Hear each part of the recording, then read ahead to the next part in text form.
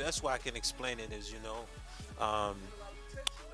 yeah, the thing is when you are, for example, I fight for fun. You know what I'm saying? I do Thai box. That's a hobby of mine. I've been doing it for a Put your hands in the air right now. Okay, well, the best way I can explain it is, yeah, the thing is when you are, for example, I fight for fun. You know what I'm saying? I do Thai box. That's a hobby of mine. I've been doing it for a minute. Every time I go in the ring, right? Potentially, I think I'm gonna win. I don't win every time. Sometimes I get my ass kicked, I get knocked out. But I get back up and I continue to fight. And then that means that the next day I could come back and keep fighting. So I think in the cannabis situation, when we did the first album, the album came out still number 2. The numbers was not as strong as cannabis really wanted to when I look at it, the bottom line to it. And I really think that if he stayed consistent with that format, you know what I'm saying, I think that the second one would have went to number 1 and the third one would have went to number 2, 3. I think that when you look at it, he definitely went to the service afterwards. He went to the service, he went to the military and came back and dropped a lot of stuff. I still think till today, cannabis is one of the best rappers of all time that I've ever ran across, and it was definitely an honor to work with him.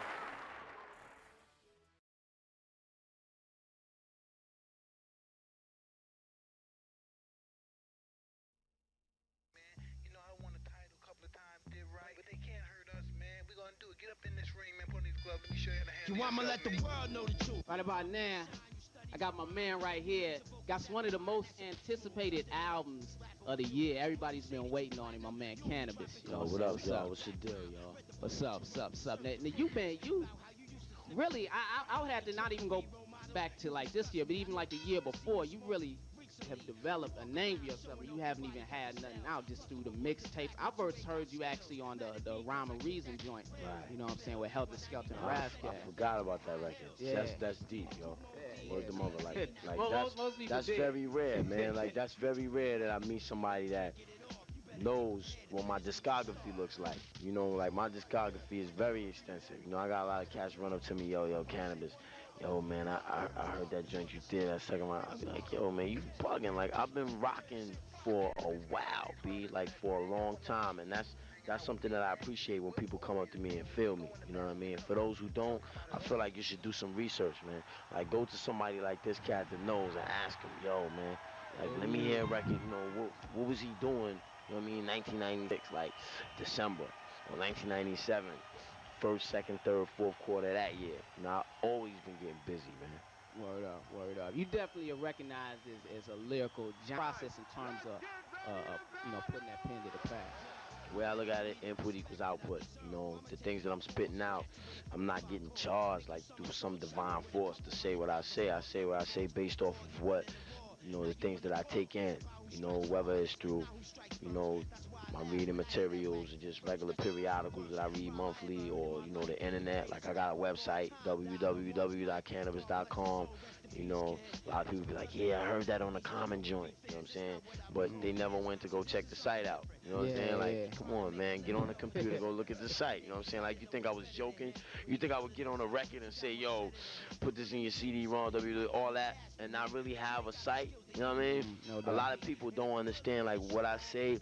I speak actual facts. Like, sometimes I talk about walking through walls and doing stuff that I know I can't do physically, you know what I mean? But in the mind, I do all of these things. And everything that I say is just about literal, you know what I'm saying? Because I'm prepared to do anything that I say on the mic, in the booth, whatever. It's actual. It's not a game. It's not a joke. You know what I'm saying? It's not something I'm just doing just to be doing it. I live this every day, man. Word up. Now, what's the whole science on? Because it's like you become part of the refugee camp. My man manages you. I know that. You know what I'm saying? Yeah. Let's clear that up. It's a rumor, you know what I'm saying? I don't manage him, you know what I mean? I just handle some things that he need handle.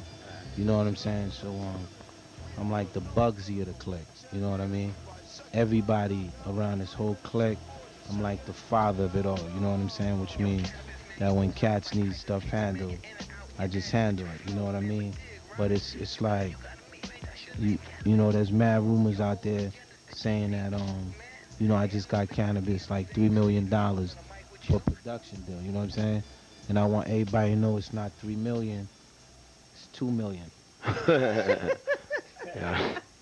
Wait up, so my man's I ain't right about that. We part back reverse back before that, like blowing me up. I want underground MC with $2 million running around in the hood. It's like this, man. I work hard for mine. You understand what I'm saying? And the bottom line is that I'm not gonna tell y'all, you know, when I got my first big check, you know what I mean, and how long I had that. But I will say that, sit back and think. I've been alright for for a minute now, but I'm still spitting. You understand what I'm saying? So for those cats who come out and they start to run around with chains on, jewelry, and start to buy different cars, and their subject matter is that's that shows what they represent, what they've evolved to.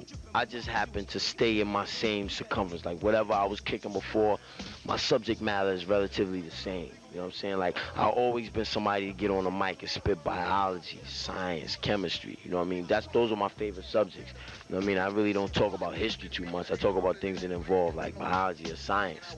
And these are things that I've always been interested in, and that's what I spit, man. You know what I'm saying? And nothing's gonna ever change that, man. Nothing. Not one MC, not no person. Yo, as the universe expands, I contemplate whether it was God or the Big Bang that made man. You know what I'm saying? Like my subject matter on the album, like one thing I want y'all to know, like I don't want to give too much away, but I'm gonna tell y'all, you know what I'm saying? Like my album starts out, the intro on my album, you never heard an intro like that before. I know you've never heard an intro like that before. You know what I'm saying? Right. And anytime you hear something like that after this point, after September 8th, you biting. You know what I'm saying? And I'm gonna come see you. You understand what I'm saying? Like, that's the bottom line. Everything that I do, man, I try to do things that, have never been done before. The lyrics that I try to write, the things that I try to say, I try to keep it ageless. You know what I'm saying? Like Rakim will rhyme, like in 88, he had on big gold chains running around. He had a Benz in the background. I ain't no joke. Stand in front of the Benz, white, chromed out. But he never talked about that because it was a car in 88, and in 1998, that car is valueless. You understand what I'm saying? He talked about things that mean something today, and then it means something in 2008. And that's what I do. My subject matter is not dated. It's not something you can turn around and say, that's for today, but it's not for 2003. For all these cats out there talking about mad paper, I got cash. What happened when, we not using cash in society no more, and straight, credit cards and barcodes, like your whole portfolio is just going to have to burn it. You know what I'm saying? I'm going to be out there burning your CDs. You know what I'm saying? You got to keep your things ageless, man. That's what I do. That's what I represent. In my album, I don't even got a record on there talking about like me in a club with a chick and this is what I did. I took her home. I don't have one record on my album like that, yo.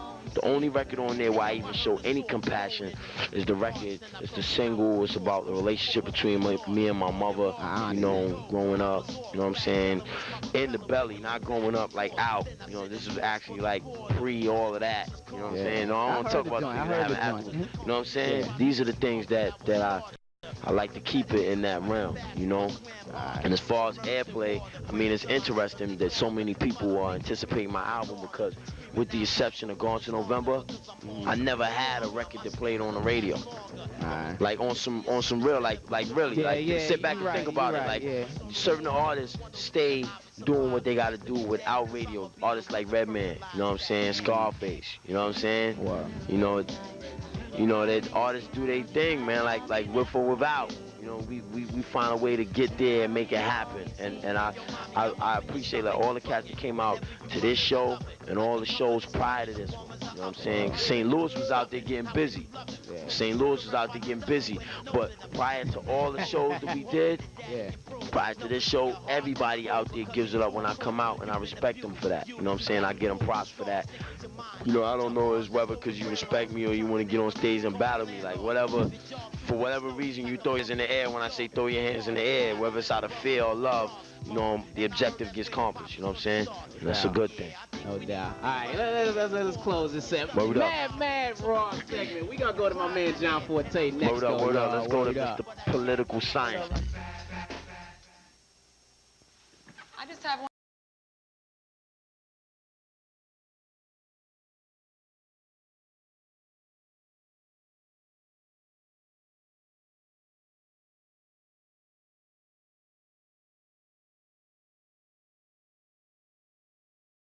The NBA playoffs are here. Stream the action live with YouTube TV. This is Nike Playlist.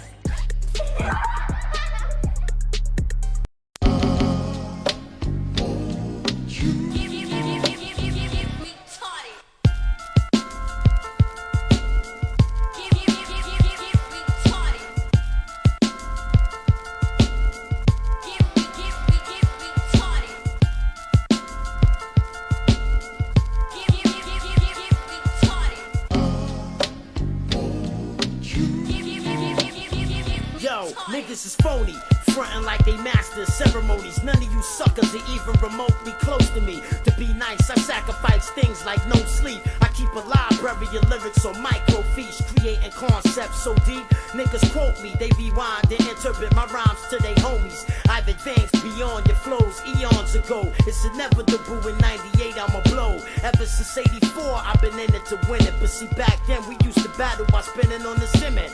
You can't even absorb the rhymes I record or resolve the deep laws of the physics involved. I travel to the end of the universe and beyond. Parsecs out of range from a cellular star tech from the galaxy of Andromeda. I puzzle niggas like crop circles and other unexplained phenomena. Hey yo, 9 out of 10 of these rap artists is garbage. You spineless, rhymeless, niggas is heartless. Hey yo, I came to see the hip hop is never tarnished. So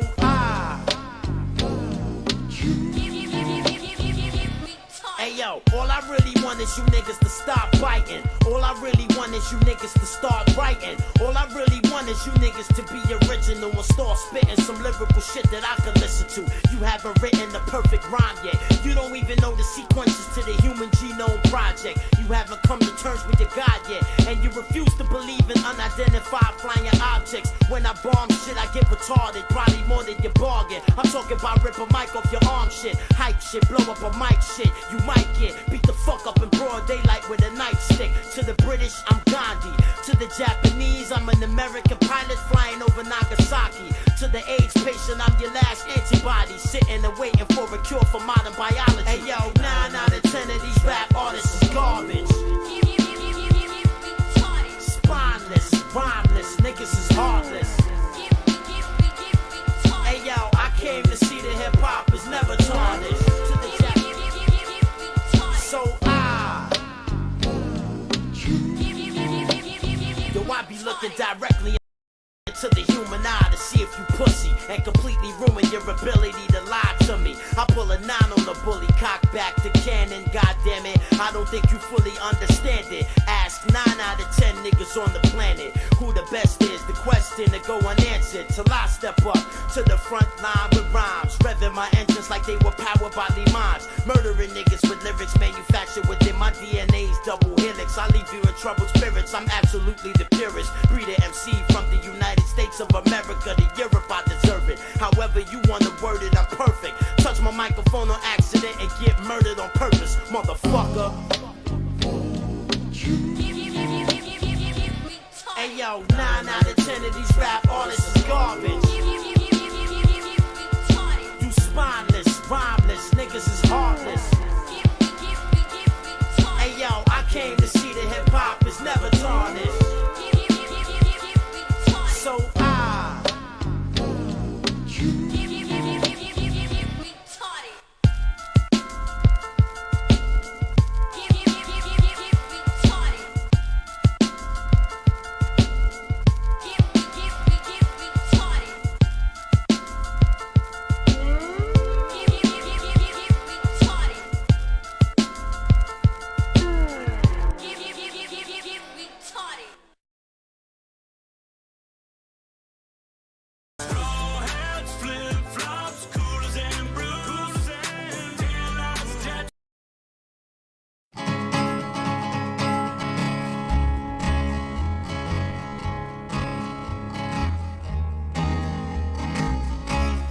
To the town of our free rode a stranger one fine day.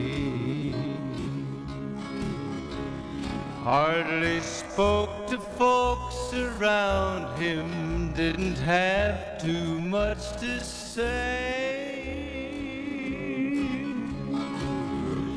No one dared to ask his business, no one dared to make a slip. The stranger there among them had a big iron on his hip.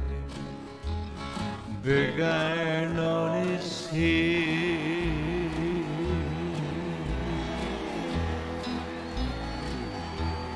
It was early in the morning when he rode into the town. He came riding from the south side, slowly looking all around. He's right outside the Oval Office. And, you know, they don't want us to do it. The Democrats say, you shouldn't do it. And he's here to do some business with the big iron on his hip. If it was them instead of us. Big iron on his hip. Now, this will be a very talented person. It will be a woman. I'm sorry, man. It will be a woman. In this town there lived an outlaw by All right, the ready? name of Texas Who would rather Red. see a man? Oh, that's trouble. Many men had tried to take him, and that Who would rather many see a men woman? were dead. He was vicious and a killer, though I think it would take tremendous courage. and don't care the how great the man notches is. on his pistol numbered 119 more. Fitzgerald. 119 more. My opponent refuses to release his list of potential justices Now the because strangers they will be handpicked by extremists like plain Representative folks Alexandria around. Ocasio-Cortez. Was Sometimes in known as Arizona AOC plus 3, range, right? you wouldn't be And one of the three, I think, is too long Omar, right? in But they'll pick town. So if Biden does that, if he puts an extremist He into came that here position, to he loses take an everything that's outlaw like. back alive, or If maybe he does the other way, dead. he loses the left. And he said He doesn't want to give him up. didn't I'd love to have him put up on this. matter, I'd like to he see what was that. after I could see what that Texas list would be. I Red. could already tell you the people on that list. After Texas That Red. would be the end. If given power, Biden and his supporters would pack the court. You know they're talking about packing the court. Wasn't Because long we have one before race. We the have story was I'll tell you what, relayed so this will be to Texas my third. And we're in Red. great shape. You see what's going on with the Republican Party? How unified the But Republican the Party outlaw didn't worry men that tried before were is. We're unified. dead. It's a beautiful thing to say. Thank you, Mitt. Thank you. Even Mitt's on board. 20 men had tried It's a to good thing take see. him. Having 20 a men unified party. Of course, when they did the had impeachment made a hoax, we had 21 would be the ranger with the big iron on his hip, big iron on his hip. The morning passed so quickly it was time for them to meet. It was 20 past 11 when they walked out in the street. Folks were watching from the windows, everybody held their breath. They knew this handsome ranger was about to meet his death, about to meet his death. There was 40 feet between them when they stopped to make their play. And the swiftness of the ranger is still talked about today. Texas Red not cleared leather for a bullet barely ripped, and the ranger's aim was deadly with the big iron on his hip, big iron on his hip. It was over in a moment and the folks had gathered round. There before them lay the I body just of the believed on outlaw his the word, but ground. now I found out that Oh, I'm he a might have gone on living, representative but he made one castaway. fatal slip when he tried to match the ranger with the big iron on his hip, big iron on his hip. Good afternoon. Welcome to The Heretic, broadcasting live on the YouTube video network, The Heretic Unit, Big iron on his hip. that does not believe on the Lord Jesus Christ, according to many of my adversaries. So have it your way. You got a corner on God. He talks to you in visions and dreams. What can I say about it, right? You're hooked in. The same quality of sound in your music. I just believed on his word, but now I found out that I'm a reprobate. I'm a castaway. And I'm a heretic. I'm of the concision. Ooh, what's that? Yeah. I'm the independent fundamental Baptist concision. Really? All right. The information presented here, not necessarily that of myself or anyone else. This is for educational entertainment purposes only. I can neither confirm nor deny the accuracy of any of it. I'm just going to not care anymore. I'm done caring, and I'm not going to go back on this. People hate me without a cause. I'm going to hate you back. Oh, that's not the Jesus way. Hey, look. If works don't matter, then what the fuck matters? I'm not going to do any good works. I'm going to cuss and swear and bitch and fuck whores and do whatever I want to do. And I'm saved. I'm justified. So fuck off. And I love the Word of God. So there you go. I'm not backloading works anymore. How's that? I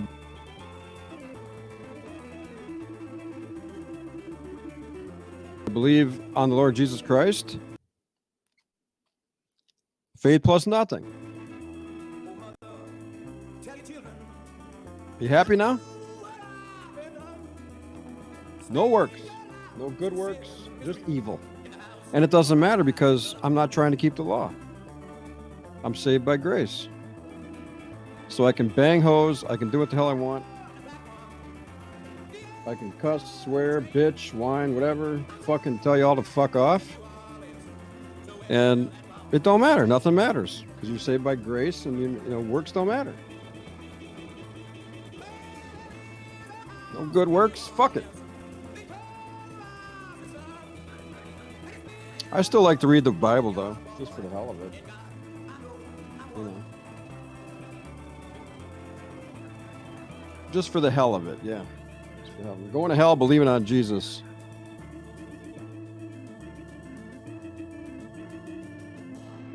People are great. All right. Go find yourself some goddamn teacher in the goddamn world that you're in. Because I'm still pissed off and I'm going to remain pissed off. So God didn't like them to piss against the wall, huh? Is that right? Go find yourself some goddamn teacher in the goddamn world that you're in. Fuck you. Fuck you too.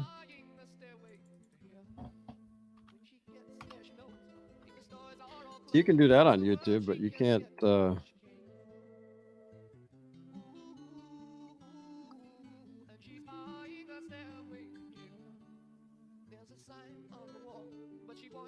let's see if I can find a good song here.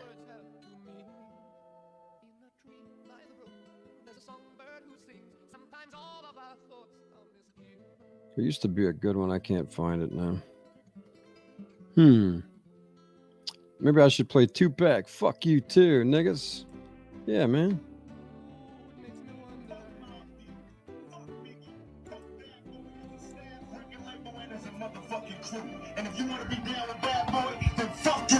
Yeah. Chino XL, fuck you too. All you motherfuckers, fuck you, die slow, motherfucker. My phone make sure. This is all good to have, you know. This is all good for YouTube. All your kids don't grow.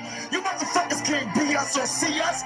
We motherfucking thug life riders, west side till we die. We the realest. Fuck them. We bad boy kill.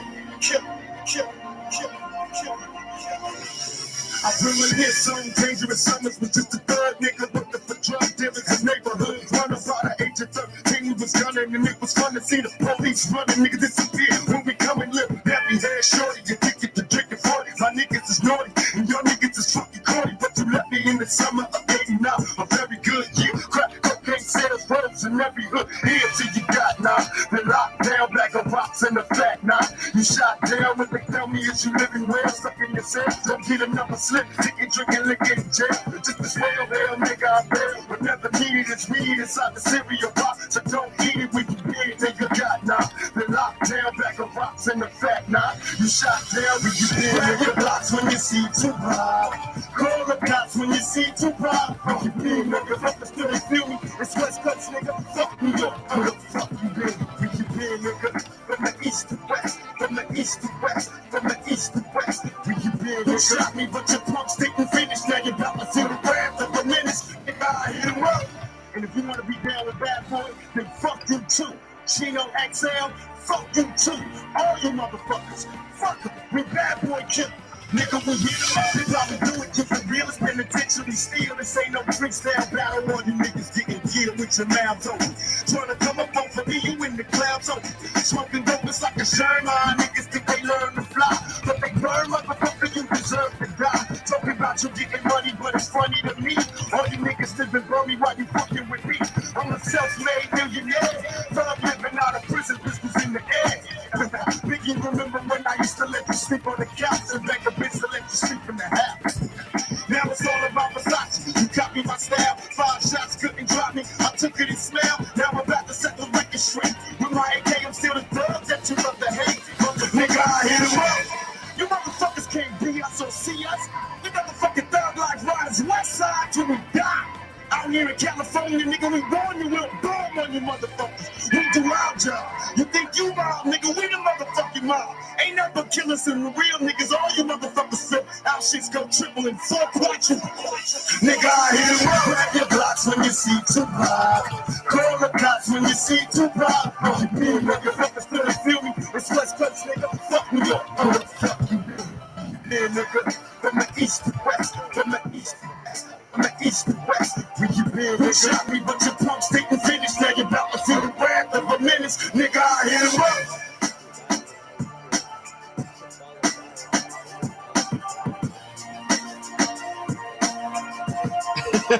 That's right, niggas. That's right, niggas. What up? Wait, will you let me explain? Streamlabs causes routers to crash sometimes, just like there's a lot of data sending in and out. It just does. Place your hands on your stomach. Why did you hit me? Come on. Place your hands. That's what fucking time it is. You understand me? Put your fucking gay feet up at me, nigger. No, I don't want to fucking. Maybe your back. Grab the belly fat. Is it a pinch, or can you grab some fat? Perhaps you can get a full handful. Now, how long have you been That's right, niggas. with everything that's in your hands right now? And why haven't you taken care of this before? Losing weight does not mean Only the Black Lives Matter, nigga. losing weight does not mean Yeah. 3 times a day. And before you slam me with the whole, that's easy for you to say, this isn't about me. This is about the thousands of people worldwide. I've been Yeah, fuck this shit. That's not gangster enough for me right now. I want some gangster music, niggas. Damn, I want some gangster rapping. Hugh Jackman did for the Wolverine movie. But to transform himself into the superhero, Jackman followed some of the secrets that I'll reveal to you. We gotta get some nigga shit going on here. Andy on Parks and Rec. Got some 6'6" Mafia, 666. What's their secret? Mafia music, niggas. Through the fluff and the BS. They have zero time to waste because Hoes. their next film role is starting in just a few That's right. Fuck them hoes, niggas. Fuck all them hoes.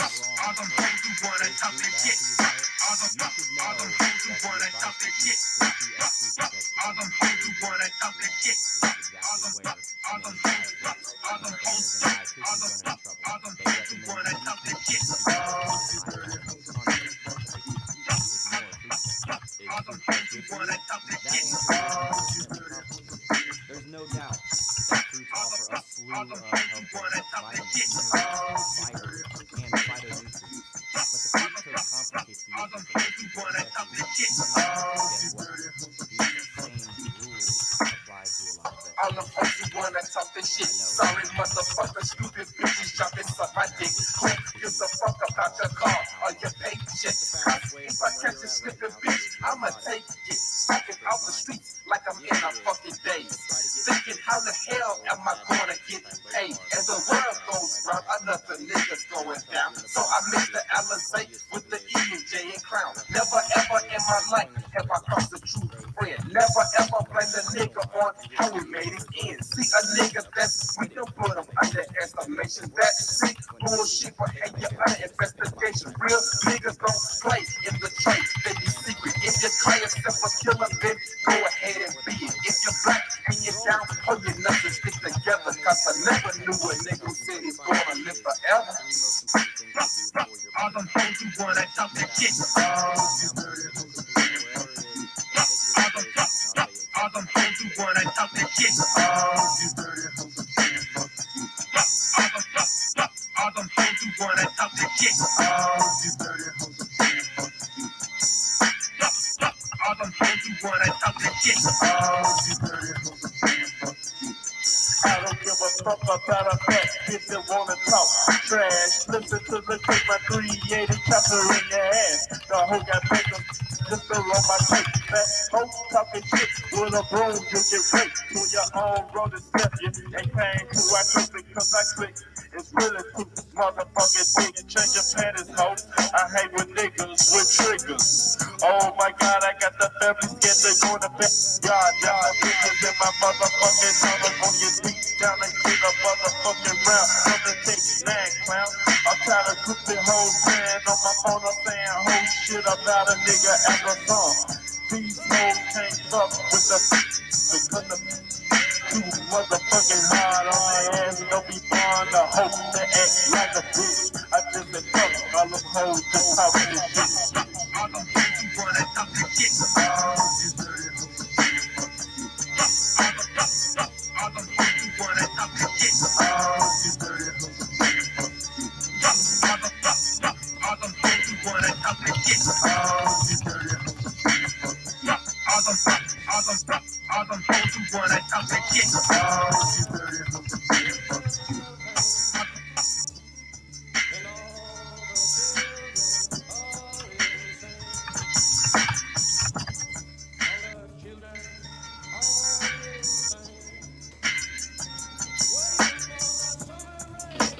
That's right, my niggas. This is all that matters now, my niggas. Yeah, man.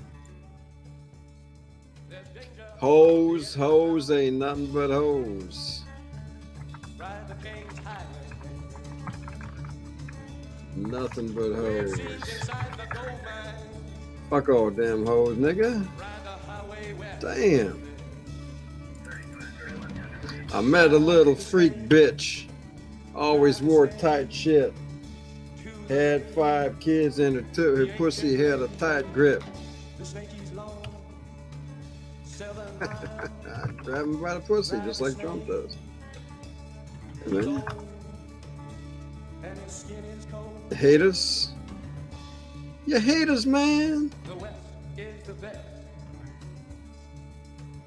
What the fuck, man? What the hell's that song called again? Hoes ain't nothing but hoes. What the hell? Beat them hoes down, nigga. What up? Let's get some gangsta going.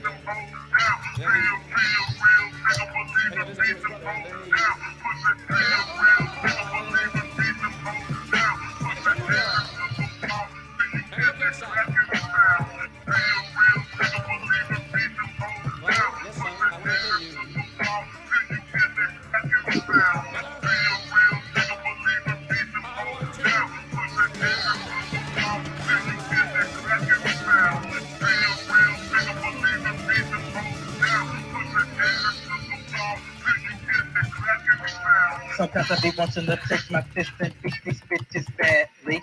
Take them trumps, I never nap a scarecrow, gotta have the dividends. There's plenty ends when managing those prostitutes. Kick that black bitch in the biggest so hard that she picking the skin up off my boots. My brother Benzo said don't have no mercy on these hoes. Make them walk that strip until they wearing out they shoes. So, and ever since then I can't stand to see a bitch with a dollar. It match me up that funky bitch cause I love. Bitch, you gotta work, go to work, do some work.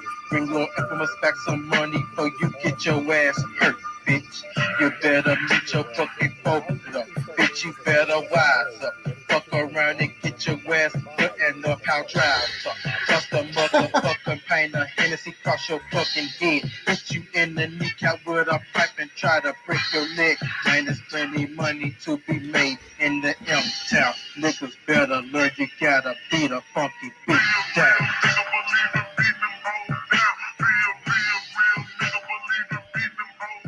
Beat them hoes down, nigga. That's what I'm saying, my man. What up? And the Fed man niggas, what up? What up, niggas? I gotta give Yuri his wrench back.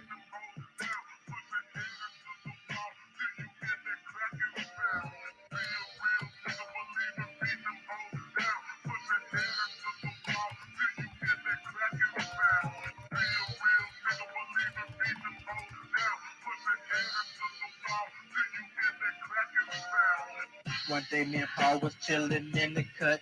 I was just sliding. A couple of bitches I knew asked for a ride.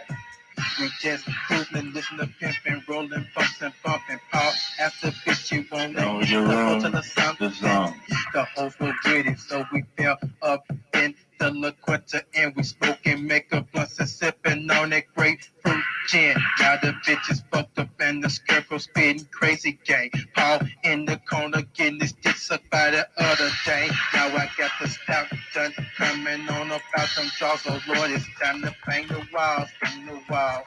Now we do, but I still think the host don't get the picture. Fire up the roach and get the rest of the liquor. So what's up? What you want us to drop you off to? Next thing I know, she came out of purse with a deuce. I started busting with the 80 off the ankle holster to wounded bitches in the hotel, fucking with low.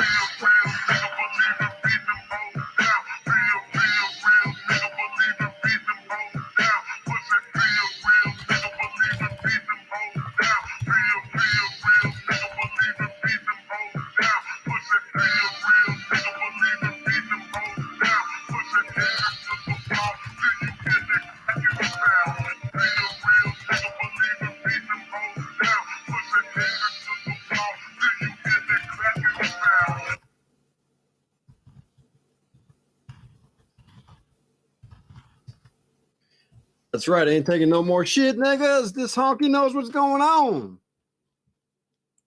what I'm saying?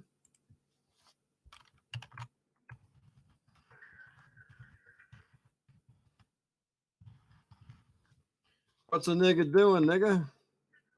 Charging these hoes, man. What's a nigga doing? Charging these hoes, man.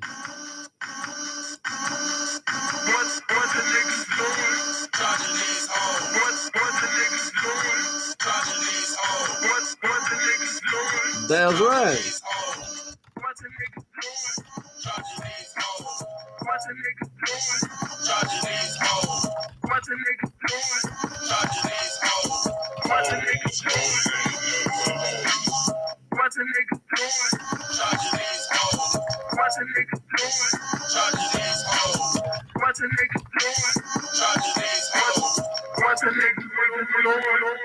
What the truth players doing? Oh, they're making these hoes pay the motherfucking cost to the real motherfucking boss. Living is how I make my living. You fool need to keep paying bitches while you getting post. I'm sturdy getting rich. Why they paying these hoes? I can't figure it out. The bitch be chewing this one the whole fucking backyard and not get a goblet out for what? Oh, I don't need you, bitch, I'm gonna eat you. Bitch, I'm about to beat you. And what's up with them hoes who make the sun shoot? Chewing ass nigga.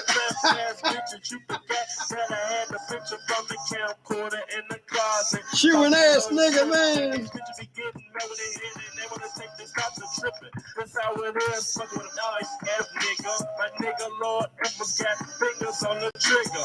Aiming for your face, make your hoes know to spill your juicy. What the niggas doing? They charging these hoes, man. What the niggas doing? They charging these hoes, man. Charging these hoes. I say charging these hoes, man. Hoes ain't nothing but hoes. Charging these hoes. I said charging these hoes. Charging these hoes. Hoes ain't nothing but hoes. Fake bitch, always wore tight shit. 5 kids and a pussy had a tight grip. The first of the month came. The first of the month came. Yeah. Okay. Give me half the check, bitch. Let your lips meet my dick.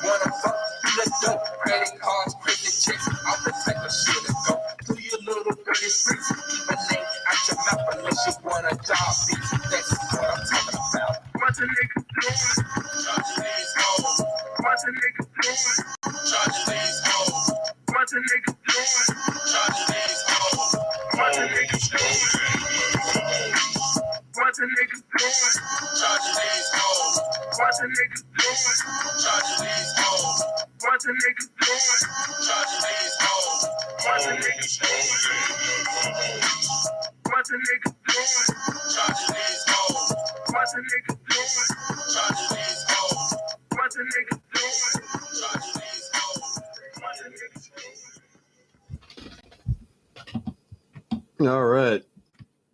Can you find some more gangster rap somewhere?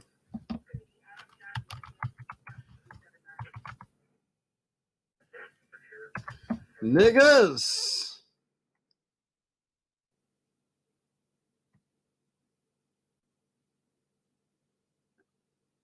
Oh yeah, get some Snoop Dogg and shit. Let's do it, niggas. Well, I died, I'm living rough and raw. Catching cases at a fast rate, rolling in the fast lane. Hustle till the morning, never stop until the cash came. Hyper as a kid, old as a teenager. On my mobile, calling big shots on the scene. Major, bitch, you got it twisted. You don't know who to trust. So many player hating, trying to sound like us. Nigga, then we first the ball bust on these bitch made niggas sit them up. Ain't nobody love me as a broke nigga. Finger on the trigger, Lord forgive me if I smoke niggas. I let my female strap. The fucker from the back, I get my currency stacks. California's where I'm at. Ride, pass by, why these niggas wonder why. I got shot, I didn't die. Let them scenes makes the drop. Black cry, hell nah, nigga did shit. To all my homies in the pen, many peers dead, niggas still ballin' till the day I die. You can bring your troop, but we remain true. Motherfuckers still ballin'. Niggas wonder why. You can bring your troop, but we remain true. Motherfuckers still ballin' till the day I die. You can bring your troop, but we remain true. Motherfuckers still ballin'. Niggas wonder why. You can bring your troop, but we remain true. Motherfuckers still ballin'. As a dirty needle, poke an eagle, just to feed all my people. Lyrically, I'm so lethal. Plant thoughts in their mind just to defeat you. Ice Cube is a saga. Y'all spit saliva and I spit lava. I got the fearless flow. Don't get near this hoe if you scared to go. I keep it gangster. And why should I change that? Fuck you old motherfuckers trying to change rap. Say what? But ain't you the same cat that sat back when they brought cocaine back? Say what? I'm trying to get me a Maybach. How you motherfuckers gonna tell me don't say that? You the ones that we learned it from. I heard nigga back in 1971. I can say what I wanna say, ain't nothing to it. Gangsta rap made me do it. If I call you a nigga, ain't nothing to it. Gangsta rap made me do it. I nothing to it. Gangsta rap made me do it. If I eat you like a cannibal, ain't nothing to it. Gangsta rap made me do it. Just as soon as we hit the room, you can hear him holler, Goon Squad in this bitch. Let me hear you holler, Goon Squad in this bitch. Let me hear you holler, run it out in this bitch. So who am I gonna the fucking deal? 4, 5 to 3, I'm slanging my, banging my, swinging my crew.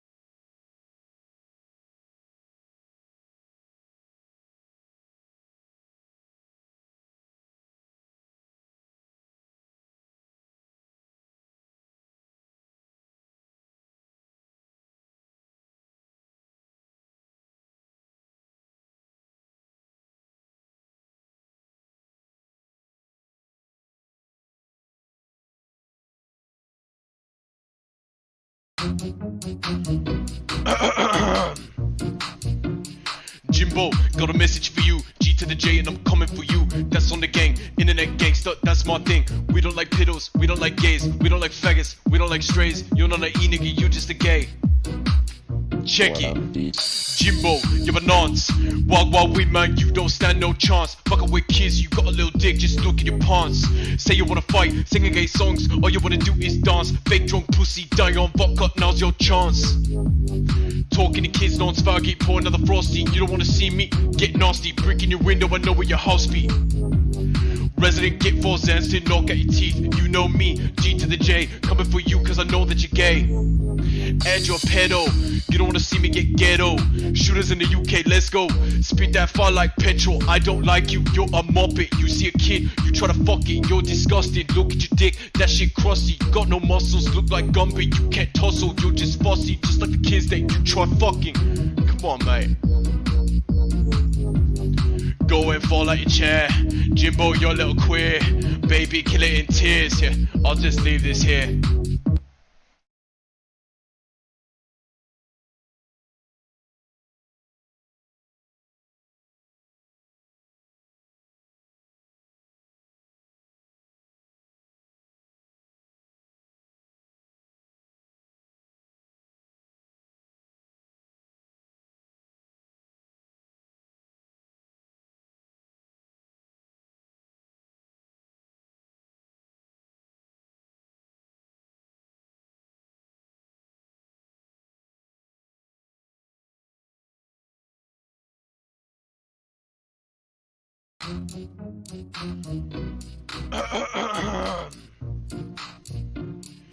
Jimbo, got a message for you.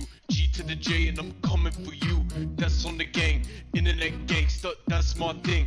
We don't like piddles, we don't like gays, we don't like faggots, we don't like strays. You're not an E-nigga, you just a gay. Check it. Jimbo, you're a nonce. Wild weed man, you don't stand no chance. Fuckin' with kids, you got a little dick, just look at your pants. Say you wanna fight, singing gay songs, all you wanna do is dance. Fake drunk pussy, die on vodka, now's your chance.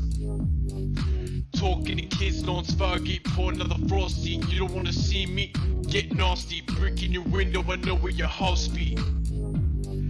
Resident get 4 Zans to knock at your teeth. You know me, G to the J, coming for you cause I know that you're gay. And you're a pedo, you don't wanna see me get ghetto. Shooters in the UK, let's go.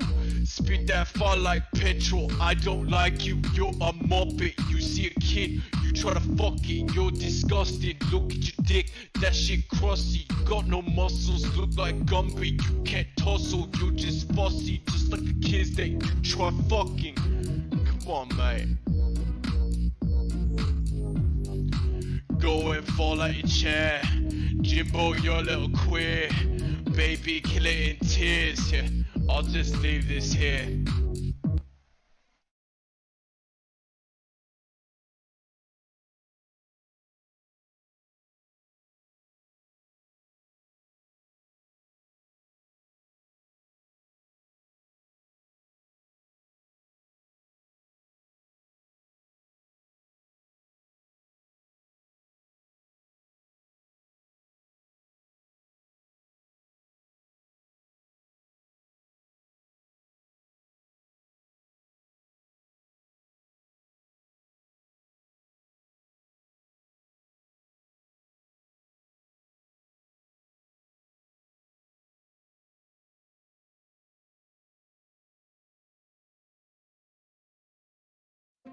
Spend the day at George Washington's Mount Vernon, named the #1 tourist attraction by Virginia Living Magazine. At the First President's estate, learn about the daily lives of the Washingtons and those who were enslaved at Mount Vernon. And with 160 acres to explore, social distancing is easy. Mount Vernon is open daily and is located just outside of Washington, D.C. Visit mountvernon.org to buy admission tickets online. Enter the promo code SAVE20 to save 20%.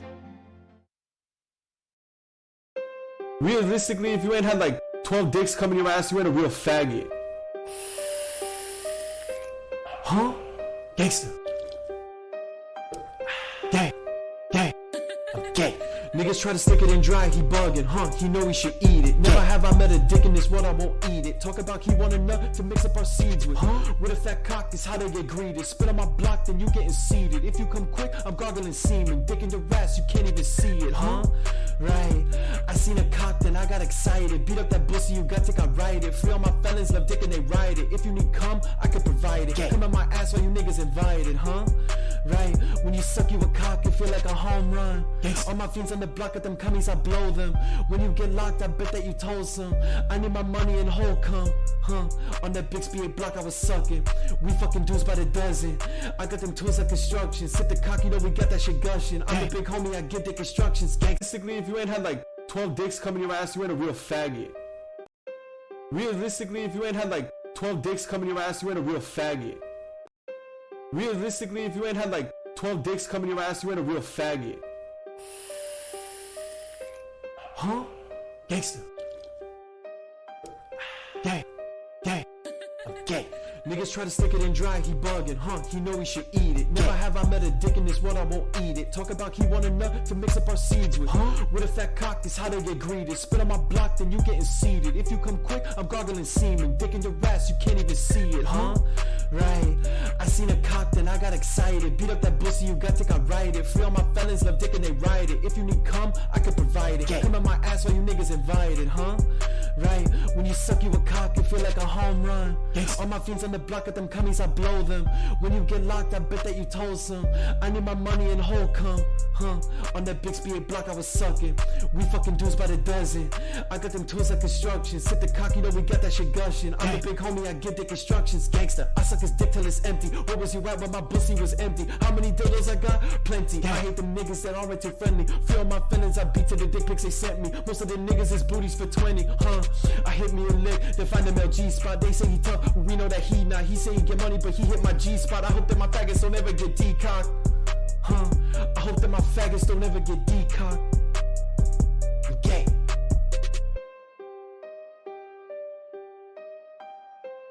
Gangsta.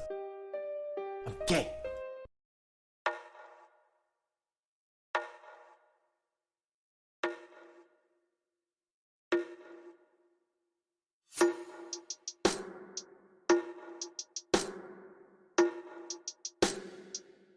Huh? You look good. I called your mom, they called a SWAT team. She like how Garrett talks, she wanna fuck me. I was on stream, you were just watching. 10,000 ass bees lined up to stop me. Egos won't fuck me cause I'm controversial. I got that blocker, you just a commercial. Trying to find me, bitch, 2130, I live in the circle. Real name.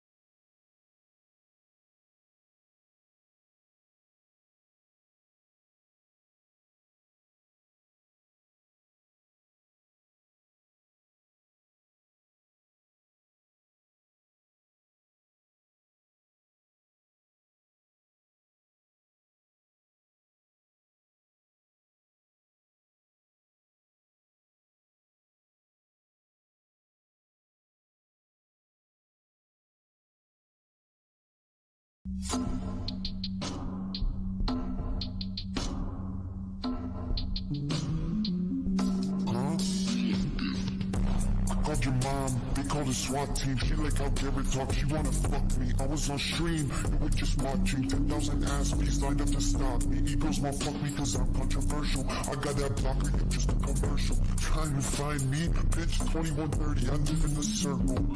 Your name on Instagram, having that spaghetti. I just found out that you living with daddy. We go send pizzas and dildos and mystic. Wake your ass up, it's getting fisted. Shout out my daddy, I know what they do. Lets me eat incels and rapists like food. Sub to the stream, get with the mood. I'm with the shits, this is no stool. Famous troll like I'm 50. Your sisters got titties, we put them on Giphy. Incels take shots, they keep on missing. Internet gangster, shoot like I'm pissing. I'ma send pics of your dicks to your grandma. I will not fuck on a put you back grandma. Ask piece of dogs here to clock you with hammers. Take selfies with coffee, get taught you some manners. Wait.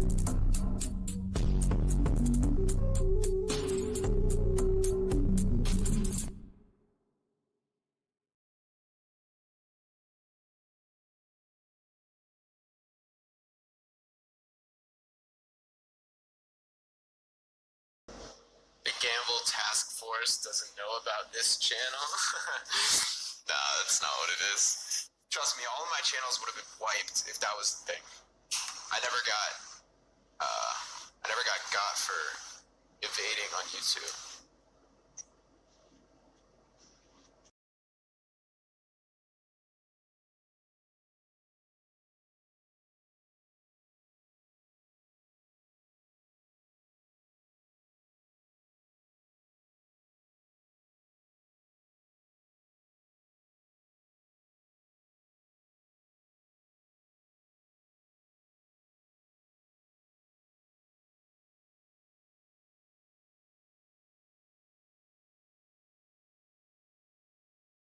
For 10 minutes, something rude. You're talking underneath it. You can definitely breathe through your key, breathe through your nose. Is it? We can take it off if it's an emergency, but they don't just want you talking. You can probably take it off if you just quit talking. You guys really should eat this food though. There's nothing wrong with it. I mean, did you eat? I'm good. Here, put the mattress together and you guys can. I'll share it. We're good. Dude, this is really good. I know. And one of these, of course, that's just fine. All right, somebody's gonna want a lot of money though. So, wouldn't it be a lot more fun for one person to win all the money than having it split it 3 ways? How come? Yeah, but it's up to 10 grand right now, or 20 grand each. No, 20 grand together. It'd be 20 grand together. Or no, yeah, so it'd be half of that to get 10 grand. No. Wouldn't it be so much cooler to win $10,000 for yourself? No. Think of how much that could help you. It'd be nice. Fuck yeah, it'd be nice. That'll help you get back on your feet, and you need it all right now. Is your business looking to cut costs without cutting employee benefits? Win $3,000. That could help. That'll be gone in a couple months. Just pay your rent. First month, last month, deposit your broken ass one. Bro, if you show good behavior, Justin, we'll lay on the cage. You sleep on mattress, and you relax for the night. Okay, we can't talk about that. You can like fucking that shit.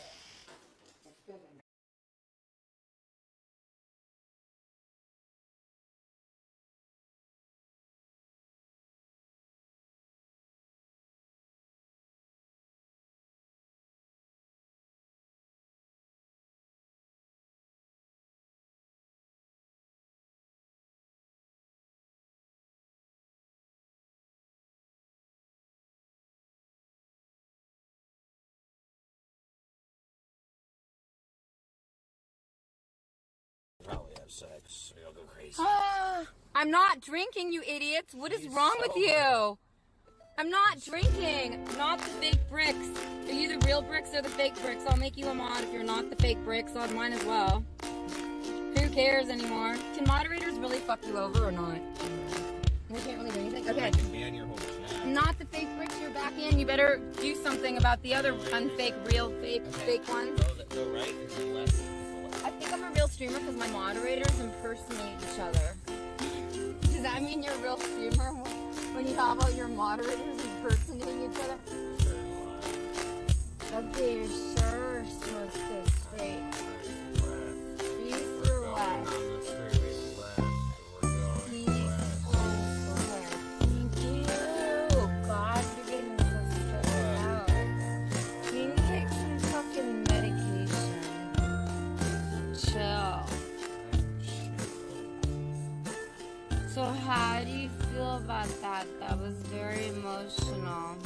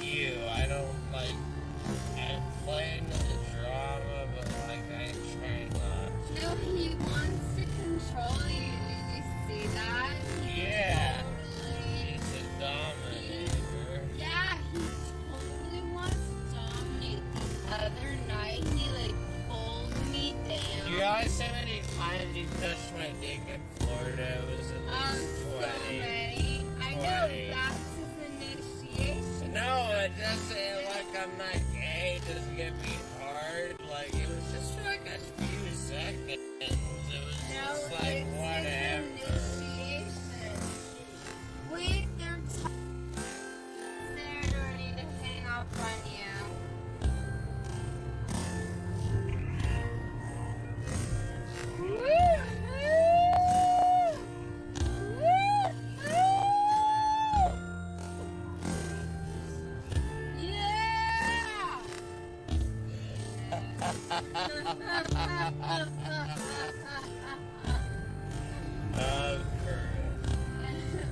I think I want to do a TV show about dispute resolution.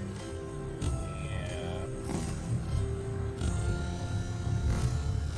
I'm like you, I don't like, I play into the drama, but like I try not. He wants to control you, did you see that? Yeah. He's a dominator. Yeah, he totally wants to dominate. The other night, he like pulled me down. You realize how many times he touched my dick in Florida? It was at least 20. So many. I know, that's his initiation. No, it doesn't, like, I'm not gay, it doesn't get me hard, like, it was just for like a few seconds, it was just like, whatever. Wait, they're talking to you. Brandon, say Randy. Ask Brandon, say Randy. Randy, say Randy, what do you He want? likes to touch other guys' dicks. Yeah. This is sad to watch, Jesus. Okay, my guy, saying you're the content king. I used to be. You are still. I don't know what happened. I love watching you. I love watching you, DJ. Don't let anybody bring you down. You're such a good person. When you're sober, you're gonna fuck me over for Paul again now. You're an asshole. I haven't done anything wrong, dude. I know, but if Paul tells you fuck her and over, you will. That's just a sad thing. No, he doesn't tell me what to do. He did before. You fucked him over. You fucked me over 3 times for him. That's why I'm never paying He you back. didn't tell me to do that. Yes, he did. Okay. He did tell you to do that. He said good.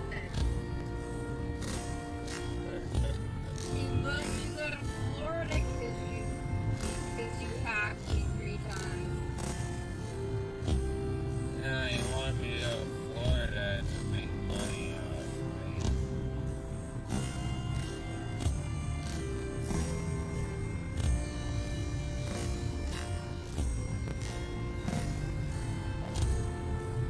Paul does care about you.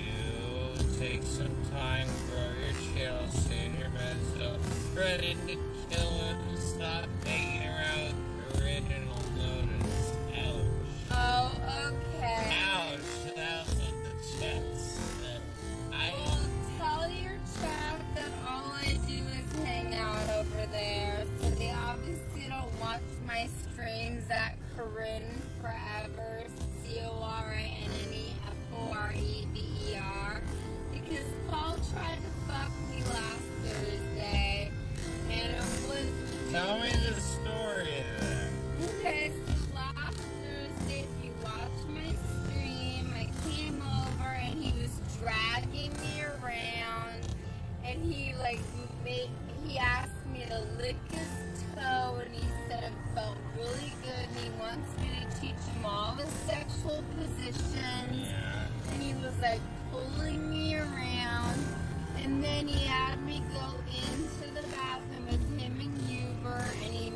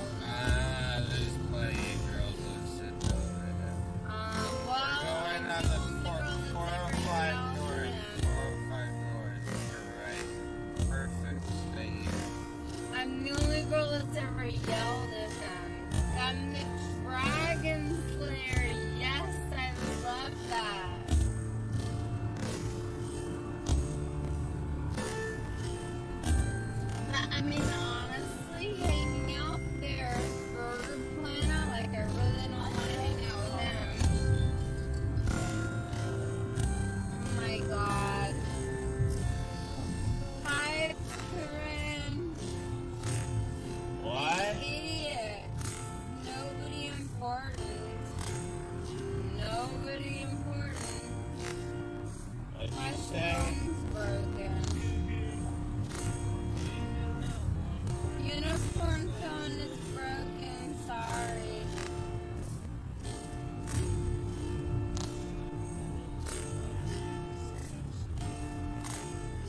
Yeah, I guess so. Listen, you don't need him. You know what's about to happen. It's better that you don't hang out with him. I know. That's another reason I'm not involving myself. Yeah. Shit goes down. I want to be as least involved as possible. My eye twitches because I have a disease called Marcus Gunn syndrome, also known as Marcus Gunn phenomenon. It is like one in like fucking 800,000 birth defect, where the nerve in my jaw is linked to the nerve in my eye. Therefore, when I open my jaw past a certain point, my eye is up and down. I cannot stop it or control it. Hence, it looks like this.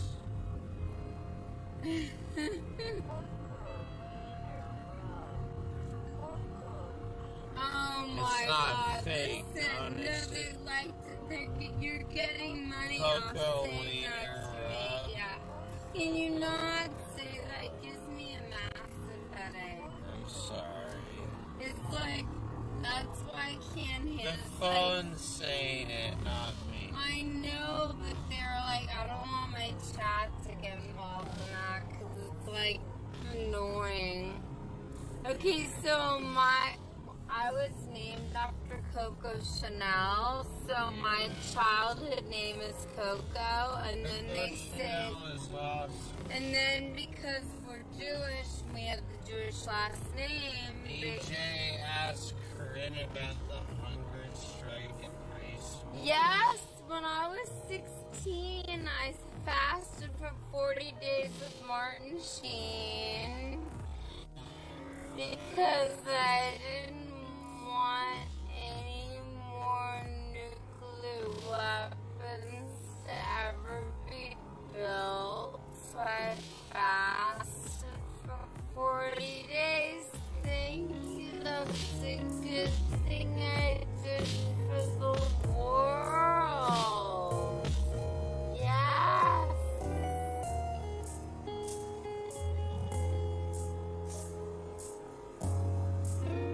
Yes.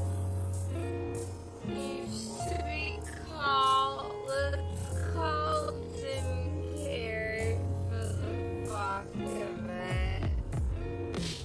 He's so annoying.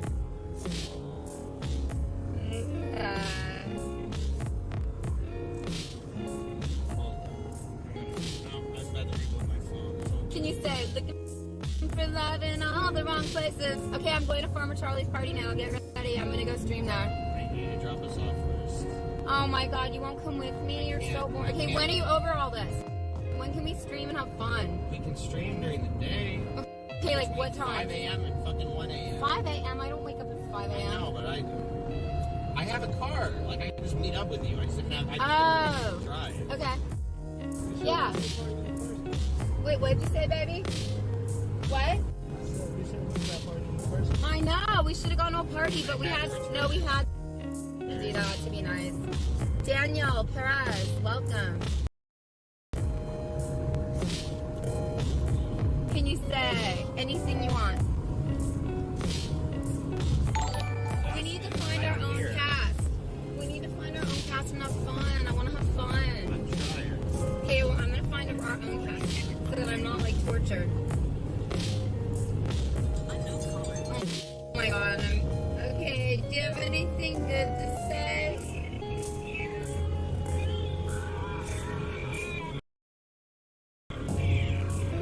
That's, like, dumb.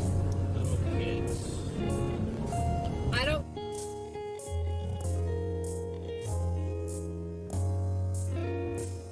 ever backstab? Nobody, but I just know. Exactly. Nice, you'll never, Katie. You're lying, babe. Everything. I'll make your head into a soup bowl if you touch Mommy Katie's baby making pots.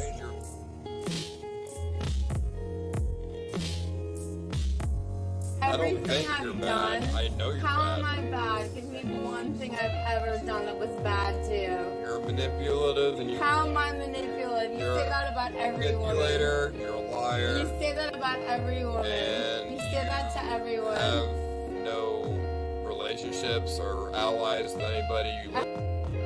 I have no You literally I'm not on backstab. CX. You literally backstab anybody any chance Who you have I have. ever backstabbed? Nobody, but I just know. Exactly. Nice, you'll never, Katie. You are. You're lying, babe. Everything. I'll make your head into a soup bowl if you touch Mommy Katie's baby making pots. Change your opinions, change Total everything. lie. You're a manipulator. I'm not. You say that about every woman. It's true. You're talking. You are. You're lying, babe. Everything. I'll make your whenever head you talk to into a different soup people, bowl if you you touch change Mommy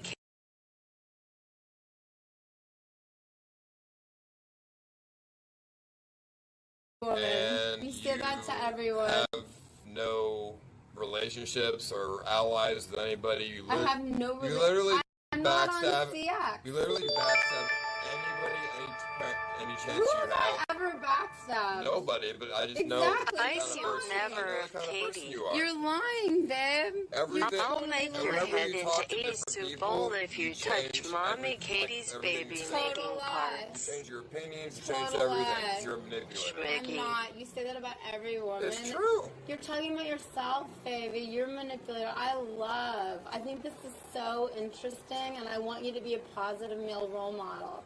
You know my intentions. I've told you from the beginning. Okay, and it gets really interesting the more we talk, because I want you to be a positive male role model. And live streaming is really important. Live streaming is important, and it's the future of the world. Yeah, and I'm going to stand up for live streaming. Every people to live streaming. Well, I'm number one female CC.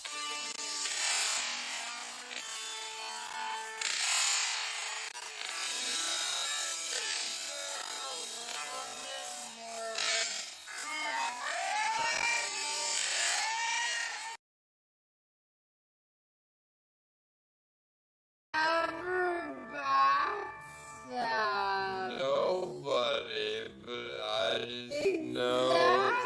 Nice, you'll never, Katie. You are. You're lying, babe.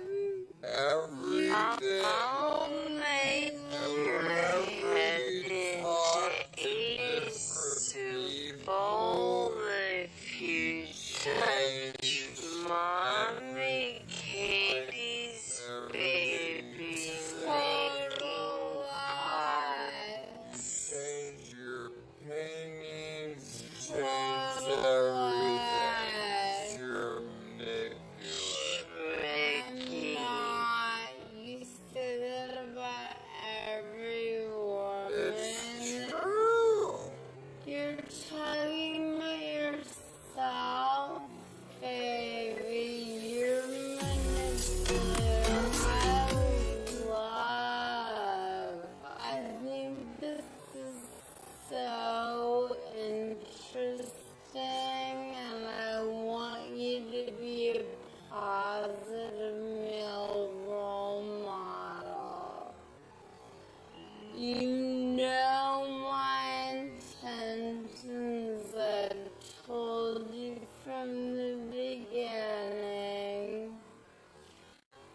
Okay, and it gets really interesting the more we talk, because I want you to be a positive role model.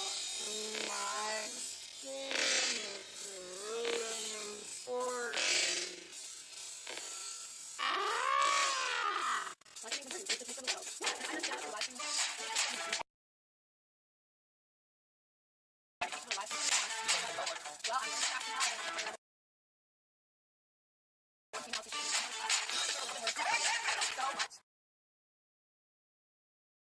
having nothing, I've done so much. You should be a little more respectful. It's kind of You should be a little more respectful. I've done so much. We had fun last week actually for the first time. It's kind of unfortunate because you're both funny people. You got things that you know.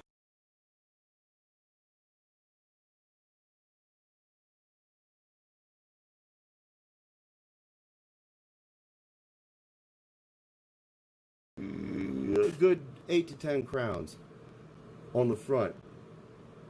I might even throw a silver one in there, but I'm going to go to Costa Rica to do it. If you didn't watch the first video, I explained a lot of this. I'm either going to go to Greece, Costa Rica, Hungary. There's like, it's an industry. I mean, the dental work, they do it for a third of the price tops. In some cases, no tax. They do fucking quality work. Highly recommended. Do you want 1K or not? Yeah, all right, hold on. I'm not bullying you. Here you go, Aldi. I just don't like because I say, I thought you were you, and then you're like, I'm not. And then I know you're you, but you're not. I don't know why you want to be called Ash. Whatever, Catherine Dot. You're scared of my teeth, fine. You get moderator for that. Be afraid. Be very afraid. Like the Fly. Like you're Gina Davis. You know what I'm saying?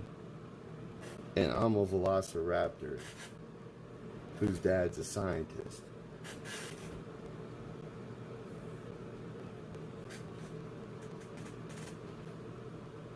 You know what I thought was funny?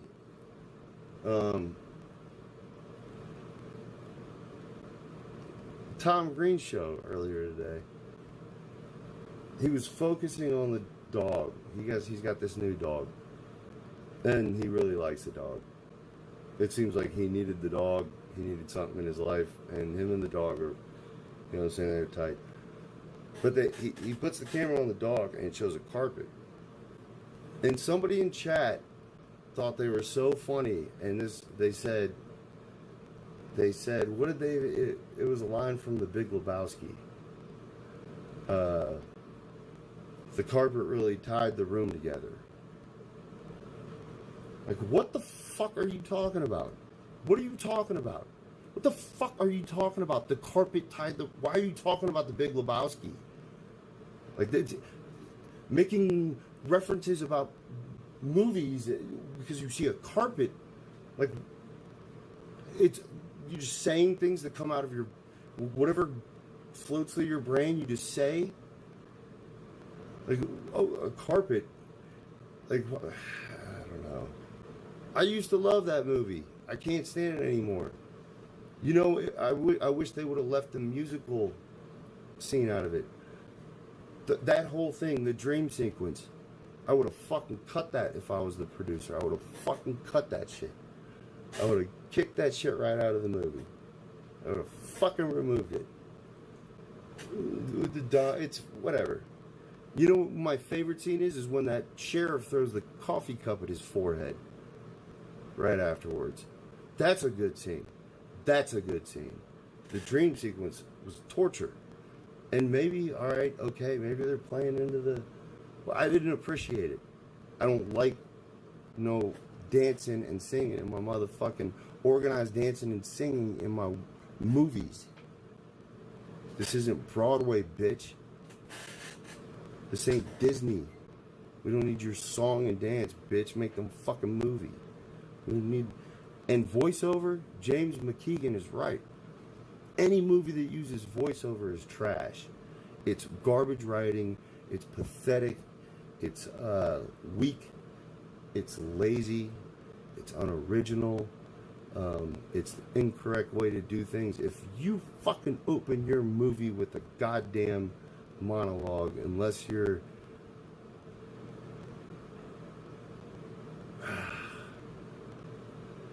It's just weak. Using voiceover is weak. I'm walking down the street, but I'm talking, all this is going on in my head. Like, what is that? What the fuck is that? It's a pathetic portrayal of someone feeling a way. Having them, like, like doing the dishes, and it's like this voiceover, like, oh, and long ago, you know, or I don't even know where I was going with that, but you know what I'm talking about. It's stupid. If you want to make a, like, people have to act. You can't do voiceover. Like, what the fuck? What is that? What is voiceover? Monologues? Inner monologues? I film you chopping wood, and then we play like your inner thoughts in your head. You know how insane that is? You know how retarded that is when it comes to making movies? Cardinal sin. Weak. Pathetic. Any movie that uses fucking voiceover, inner monologue, talking, if your characters aren't fucking using their mouth to speak, you suck. You suck as a writer, you suck as a producer, you fucking blow dick. You'll never be good. You'll never do anything right. Scene of Schmiggy sitting in his desk. I'm just sitting here quiet. And then there's this voice that's like, yeah, what am I doing with my life, bro? Fuck. Should I just cut this off? This is retarded. God damn it, I'm a loser. Am I gay? Fucking, you're such a faggot. You fucking hate yourself. You should just fucking end it. You fucking loser. God damn it. But I know, you're gonna be okay. I'll just, you know what I'll do? I'll focus more on work and I'll be alright. And I'll get out of debt. Everything's gonna be okay. It's beautiful to live another day. And I'll just be sitting here like typing. Can't believe I only got 4 people watching. You guys are pathetic. You guys are all pathetic. You're pathetic losers. You're a bunch of losers. You're a bunch of losers. Did you like that? Did you like that honest portrayal of my inner monologue? You disgusting faggot. You doubt me? I'll kill you. I'll cut your fucking head off. I'll jihad the shit out of you. I don't know. It wasn't as good as The Master. The Master is my favorite Joaquin Phoenix movie of all time. Shout outs to Philip Seymour Hoffman. Rest in peace. Whatever was going on. That's my favorite Joaquin Phoenix movie is The Master. That shit was the best. That shit is the best. The best, drinking motherfucking rocket fuel. Running through the cornfields. You just killed a man. Jumping on a boat. You meet the great leader. You know what I'm saying? You get to go help him bury his books out in the desert. Anybody would have been Ron L. Hubbard's right-hand man. Too interesting of a character. If he said, you come work for me, you do what I tell you, I'll pay you well. You're going to work for L. Ron Hubbard. I'm not stealing anything from Sam Hyde. Sam Hyde is stealing from me. He has to get through me to get to Joe Rogan. Joe Rogan, you just tell Sam Hyde you fight this other guy on the internet and you beat him up, and I'll fight you. And I promise he won't get through me. I'll destroy Sam Hyde. I'll fucking eat him alive. He's never been in a fist fight in his life. He's a pacifist. He's a mockery of himself. He's a mockery. Sam Hyde is a mockery of his own masculinity. He's a coward and a chicken shit. And that's anybody with a dick would have fucking rolled up in Adult Swim and checked those bitch niggas. But no, you were like, oh, I'm fired, I'm blacklisted. Because you're a pussy and you'd rather be an outcast. You like the idea of being a black sheep than go in there and stand up and do what you... You know what? Heidecker was right about you, Sam Hyde. You're a fucking pussy. I'll kick your ass for Tim Heidecker, Sam, you fucking bitch. That's right. That's fucking right. I'll fuck you up too, Joe Rogan, you fucking midget.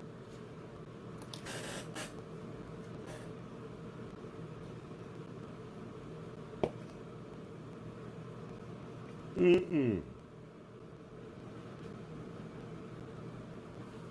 You upload them to fucking TikTok. No, don't. You think that would work? If I upload them to TikTok, and you know what, with the craze, the amount of people that are going to be signing up for TikToks because of the Sunday deadline, like maybe anything that people are posting is going to get traction. You like what I'm saying, Earthball? I'm speaking the truth. I mean, I really have no beef with Sam Hyde, but I want that clout. So fuck him. Joe Rogan, I knew who you were before I knew who Sam was. So if you want to use me as a pawn, and I will fight him. I'll meet him anywhere he wants. I'll come to his fucking hometown. He's got to fly me there, though, and bring me in a limousine before I kick his fucking ass. But you can use me as a proxy, as a buffer. We'll see how tough Sam... If Sam fucks me up, you're going to have a handful, because I'm pretty sure I'd kick your fucking ass, Joe.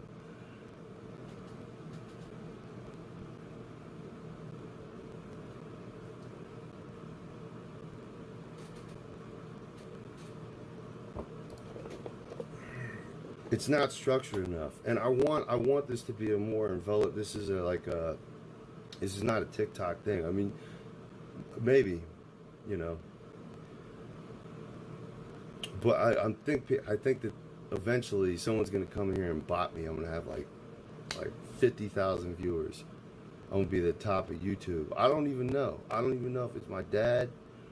I might have learned how to bot. I might have a computer right here that I'm ready to do some dope district style shit on. I seen the screenshot and I looked in.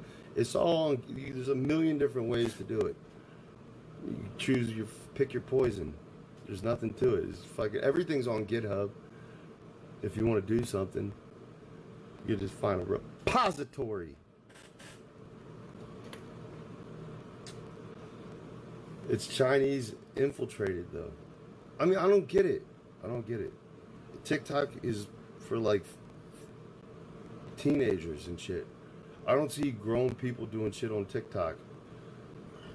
Unless they're like parents trying to relate to their kids. There's no adults doing shit on TikTok. I mean, I guess it's just not a platform for what I'm doing. I don't want TikTok fans, honestly.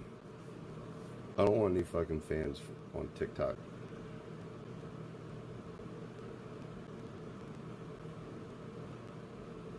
Yeah, I mean, YouTube started off as like stupid, funny videos. That was like its early incarnation. Blooper uploads, some like, you know, rare, obscure VHS shit, home video stuff. And then you started getting like the how-to videos. Like, that took a long time before the how-to videos became like the reason everybody knew about it. The how-to videos are the reason everyone's addicted to YouTube. They came to figure out how to do something, and they never left. Tell me I'm lying. Everyone who watches YouTube or whatever, it's what you do to get your news. Maybe it's too much, maybe it's just enough, maybe it's, you know, maybe it doesn't matter. But you came to YouTube to figure out how to do something. And then you were just like, that algorithm was like, oh, yeah, I know what kind of guy you are. You'd like exploding motorcycle, whatever. It's just, from so early on, they had everybody pegged as what to feed them.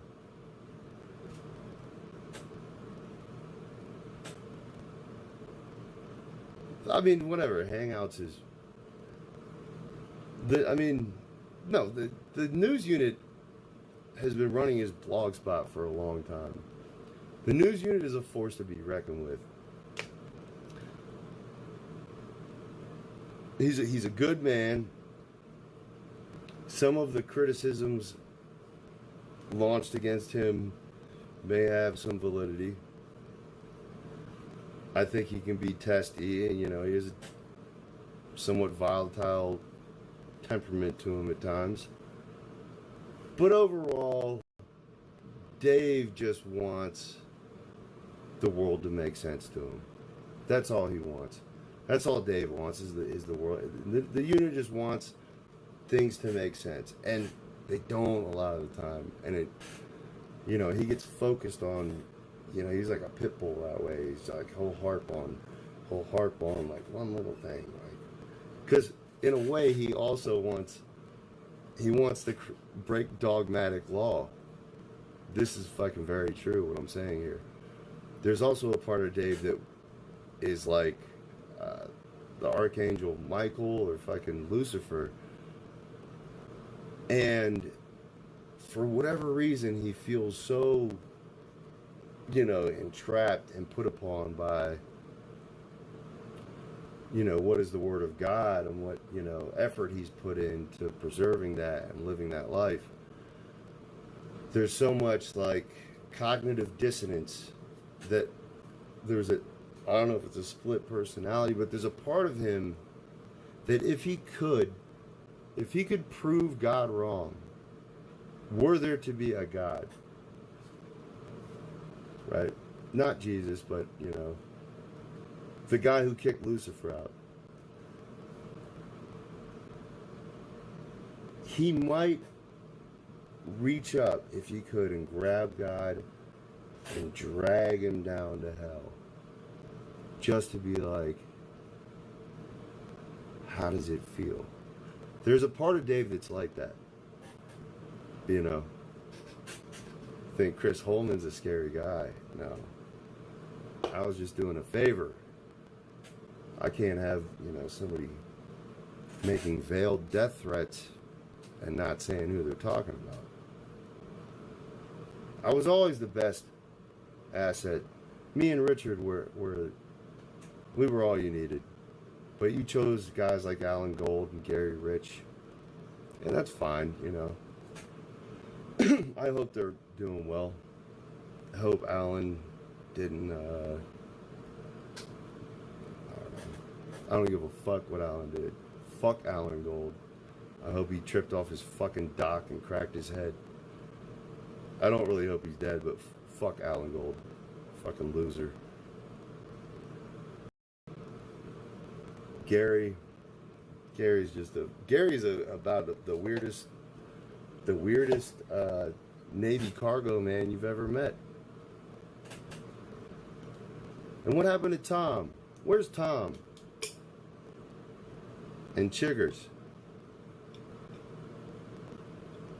And Tacos. And fucking Wheatland Co-op. Silver Gold Man. Who else was in the mix? Chris D. Yeah. It was a different era. The controversies. It's like it still exists, but it's done like on a very small level. I mean, going to war with the national fucking black Israelites. They declared war on the news unit. I hope you didn't get another. I hope nobody got another visit from the FBI. I mean, it's just a different level of fun that we had as a group. Fuck GMS. Fuck Graham Millstone, whatever their name is, General Millstone, General Mills, cornflakes, cracker ass, black Israelite, bitch niggas. Esau is king, Edomite gang. Edomite gang, yeah. Edomites up, black Israelites down. Fuck Graham Millstone, bitch. You ain't fucking playing with the news unit. Not a chance. Yeah, let me play one of these guys talking about us. Talking about us. What we know everything about you all. We know all the different types of the Black Israelites. We studied you. We studied you. We've been watching your live streams for a long time. Long time. Some of you guys are pedophiles. You read the Green Book. You adhere to the Green Book, and one of your guys, he said if a girl has her period, yeah, you can marry her like 11, 12 years old. Some of you guys live like that. That's how you think. That's why you're rapists.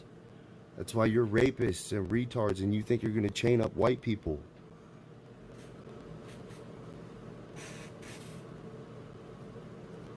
You say you're going to chain us up and enslave us.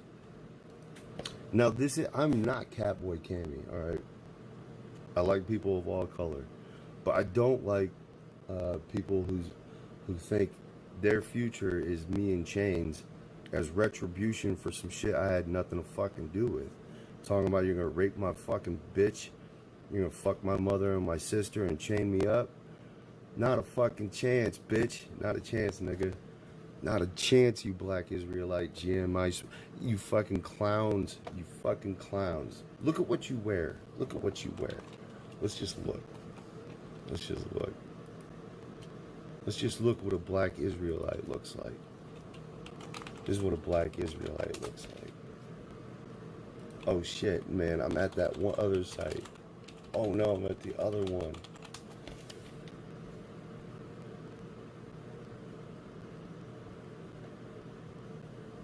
Let me show you what a Black Israelite look like.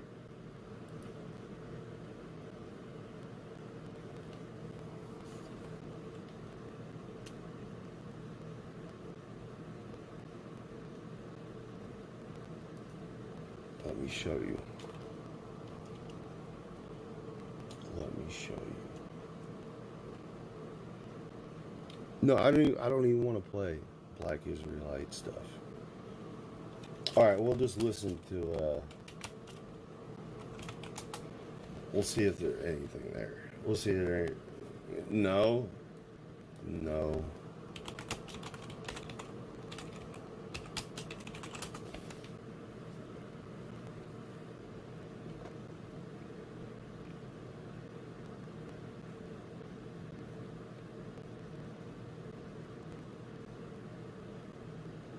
Yeah, they talking that shit, boy. They talking that shit. Graham Millstone. Ashalam, Ashwalam, Ashalegum. Awasha, Awasha, Amashama. Sincerity. All right, so this is a response to the news unit. All right. You know, he made a video today. I'm gonna get to cleaning my room in a second. I'll show you guys what I've done. GMS. And we know that's highly impossible, especially from the Edomite. Oh my God, guys. Oh my God. All right. I'm worse than the Buddha hotline at my camera work. Okay. I just have to act like a faggot. Oh my God. No, you didn't do that. Oh my God, I didn't rip off the legs to my camera. It hurt because the truth is coming out about yes. The track record is so long. I have to hold it. Concerning the so-called white man and the oppression and the ill-gotten gains that gets accumulated throughout the centuries. All right. And they continue to do so. You know, they continue to oppress. They continue to degrade. Persecuted. All right. He's been persecuted. Against his own, leaders. He's been persecuted. Sex trafficking, things that goes on. He's been persecuted behind closed doors, But that goes unheard of because this is the truth and the spirit. You heard it first. News unit versus GMS. We popping off helter skelter right now. Nah, not a chance, boy. Nope, not Duckadum. Nope. What? Love, diligence, respect, fear, and trembling. Okay? That tells me I'm another GMS through knowledge.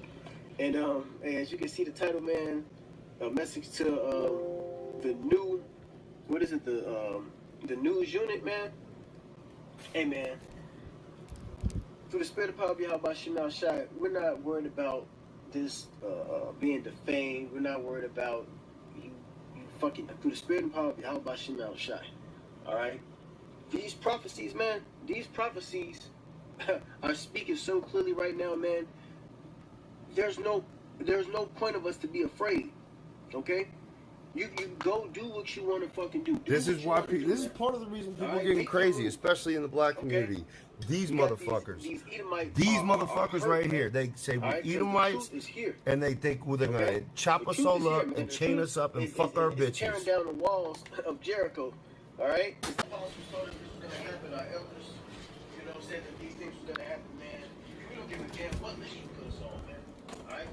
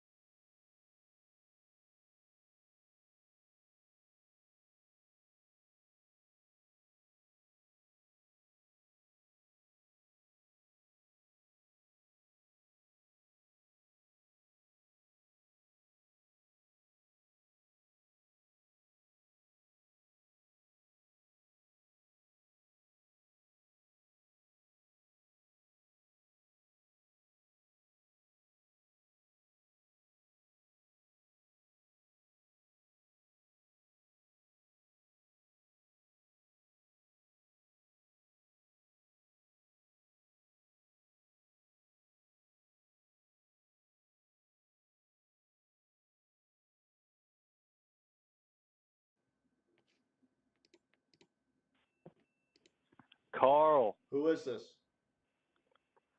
It's Bane. I'm Bane. Oh, okay. No, what's up, dude? What's going on, man? Chillin' chowin'. 1 second. I'm just getting these random this really weird numbers. I just need to call them. I'm sorry. 1 second. I want to call these weird ass numbers that keep popping up. 858. What is this? 858.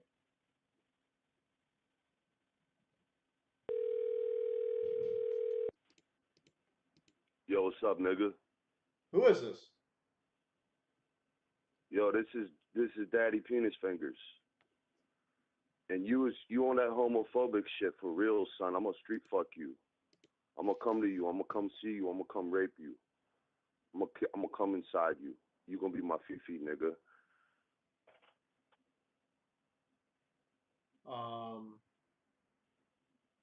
You gonna be my fifi puppet man, my little fifi call dancer man. You gonna dance on my penis and do my laundry. Can you chill, man, please? Like I don't want any of this to happen. No, man, you on that shit, you talking all that shit. You don't like gay people pushing up on you. I'm gonna push up on you real hard and shit. Push up in that shit. Push the shit in. Make it like wrap around my penis. It feel good like that. I'm gonna feed you first.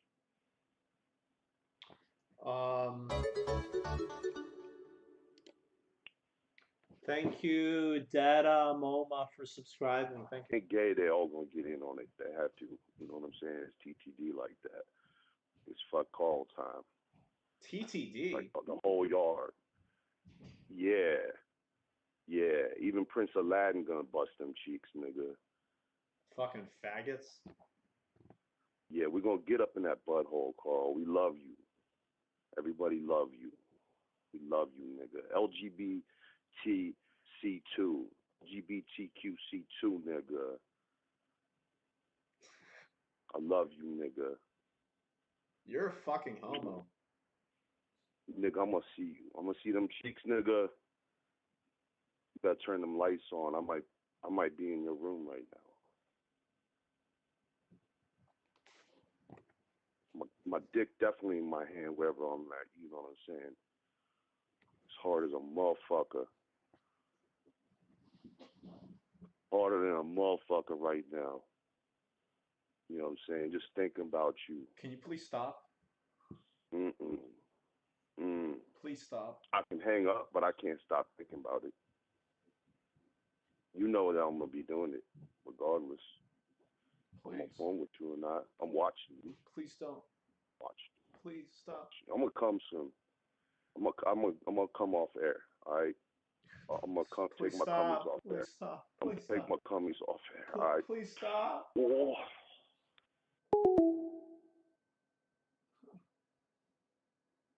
No.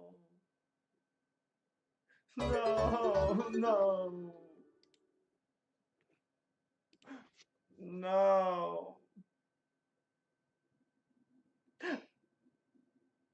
No. No. Please don't. Please don't.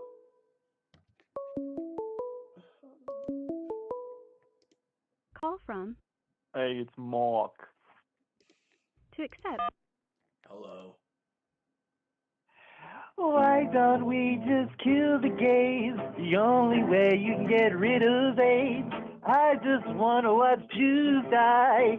I just can't tell a lie. I'm Abraham Lincoln, I'm gonna kill some niggers today. Why don't the blacks and Jews go away? Fuck you niggers, fuck you niggers. I'm a God taker, fuck you niggers, fuck you. We're gonna rape you, Carl.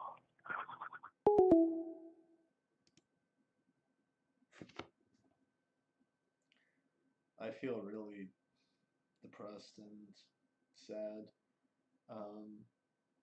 I'm just getting all these threats from people, and I just want to be appreciated in a very honest way. And it hasn't happened yet. I'm getting calls from minorities and children and homosexuals, you know, espousing their support for me. But on the other hand, they want to kill me, they want to rape me, they want to assault me, and just something that. What's up? Hello? Hey, Carl. I just want to say hello. I have to take a giant shit. I'm sorry. 1 second. Let's just see. Call from Hello? Oh no.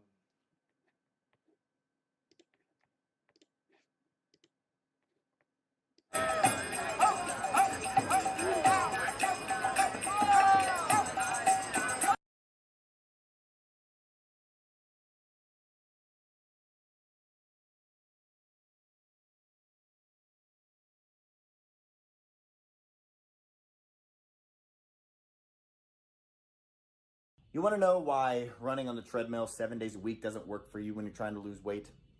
Because it never has. And I know that's hard to believe, but it's true. Cardio actually burns calories, usually in the form of carbs in the bloodstream that are then replaced with the very next meal that you eat and stored as more fat. This is why when you even eat low-calorie foods or run for an hour a day, it seems like you get softer, but you don't actually lose any weight. And this is one of the biggest reasons why most weight loss attempts fail within the first 3 weeks. I don't do an hour of cardio. I have never done an hour of cardio in the past 5-10 years, and I stay sub 10% body fat year round. Well, you could say, well, I have a couple injuries and I can't lift heavy. You don't have to lift heavy to get in shape. You could say, well, I can't stick to a diet because I'm always hungry all the time. You can follow diets where you're not hungry and you're eating your favorite foods. You can say, I'm not in shape because I don't know who to listen to. I don't know even what to do. Well, here's your chance to put all those myths to rest and learn exactly what you need to do to get in shape, depending on what shape you're in right now and what shape you want to be in. Dieting is 80% of getting in shape. Exercise is only 20. Yes, this is true, but that doesn't mean that you have to go starve yourself or eat only salads and completely hate the foods that you eat all day and crave everything and you can't have those foods.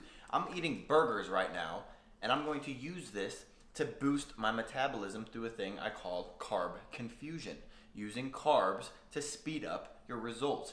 If you want to learn how to get in shape without giving up the foods you love, the first thing you got to do is understand where your body is at right now, what your body type is, and what you need to do to achieve your specific goals. No more one-size-fits-all fat loss approaches. Those don't work, and you probably know that. So how are you supposed to magically find the time to work out and live a healthier lifestyle? I'll tell you how. You stop doing what's unnecessary, and I'm talking about what you probably think you have to do to get in shape. The truth is, when people say that they're gonna get in shape, they do two things, and tell me if this sounds familiar to you. One, they start eating less, because the only way to lose weight is to burn off more calories than you consume. That's just science.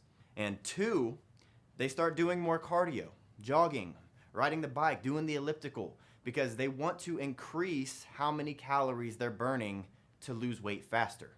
But what if I told you that when you do this, you're actually hurting yourself? How? Well, has it worked for you yet? Or did you end up hitting a wall and eventually quitting? But if you're interested in hearing why these two very common things never actually work, click the link on this video and take my body type quiz. When you click it, it'll take you to a quick 30-second quiz where you'll answer just 6 easy questions.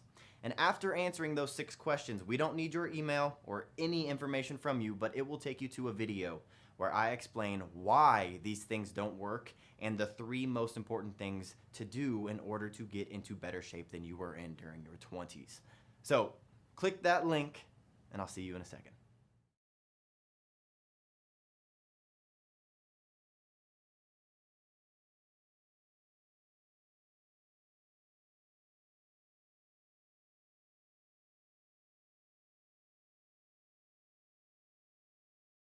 You're not a dish.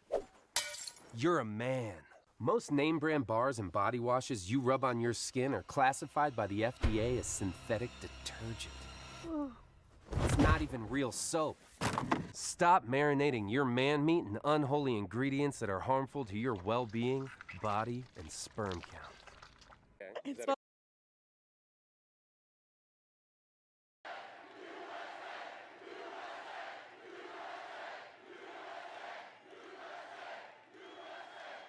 Thank you very much, Pittsburgh, a great place. You have always treated me well. Thank you, Pittsburgh. Thank you very much. I'm thrilled to be back in the Commonwealth of Pennsylvania with thousands of loyal, hard-working American patriots.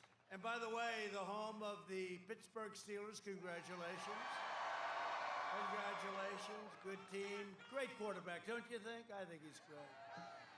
Big Ben, right? Big Ben, he's a good man. He's a good man.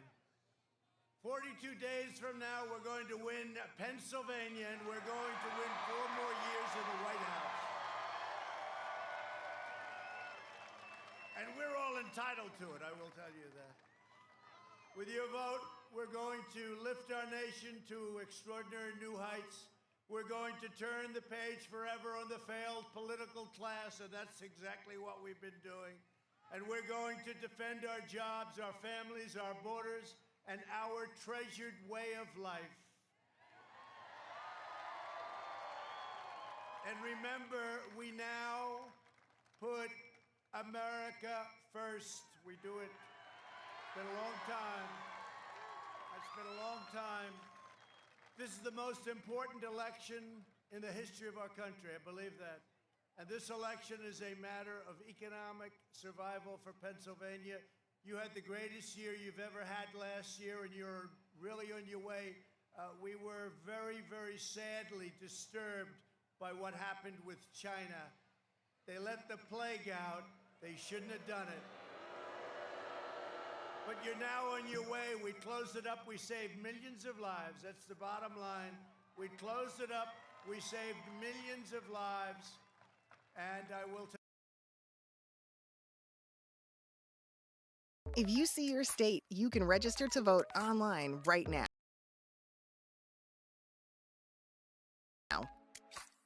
It takes only 2 minutes. Make your voice count. Register to vote now at readytovote2020.org.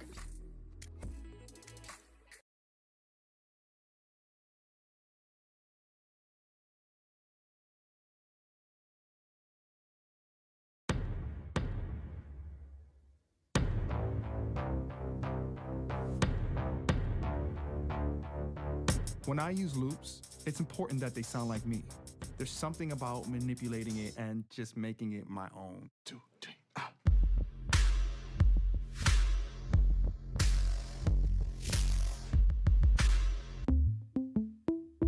Arcade is a loop synthesizer that has new content delivered every single day, and tools to transform everything so it sounds like you.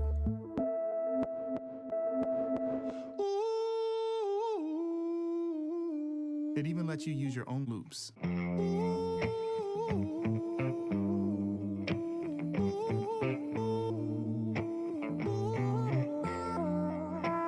Let me show you how this works. They set up the white keys to play loops and the black keys to mess them up in real time.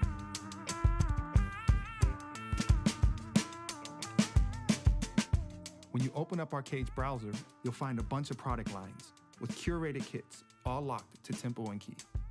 The fact that I can download everything within the plugin is huge. No more dealing with websites and folders.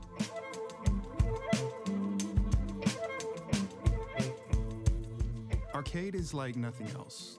It helps me work faster, it's constantly evolving, and that's what I want my music to do.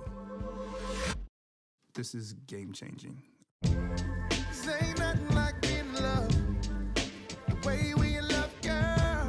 There ain't nothing like holding you. You're my love, love, love moon. I could die another day, cause my love feel right now, right now. Ain't nothing like having a queen till you can't hold you.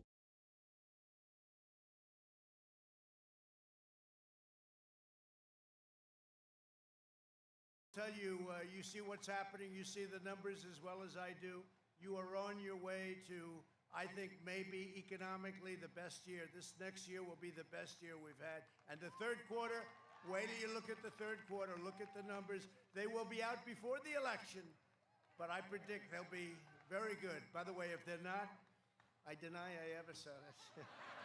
I deny it. But I'm pretty confident they're going to be incredible, probably the best ever. Under my administration, we proudly achieved energy independence.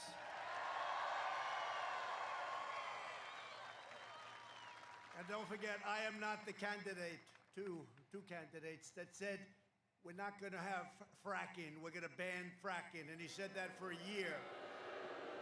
Then all of a sudden he said, well, maybe we'll have some fracking. By the way, you know that's not going to last because the radical left won't let him get away with it. And I'm all for fracking. You know, I was in Texas. Well, it's a big part of your economy. It's energy. It's just a tremendous part. But I was in Texas 2 weeks ago, and my opponent is against oil, guns, and God. And I just spoke to the governor of Texas, Greg Abbott, a great guy. He said, I think you're up 15, sir. I said, well, the fake news says I'm up 4. He said, you're not up 4. And I won it by a lot last time. Remember last time with you, with Texas, with many states? It's too close to call. We don't know. And then, boom, the polls close. They say Trump won, Trump won, Trump won. We won a lot. And I won Pennsylvania because of you. I won Pennsylvania, and you had your best year. So, I mean, that's the way it's supposed to work. And I think we're going to win a lot. Don't forget, last time I came in, I said I was going to give you the tax cuts, as regulation cuts. I said we were going to do big things with energy, big things with steel. Your steel mills, every one of them would have been closed and gone had I not won. But I said I was going to do all these things, so it's tougher. Now I've done everything I said and more. I've done more. I've done more than I said. So this should be easier, and I hear we're doing really well. I know we're doing really well based on, we came in with a lot of you great congressmen. I said, how are we doing? They said, you're going to win it by a lot. But we better win it. We got to go out. We got to vote. But powered by the incredible workers of your state, you are now really, if you look at it, the #1 producer. Think of it. We are, as a nation, your state is, you have no idea how big an energy, you know how big you are in energy? People don't think of Pennsylvania that way. Do you have any idea?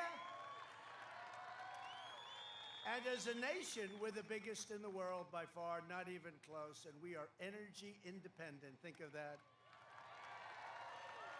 But no longer is America at the mercy of these foreign suppliers and all of the people that took advantage of us for so many years. We now don't have to be in other parts of the world. We're there perhaps to help allies. We're there perhaps to help good people. But we're not there because we need their energy, because we need their oil. Instead, we're the dominant energy producer. We're going to keep it that way. We're going to always have it that way. This, by the way, our opponents, they don't want petroleum products, okay? They want wind. Let's open up wind. Let's have some wind, and every once in a while the wind will blow and you'll produce a couple of things, and then you can close down your plant for the rest of the season. You can watch those birds fly out of the sky. Gee, I always say it's a bird graveyard under the windmills. Doesn't have the power, doesn't have the staying power. You see what's happening in California? Blackouts, rolling blackouts. How would you like that in Pennsylvania, the Commonwealth of Pennsylvania? Darling, what's wrong? I can't watch Trump on television tonight. I can't watch our president. Darling, we have a rolling blackout. It'll only be a few hours. I think we'll be on by 2 o'clock in the morning, darling, and we can watch a rerun. No, this is what's happening. You have rolling blackouts. You have, in some cases, just blackouts. I don't even call them rolling. Not going to happen to your state. Last year, I visited the Shell petrochemical plant in Beaver County, Pennsylvania. The largest investment in your state's history, and that was all made possible by our pro-energy policies. And we've done it a lot. In Louisiana, we're building some of the largest plants you've ever seen, largest in the world, and it's incredible, all related to energy. But your security and your jobs are in very grave peril because the radical left maniacs, they don't want to have anything to do with energy.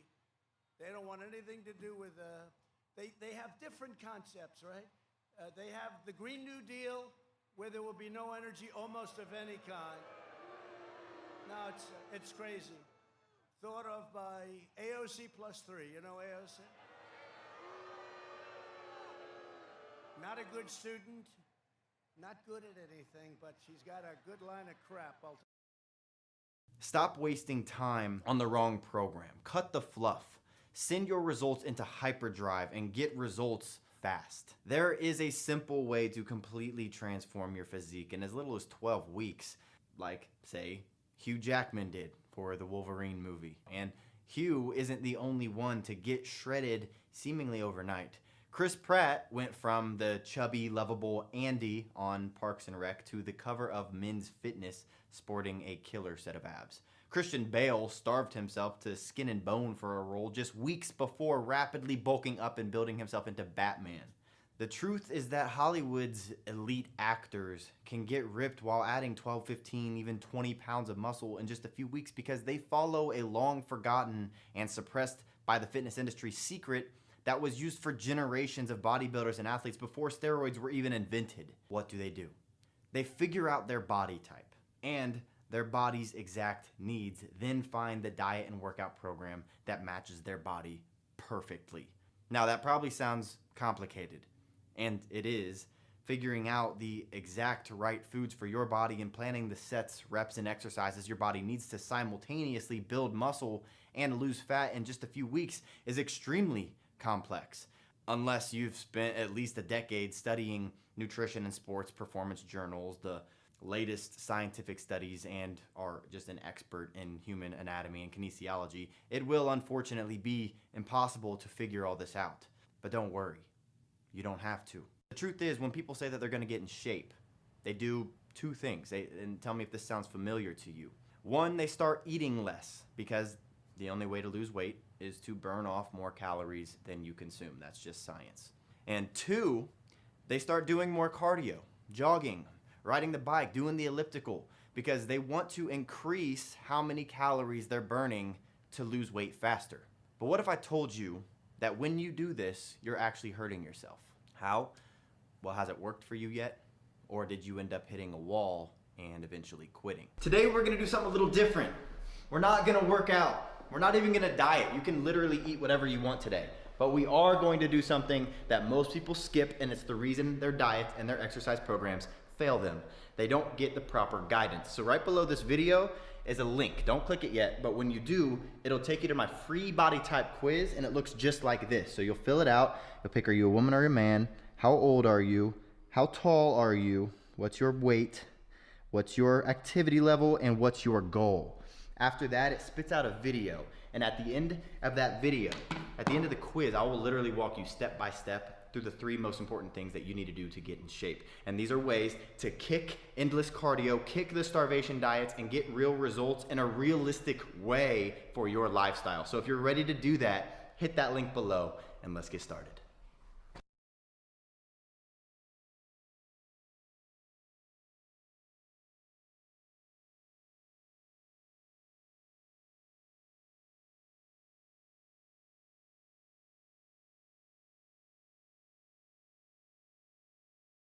Did you know 34 known female health issues are caused by unbalanced hormones? 34! That's more than an entire Baskin-Robbins spread of health conditions. Except you don't get to pick the flavor. Ugh. Tastes like mood swings. You're 40-ish, and you're crushing it, but your body is cramping your style. Whether it's brain fog, poor sleep, or low energy, you've been told to just live with it. But you don't have to. Women problems are real problems, and they're not your fault. Imbalances in your 3 key hormones, estrogen, progesterone, and testosterone, disrupt your health and your life. Oh, hair loss. Weird texture. But here's the scoop you will like. Harmony by Mint RX, the at-home hormone replacement program that identifies and solves your imbalances based on your personal lab results to fix the actual problem, not just mask the symptoms. This plant-based hormone therapy is created by women for women and helps you feel like you again, all from the comfort of your own home. What? I showered. You don't have to just live with all these irritating symptoms anymore. Take control of your hormones, your health, and your life by clicking the link to start a personalized Harmony treatment plan today. Skip the hassle of doctor's visits and lab appointments with inconclusive results and mysterious prices. Mint RX makes prioritizing your health simple. The at-home test kit walks you through taking a quick blood sample to send to the Mint RX lab. You'll be done in a hot flash. It's just me, or is it getting a little hot in here? Oh, never mind, we're good.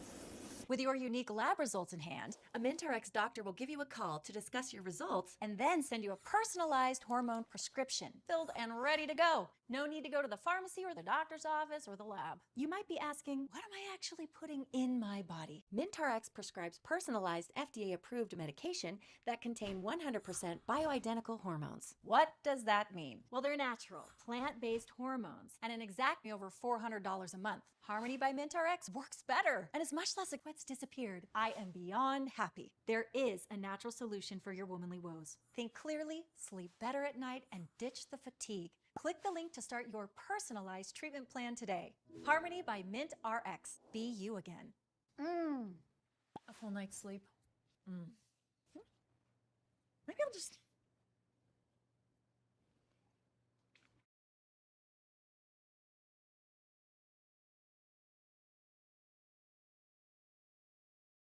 Tell you. He's got a hell of a line. And she's got him, you know, she's radical left, but she's not as bad as some of them. How about Omar of Minnesota? We're going to win the state of Minnesota because of her, they say. She's telling us how to run our country. How did you do where you came from? How is your country doing? They're going to tell, she's going to tell us, she's telling us how to run our country. And you know what? The Democrats in Congress, you have to see what they're doing. Their stance on Israel, it's like a whole different world. It's like from 10 years ago, it's like a different world. And we want to keep our world the way it was and the way it's going to be. We've got the greatest country on earth, and we're going to keep it that way. We don't need socialists, and we don't need communists telling us how to run our country.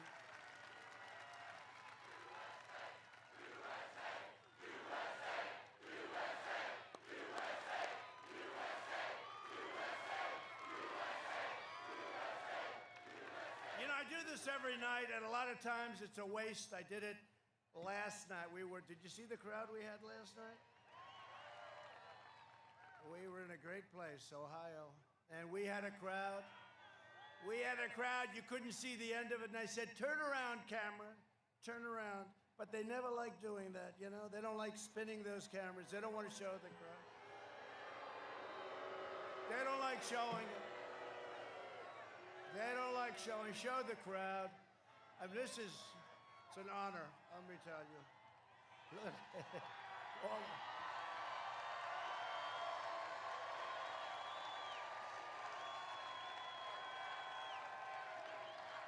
Look, you know, I used to think there was a difficulty, like it was a new camera that can't turn. But then whenever there was like a problem, like there'd be a little argument or some kind of an anti-Trump person, you don't see that much. I don't want to bring it on, but you don't see it much anymore. You know what? It's dangerous. It's dangerous with it. But you know, I'd see the camera would never move, but ever when there's something like a little negative happening, that thing would turn around like a pretzel. Look, I don't know how it looked, but the sound was phenomenal, okay? It sounded like a Penn State football game, like a Steelers football game. You know, you can't disguise it. You ever see Sleepy Joe with the little circles? He puts them very far away, so far away, and then he comes up with the mask. He's like 100 yards from the nearest human being. He's got a mask. He feels good about the mask. I wonder, in the debate, it'll be him and I on the stage. Is he going to walk in with a mask? I'll be honest, he feels good about the mask, and that's okay. You know what? Whatever makes you feel good, he feels good. He feels good. I mean, honestly, what the hell did he spend all that money on the plastic surgery if he's going to cover it up with a mask? Seriously. The whole deal. No, I think he'll come in with a mask. I don't know. I have no idea. Well, the question is, will he leave it on during the debate?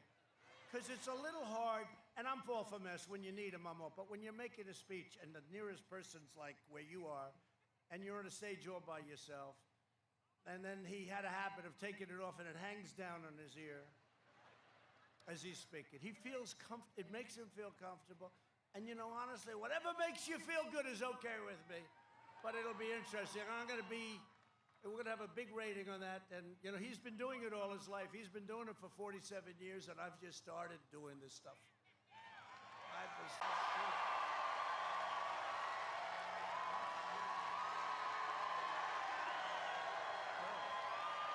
You look at what we've done.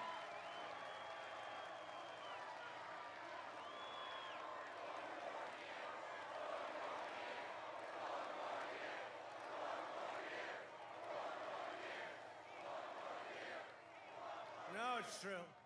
That's actually true. He did a lot of negative stuff, too. You have to deduct that out. When asked if there would be any place for fossil fuels, including coal and fracking, in a Biden administration, Joe replied, no. We would make sure that it's all eliminated. All of a sudden, he gets the nomination. You know, he's been trying to get the nomination for decades. He finally and that was prime time for him, which was never great. And he never got more than 1%. We called him, remember I called him, his first nickname was 1% Joe. And frankly, had Elizabeth Warren been loyal to her philosophy, which is radical left, socialism, perhaps communism, I don't know, perhaps. It's verging on communism, right? But had she been loyal, she would have left, she would have quit, she had no chance, she was out, Pocahontas, she was gone. Remember I said, I have more Indian blood in me than you have, and I have none. And I'd love to have some, but I don't happen to have any. And then she choked, and she went out and got a test, and she announced she had 1,024th, right? 1,000. That means, like, I said it last night, that means around 700 or 800 years ago, somewhere there was a little bit of a relationship going. That's okay. 700, 800 years ago, maybe. What a phony she is, huh? Isn't she terrible? And now we're going to pick a great woman, any one of the 5 that I told you, but any one of the women that we had, they're all great people, great scholars, great, brilliant people.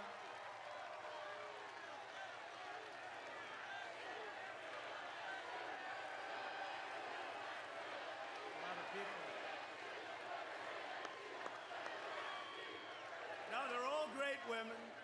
They're brilliant, great scholars. By the way, while I'm here, would anybody prefer that I pick a man? Is there any man? If you work in a team, you've got to try Monday.com.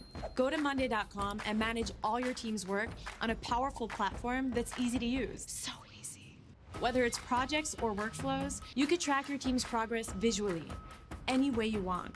It makes working together clear and more organized. And teams love using Monday.com, and so will yours.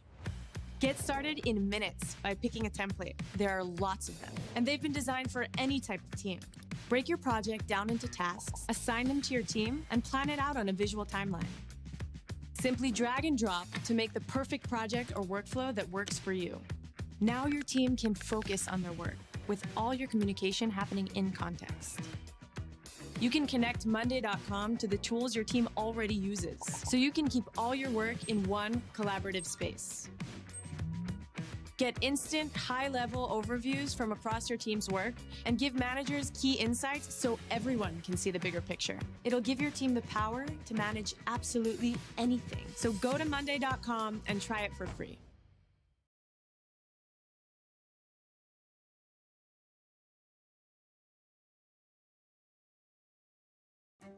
My name is Scott Harrison.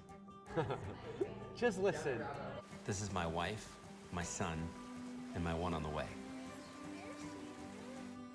I lead an organization called Charity Water, and our mission is to bring clean water to everyone on the planet. I live in New York City now, but I didn't always. I grew up in suburbia, and this was my house. My dad was a businessman, and my mom was a writer. They loved each other, and they loved me. We were a happy family, until we weren't. When I was 4 years old, my mom collapsed on the bedroom floor. We'd just moved into a new house. Man that has the courage to raise your hand. There's one right there. I got one. We found one. Now we're going to pick an incredible woman, brilliant woman, and watch the abuse that she will take. Whoever, the decision's going to be announced on Saturday, 5 o'clock on Saturday, at the White House. And you see we have tremendous Republican support. 2 people, you know, always got to be 2. Always got to be the 2, those 2. We have great support from the Republican Party, tremendous support. It's never been this unified before, ever, ever. In the fake impeachment, we had 196 to nothing Republican support, and we had 52.5 to a half in the Senate. Who was the half? I can't imagine. I can't, but he was very good today, I have to tell you. He was good. Now I'm happy. Thank you, Mitt. Thank you. No, he was very good. Very positive statement.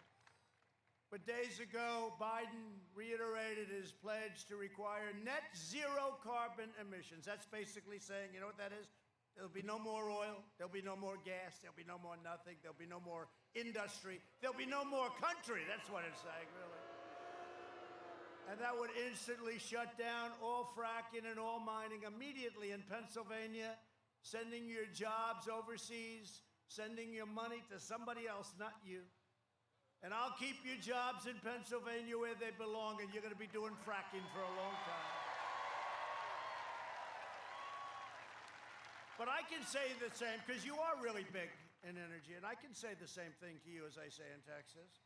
So they don't want oil. They don't want fracking, right? They don't want the energy that we know that powers these massive plants, because the other stuff is wonderful. It's not going to do it. It's not going to do it. So they don't like oil. They don't like gas. They don't like God, religion. The churches are closed. How about these states? You know, they still have churches closed. And by the way, Your governor hasn't been so great. You know that, right? Are your churches still closed? They're still closed. You're 40-ish, and you're crushing it, but your body is cramping your style. Whether it's brain fog, poor sleep, or low energy, you've been told to just live with it. But you don't have to. Women problems are real problems, and they're not your fault. Imbalances in your 3 key hormones, estrogen, progesterone, and testosterone, can cause up to 34 known health issues. 34! That's more than an entire Baskin-Robbins spread of health conditions. Except you don't get to pick the flavor. Ugh. Tastes like mood swings. But here's the scoop you will like. Harmony by Mint RX, the at-home hormone replacement program that identifies and solves your imbalances based on your personal lab results to fix the actual problem, not just mask the symptoms. This plant-based hormone therapy is created by women for women and helps you feel like you again, all from the comfort of your own home. What? I showered. You don't have to just live with all these irritating symptoms anymore. Take control of your hormones, your health, and your life by clicking the link to start a personalized Harmony treatment plan today. Skip the hassle of doctor's visits and lab appointments with inconclusive results and mysterious prices. Mint RX makes prioritizing your health simple. The at-home test kit walks you through taking a quick blood sample to send to the Mint RX lab. You'll be done in a hot flash. This is just me, or is it getting a little hot in here? Oh, never mind, we're good. With your unique lab results in hand, a MintRx doctor will give you a call to discuss your results and then send you a personalized hormone prescription, filled and ready to go. No need to go to the pharmacy or the doctor's office or the lab. You might be asking, what am I actually putting in my body? MintRx prescribes personalized FDA-approved medication that contain 100% bioidentical hormones. What does that mean? Well, they're natural, plant-based hormones and an exact match to our body's natural chemistry. Not only does Harmony by MintRx include initial and follow-up lab tests, but they fill monthly prescriptions and adjust them to suit your current needs. You can call or text anytime with questions, all for just $99 a month. That's the average cost of a copay. No mystery fees, everything's included. Judy said, I've tried 2 different programs with physicians that cost me over $400 a month. Harmony by MintRx works better and is much less expensive. MintRx is a HIPAA-compliant, licensed U.S. pharmacy, so don't worry. Your information is completely private and won't be sold or shared. Their medical director and co-developer, Dr. Tina Discapola, has 30 years of experience treating women's hormone levels and chronic illnesses. Her expertise achieves real results for real women. Like Emma, within a month of starting on the program, my hot flashes and night sweats disappeared. I am beyond happy. There is a natural solution for your womanly woes. Think clearly, sleep better at night, and ditch the fatigue. Click the link to start your personalized treatment plan today. Harmony by Mint RX. Be you again. A full night's sleep. Maybe I'll just...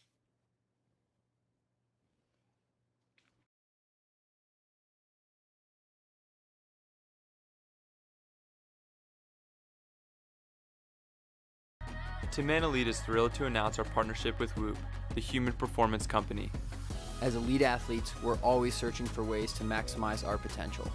It's often said that athletes can only train as hard as they recover. Whoop helps us find that balance, using data points to track our strain and recovery throughout the day. To us, Whoop is accountability on our wrist. It tells us exactly how much sleep we need to recover, shows us how our behaviors affect our performance, and quantifies the 24/7 stress on our bodies with a single clean metric. But this partnership is about more than data. Whoop and Tin Man share similar values and goals that will carry throughout the running community. Together, we can empower athletes of all abilities to commit to smarter training and healthier lifestyles. This partnership is a first of its kind, and we look forward to helping each other achieve our dreams.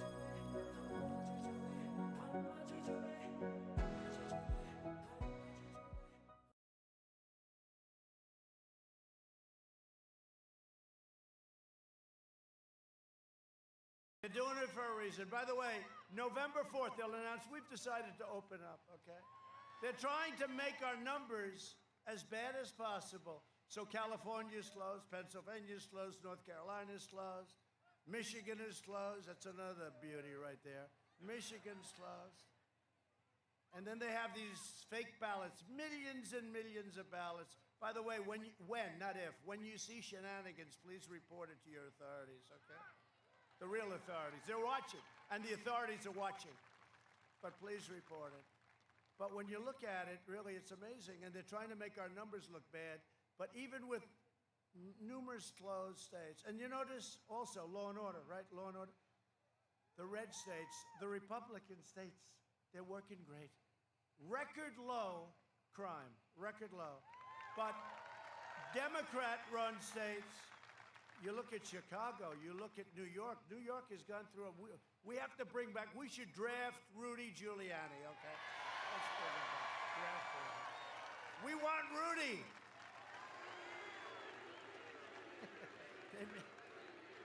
Rudy, I tell you, Rudy's amazing.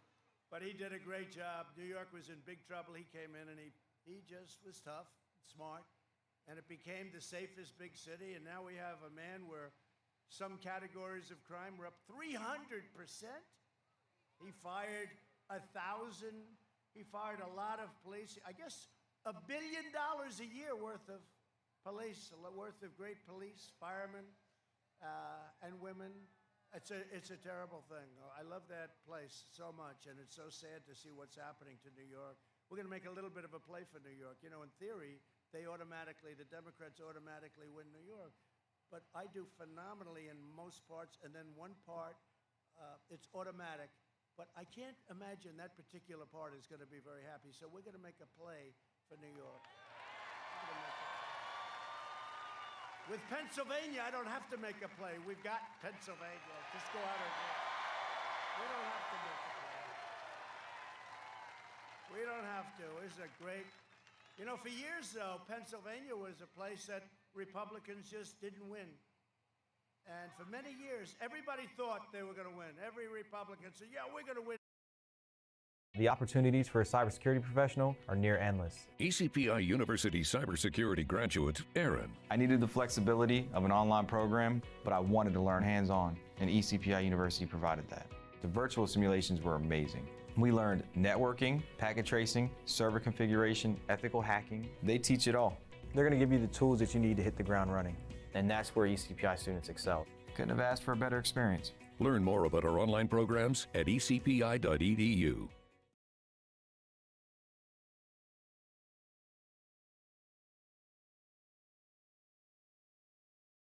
You want to know why running on the treadmill 7 days a week doesn't work for you when you're trying to lose weight? Because it never has. And I know that's hard to believe, but it's true. Cardio actually burns calories, usually in the form of carbs in the bloodstream that are then replaced with the very next meal that you eat and stored as more fat. This is why when you even eat low-calorie foods or run for an hour a day, it seems like you get softer, but you don't actually lose any weight. And this is one of the biggest reasons why most weight loss attempts fail within the first 3 weeks. I don't do an hour of cardio. I have never done an hour of cardio in the past 5-10 years, and I stay sub 10% body fat year round. Well, you could say, well, I have a couple injuries and I can't lift heavy. You don't have to lift heavy to get in shape. You can say, well, I can't stick to a diet because I'm always hungry all the time. You can follow diets where you're not hungry and you're eating your favorite foods. You can say, I'm not in shape because I don't know who to listen to. I don't know even what to do. Well, here's your chance to put all those myths to rest and learn exactly what you need to do to get in shape, depending on what shape you're in right now and what shape you want to be in. Dieting is 80% of getting in shape. Exercise is only 20%. Yes, this is true, but that doesn't mean that you have to go starve yourself or eat only salads and completely hate the foods that you eat all day and crave everything and you can't have those foods. I'm eating burgers right now, and I'm going to use this to boost my metabolism through a thing I call carb confusion, using carbs to speed up your results. If you want to learn how to get in shape without giving up the foods you love, the first thing you got to do is understand where your body is at right now, what your body type is, and what you need to do to achieve your specific goals. No more one-size-fits-all fat loss approaches. Those don't work, and you probably know that. So how are you supposed to magically find the time to work out and live a healthier lifestyle? I'll tell you how. You stop doing what's unnecessary, and I'm talking about what you probably think you have to do to get in shape. And so This is why I created my body type quiz, because there's 3 different body types. You have to know which one you are, and then there's easier methods depending on which body type you are for getting in shape fast. And I've helped over 1.7 million people achieve the body of their dreams through this quiz. So if you want to check it out, it's free. Hit the link below, watch the video, and let's get in shape once and for all.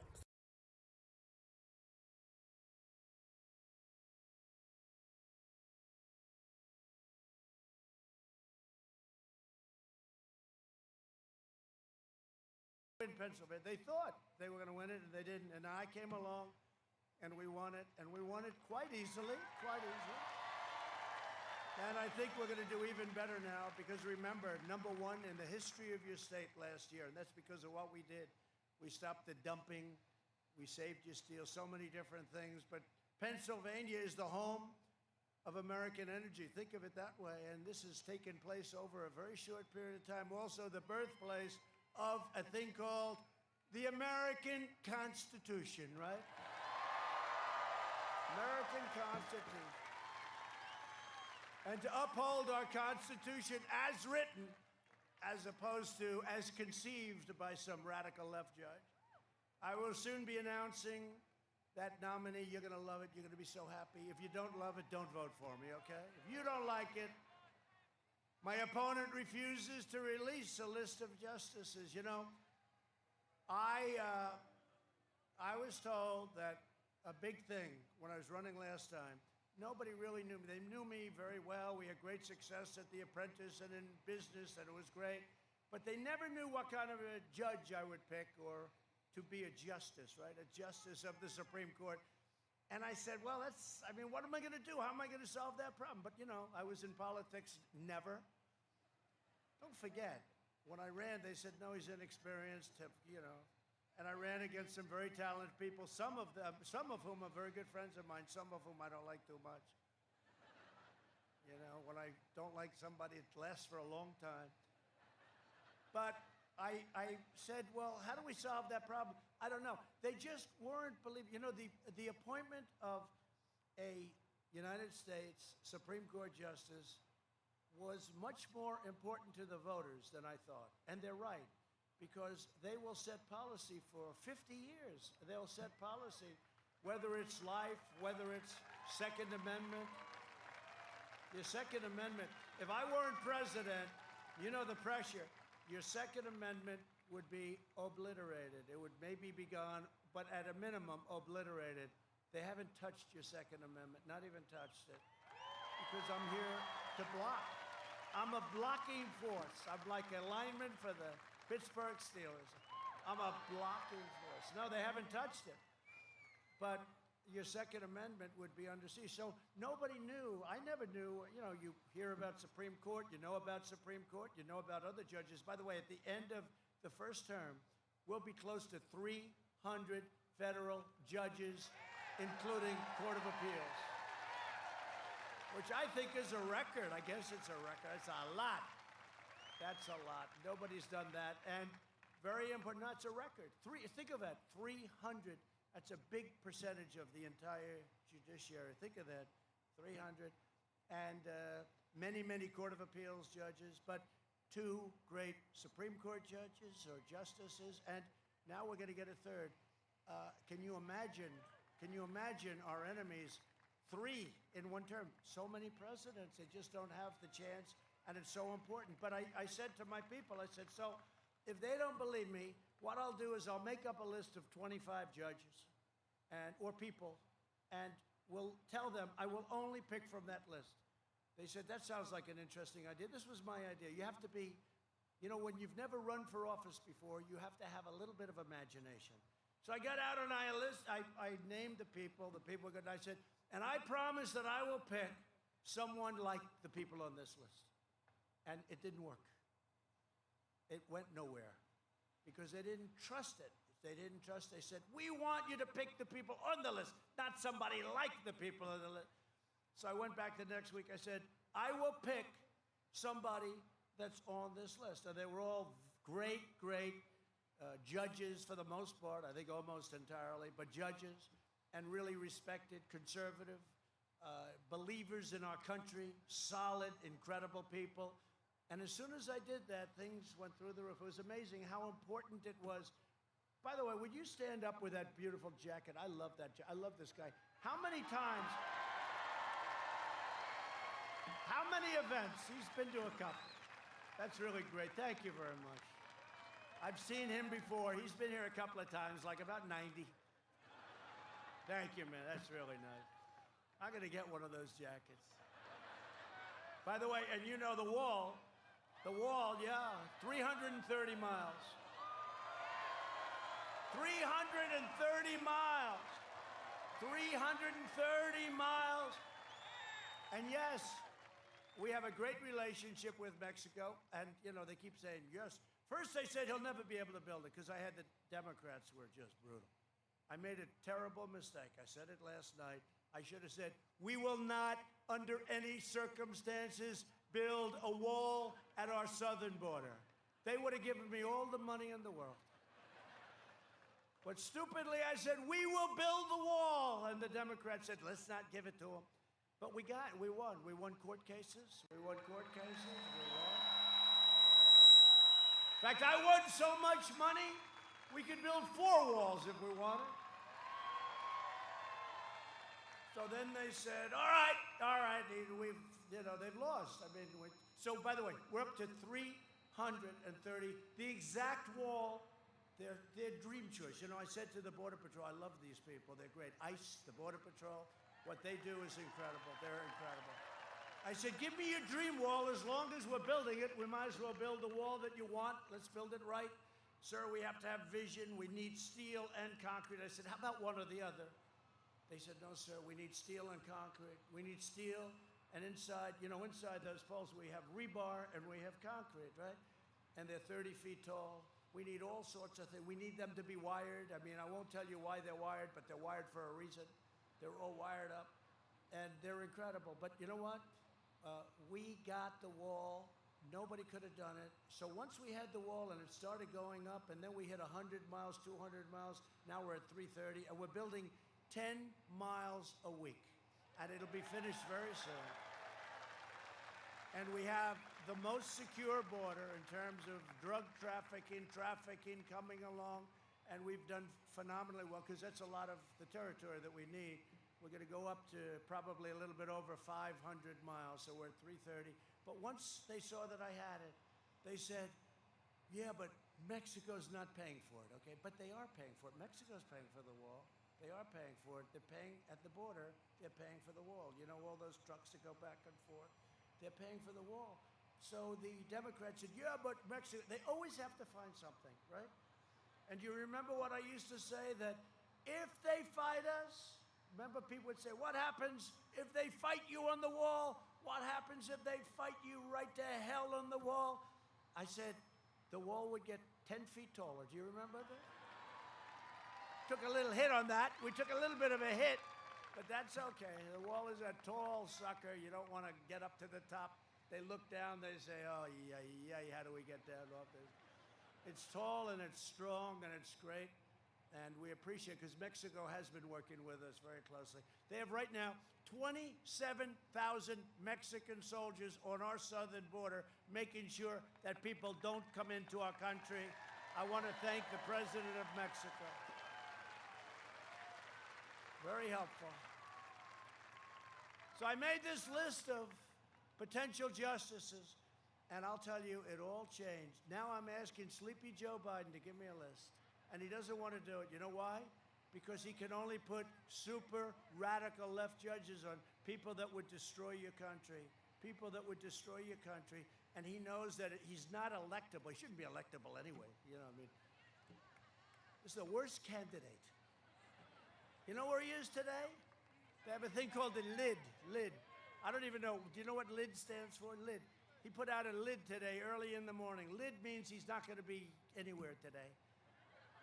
I'm working my ass off. I'm in Ohio. I'm in Texas. I'm in Florida. I'm in Michigan. I'm in Wisconsin.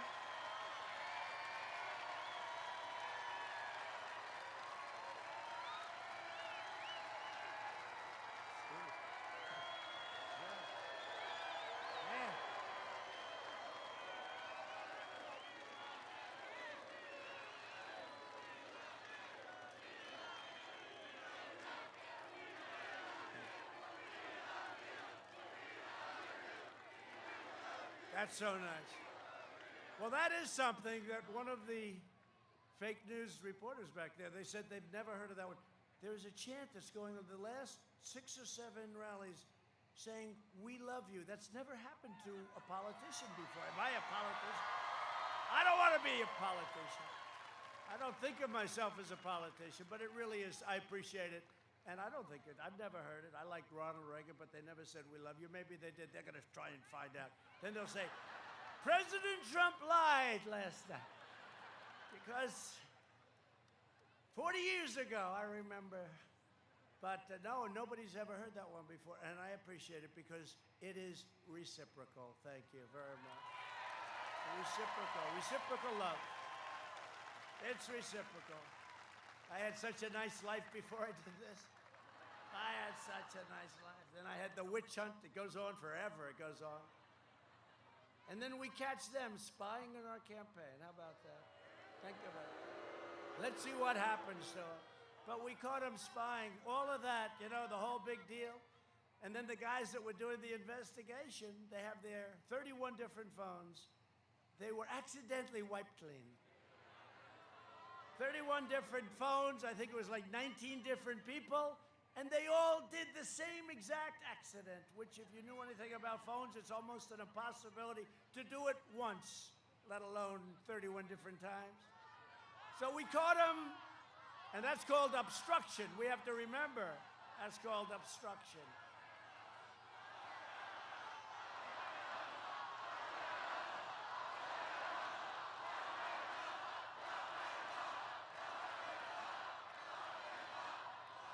That was the Mueller group.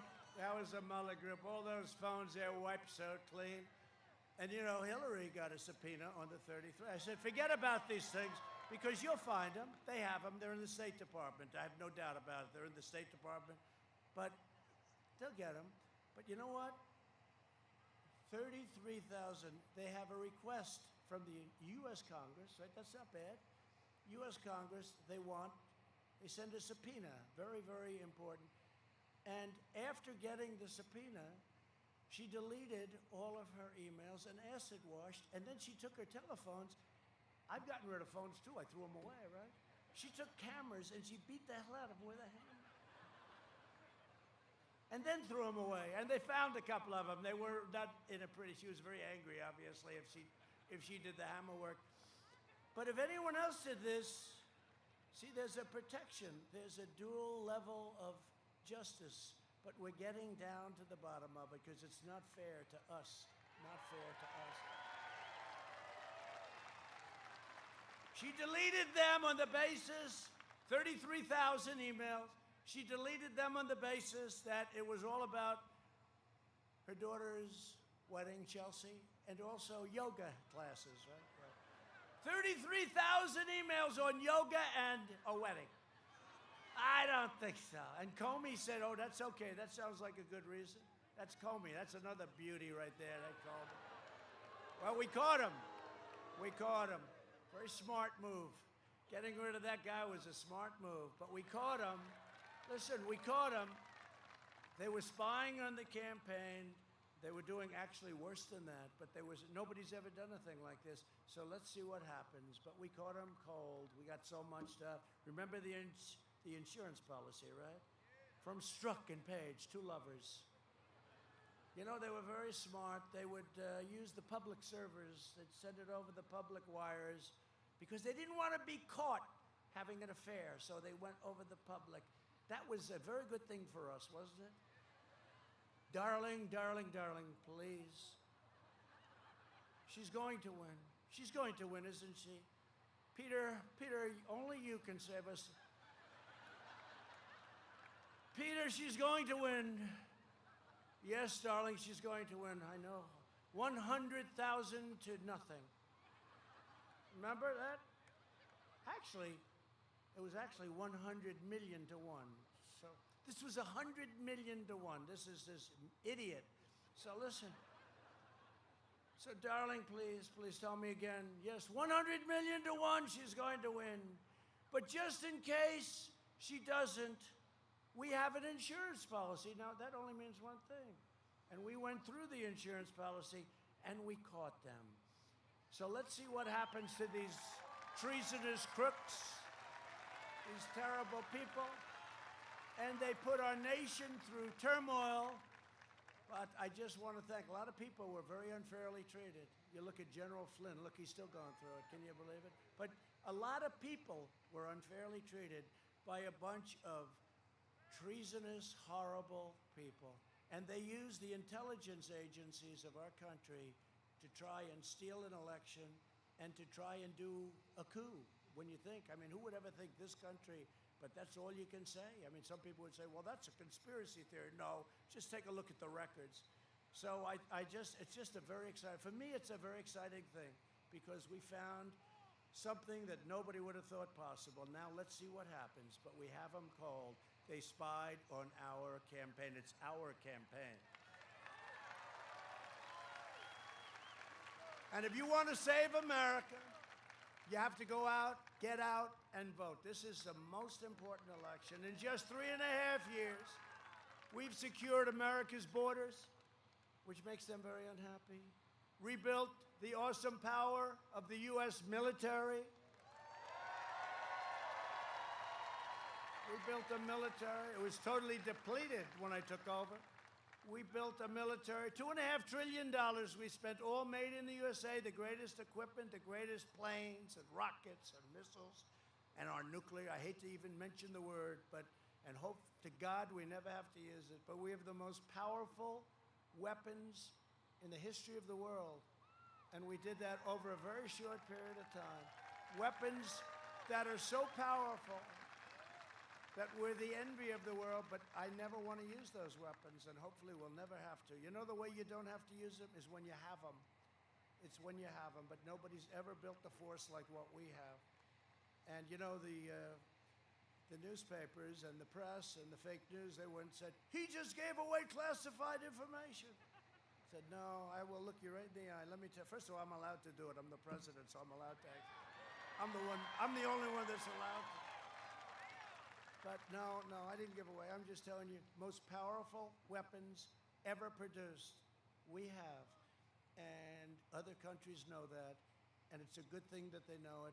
And I don't think we'll ever be using them. And I hope we don't. I hope to God. I use the word God because they refuse to use the word God in their Pledge of Allegiance, right? Twice. I use the word God. I hope to God we never have to use them. But I obliterated the ISIS caliphate, which was all over the place, 100%. Remember, I got it down to 99%. They said, you got to go 100. I said, let's get out of here. We're bringing them all back home. Everyone's coming back home. Long wars. The never-ending wars, right? The endless wars. We fixed our disastrous trade deals. They were a disaster. Brought jobs and factories back to Pennsylvania under 16 years. And think of this. Think of this. For 16 years, presidents, Obama, President Bush, household income rose $2,945, right? That's over a 16-year period. In 3 years, your household income rose almost $10,000 when you include energy. You have to include energy. Without energy, almost $7,000. But we have to include energy. I mean, how much are you paying for your gasoline? You never saw $2 gasoline. You're less, right? It's less. They go up, it's less. Now it's a big difference. What is it nowadays? Come on, tell me. I haven't got any gas. I haven't stopped recently at a gas station. 15? Okay. Because for a while it was way under 2, and we're going to keep it there. We have so much. We have so much. In my first 3 years, we lifted 6.6 million people out of poverty, the largest poverty reduction in the history of our country, by far. We built the greatest economy in the history of the world, and right now we're doing it again. You know, I see all these hats. Make America great again. And now I'm going to say this. Make America great again, again. Make America great again, again. We saved 1.4 million jobs in Pennsylvania alone. and to fight the China virus. It's the China virus, not the coronavirus. Corona sounds like a place in Italy, a beautiful place. It's Corona. No, it's the China virus. They don't want to say it. You know, the radical left, they don't want to say it. You ever notice they're always going after Russia? Look, nobody's been tougher in Russia than me, but you say, Russia, Russia, Russia. I said, what about China? They never want to mention it, you know. They got little deals going on, I think. But coronavirus, doesn't it sound like Italy? A beautiful villa, you have a beautiful Corona. No, it's a China virus. They should have stopped it. To fight the China virus, we launched the largest national mobilization since World War II. We did an A+ job, except we did a D job in terms of public relations explaining it because we were too busy doing it. But the fact is, they wouldn't have written it anyway. It didn't matter to them. It's their little thing. You ever watch Biden? He can't talk about anything, so he gets up. The coronavirus. They say, we want to talk about Supreme Court judges today. Well, I don't know about that. The coronavirus. And he doesn't know we did a great job. He has no clue. He said, I should have opened. No, he goes, I should have shut down 1 week earlier. What he doesn't say is he did the worst job in the history of an epidemic or a pandemic with the swine flu. It was a joke. And what he did, his own man that was in charge said recently, we had no idea what the hell we were doing. It was a total disaster. They were amateurs, and now he tells us how to do something that's far more lethal. But he said they should have closed 1 week early, except when it came to closing the border, which I did, which turned out to save tens of thousands of lives. Biden criticized me until 2 months later when he said I was right. But we should have closed a week early. Think of that. We pioneered life-saving therapies, reducing the fatality rate 85% since April. Think of that. Remdesivir, the plasmas. We have among the lowest case fatality rates of any major country. Nobody knows that. And I am devastated to see it happening, but you see what's going on in Europe again. You know, they always said, oh, Europe is doing better. Actually, we did better, but now Europe has a big spike. A big spike.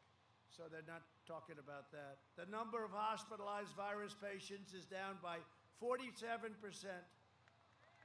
And virus patients coming to the emergency room is down, and visits are way down, visits to hospital.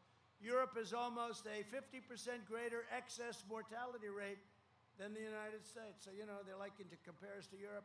50% greater excess mortality rate.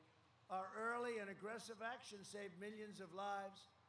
Through Operation Warp Speed, you've heard about it. They don't want to talk about it. What we've done in a record period of time with the ventilators and, you know, now we're building ventilators for the world. Very hard to do. We'll develop and distribute a vaccine very, very shortly in record time. It would have been 2 or 3 years, 4 years if Biden's group had done it. But we've done a great job with the FDA and clearing a path. And you'll be seeing it very shortly, and these are great companies that are doing it. So we'll crush the virus, and our opponents will, with him, they will crush America. We can't let it happen. This country is too great. Our love of each other is too great.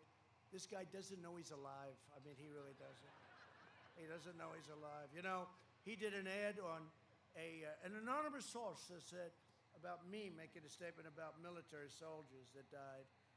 And it was such a disgusting thing. I said, the only good thing about it is now I can take the gloves off. This guy doesn't have a clue. He doesn't know where the hell he is. And they'll give him a shot or something. I don't know. He's going to get something. He'll be, you know, because I watched him so badly. He performed so badly in the debates. And then with Bernie, he was average. Not great, but he got through. And I said, what the hell is he taking? And we'd like to ask him, and I said that. We want a drug test. We want a drug test. We'll both take it. We'll both take it. Because with Bernie, he was able to get through. But listen, I mean, it wasn't Winston Churchill. This wasn't the greatest debate, but he got through. It was fine. Him and Bernie screaming at each other.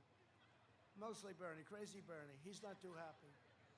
I'll tell you, did you ever see a better loser than Bernie? No, seriously, he's a good loser. He got terribly treated by Hillary and that group. And then it happened again with Elizabeth Warren, right? It happened again. what the Democrat Party did to him. And then you have this guy, Mike Bloomberg, Mini Mike. One question and he was gone. There goes 1.8 billion out the window. One question. I said, you think it's easy up here, Mike, don't you? Huh? One question and that was the end. He said, where am I? Get me the hell off of this platform. Mini Mike. Mini Mike. So now he's trying to buy into the party. You would think after the way they treated him, they called him every name. Pocahontas destroyed him. She didn't do good against me, but boy, did she do good against Mini Mike. And instead of, I figured he'd be calling and saying, listen, I want to become a Republican. You know, we've done great for the economy, you'd think, right? But he always wanted to run for president, and he tried before, I guess, but he tried, and it was a bad experience. And you would think he would have joined our party, but instead he's trying to buy his way back in. When somebody treats you that way, even stay neutral, don't go back in. He wants to give them a lot of money to try and buy their friendship. And you know, one thing you learned about politics, I spent a fraction of the money that Crooked Hillary spent. They raised $2 billion. I spent my own money, but I spent a fraction of the money, like 35%, 30%, and we won. Nobody ever says that. It's not about money. It's about other things. There are other things involved. It's not just about money. You know, in the old days, my father would teach me, if you can win and spend less, that's a good thing. And I remember after I won, and I won decisively. Look, 306 to 223. That's a lot. 306 delegates. 306. That's decisive. We won Michigan, and we're going to win it again. We're up in a poll just now. Oh, they're going crazy. They're going crazy. We won Wisconsin. We won Pennsylvania. But my father told me, he said, if you can win and spend less money, that's a good thing, not a bad thing. That's a good thing, not a bad thing. Like if you get along with the leaders of other lands and don't go to war all the time with everybody and can come out on top without having to shed blood all over the place and destroy your families and your country. Like when I get along with Putin, when I get along with Kim Jong-un, whatever happened to the war we were supposed to be in with North Korea? Nothing happened. They said I gave away so much. I said, what did I give away? They couldn't find anything. I didn't do anything. They said, you met. Oh, I met. Oh, okay. I met. Now, you would have been in war with her. You would have been in war. But if you can spend, think of this, if you can spend less money and win, that's a good thing. So after I won, one of these people back there, right back there, in order to keep the thing going on Trump, I had won. He said, but Trump raised substantially less money than crooked Hillary Clinton. That's because I didn't need the money. I didn't need the money. And I can call up a lot of rich guys and raise a lot of money, but I feel uncomfortable doing it. Because when you do that, it's like you sort of, it's not the same. I could call up every guy. They call me up and they say, sir, how are you, sir? Mr. President, sir, I have friends. I don't have too many friends left because I used to be comfortable. You know, you have to be comfortable with people, right? And I have friends. I have one friend, Richard. I talk about him all the time. But multiply this times 100 people. And Richard used to call me up 5, 6 years ago. Hey, let's have dinner. All right, where do you want to go? I don't know. Go to some crazy restaurant. Today, the restaurants are all closed in New York. They don't want to open them. They want to make them do badly until November 4th. Don't worry, they're opening on November 4th. But it's true. So it's Richard on the phone. Richard, my friend for many, many years. And I said, hey, Rich, how you doing? Mr. President, sir, how are you? I said, well, he's been calling me Donnie and Don and DJ and all. Richard, are you okay? Everything good? Yes, sir, Mr. President, sir. You're doing a great job, and I'd like to thank you. Good, Richard. Richard, loosen up, please. You don't have to call me Mr. President. I said, so just call me Donald. It's okay. Thank you, Donald. I really appreciate it. And you hear the guy, he can't breathe. You know, he's having a hard time breathing. He's very nervous. And then at the end of the phone, he goes, Mr. President, again, thank you so much for the job you're doing. He hangs up. I said, how can you be friends with, you know, it just doesn't work. It's like I've lost a lot of people this way. And it's called respect for the office. They have respect for the office. They really do. Nothing wrong with it. Sort of understand it. they have respect for the office. And nobody has more respect for this office than I do. And that's why I'm doing a great job, and I'll always do a great job. It's respect for the office. But on November 3rd, Pennsylvania will decide whether we end the pandemic, defeat the virus, and return to record prosperity just like we were before. Or whether we allow Sleepy Joe Biden, who doesn't have a clue, to kill the recovery, raise your taxes, delay the vaccine. Yeah, that's true. He wants to impose a $4 trillion tax hike. You believe $4 trillion? Ban American energy, which means what? Let's go back. Let's call up the Middle East and let's be real nice to them because we need their energy. No, thank you. Destroy your suburbs. You know, I got rid of this regulation that was going to destroy your suburbs. Destroy your suburbs.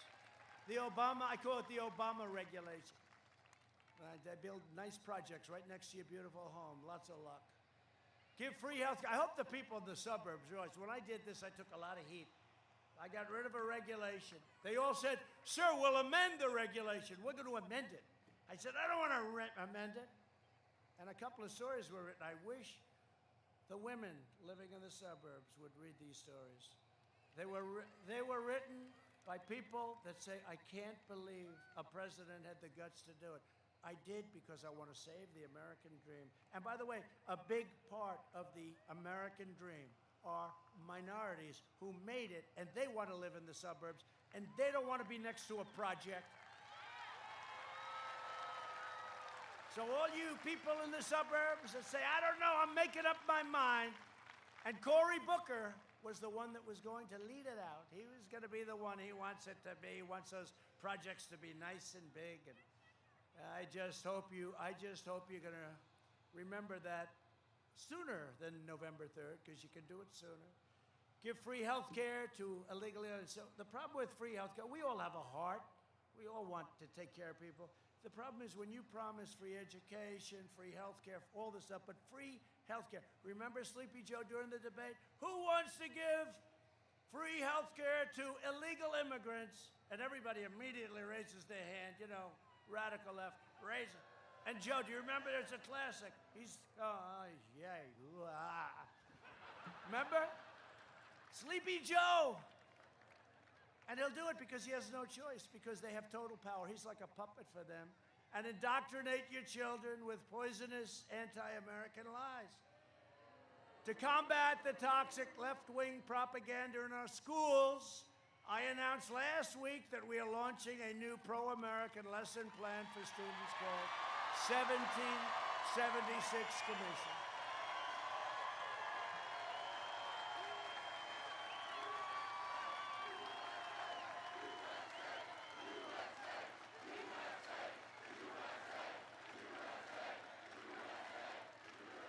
We will teach our children the truth about America, that we are the most exceptional nation on the face of the earth and getting better every single day. We're not going to let it fail.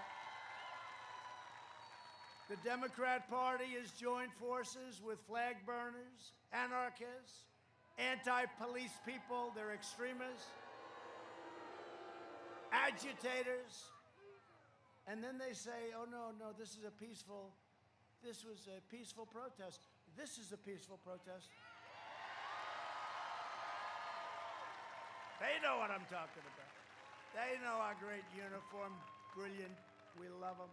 But you know what? We call it a peaceful protest now because the only thing you're allowed to do in Pennsylvania, you can't go to church, right?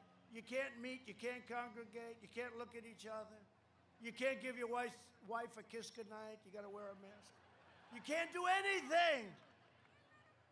They got you closed up. Don't go out to dinner. Stay where you are. Michigan, same thing like the governor. Her husband went boating. It was a disaster because nobody's allowed. He was the only boat. He had this massive, beautiful lake. You know the lake I'm talking about. It's a big lake. And then a guy tried to put a boat. Who is it? It's the husband of the governor. And that didn't work out too well for her. But the only thing you're allowed to do is protest. And they have a line. You can't go to church. You can't be with your neighbors. But if you're going to protest and burn down stores and loot stores and shoot people and step on people's faces and do all sorts of bad things that these people will protect you from doing if they were given their rightful power and dignity back. So they have a clause. Stand up, fellas, stand up.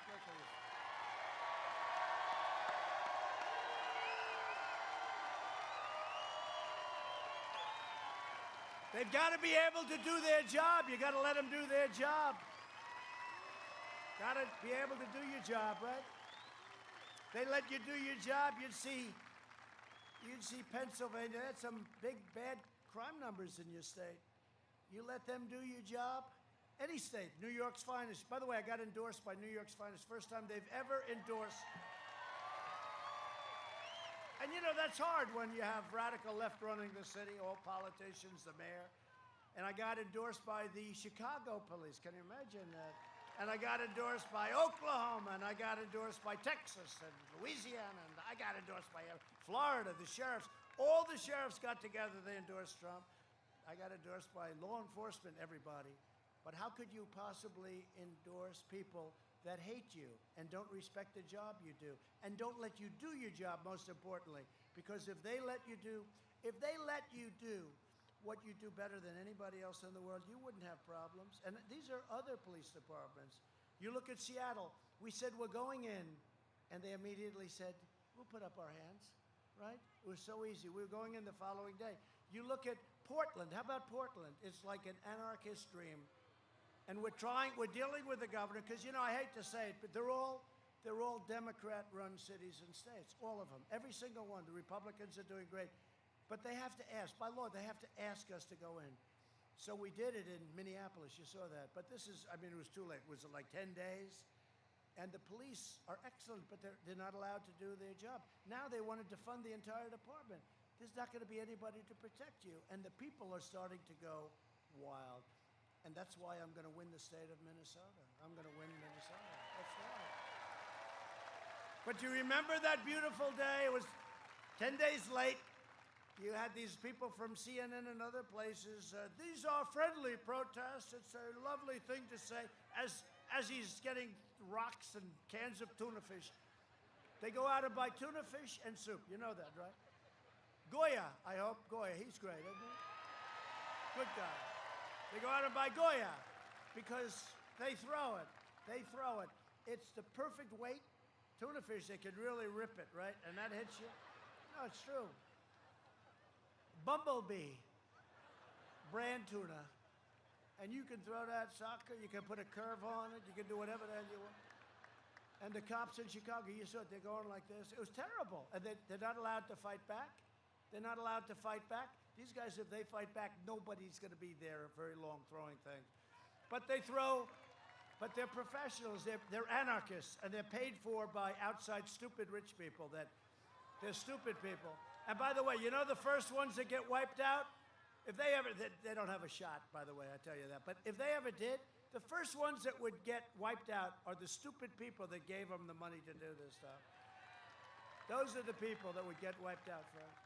But you know, they're very smart. Everything is perfect, right? You ever see where they drop the bricks along the thing in a bag, and then they drop, everyone picks them up, throws them at our great police? We're not going to let that stuff happen.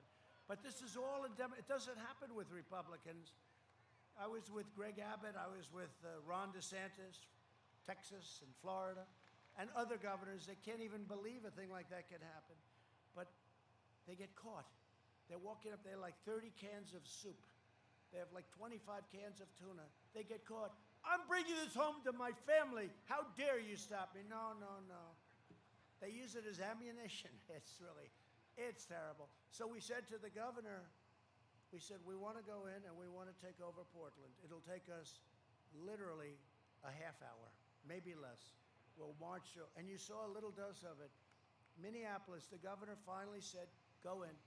We have the National Guard. And remember that beautiful sight? The street was a mess. That idiot reporter from CNN got hit on the knee with a canister of tear gas, right? And he went down. I've been hit. I've been hit. He'd been hit. The one with the shaved hair. Maybe I'll do that one day. I'll give it up. I'll say, better shave it. But he went down and he didn't like it. He was hit.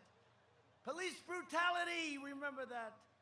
What these people were doing, they're throwing rocks, they're throwing everything they can at the police. Okay, now the National Guard forms, and we just saw the one guy come out in a black uniform, right? The uniform costs approximately $250,000. They got infrared stuff, they got more equipment. And they walked in and they've got the tear gas, they've got everything you can possibly have, right? Pepper spray. They don't want you to use tear gas anymore. In some places, like I think in Milwaukee, they said no tear gas, no pepper spray. How the hell do you keep, big crowds back? You can't. So the police all quit. They all quit. They said we can't do it. But you remember they went out and you had 1, then you had 2, 3, 4, then you had 5, 6, 7. All of a sudden they started pouring in. They were getting off the buses. They came from a different locale, and then you had a line of them, and there was no social distancing, unfortunately. In fact, I was going to turn them in because they were right next to each other. They were right next to each other. They were touching arms, and they had big, strong arms like these guys right over here. They were big, strong guys. That's all right.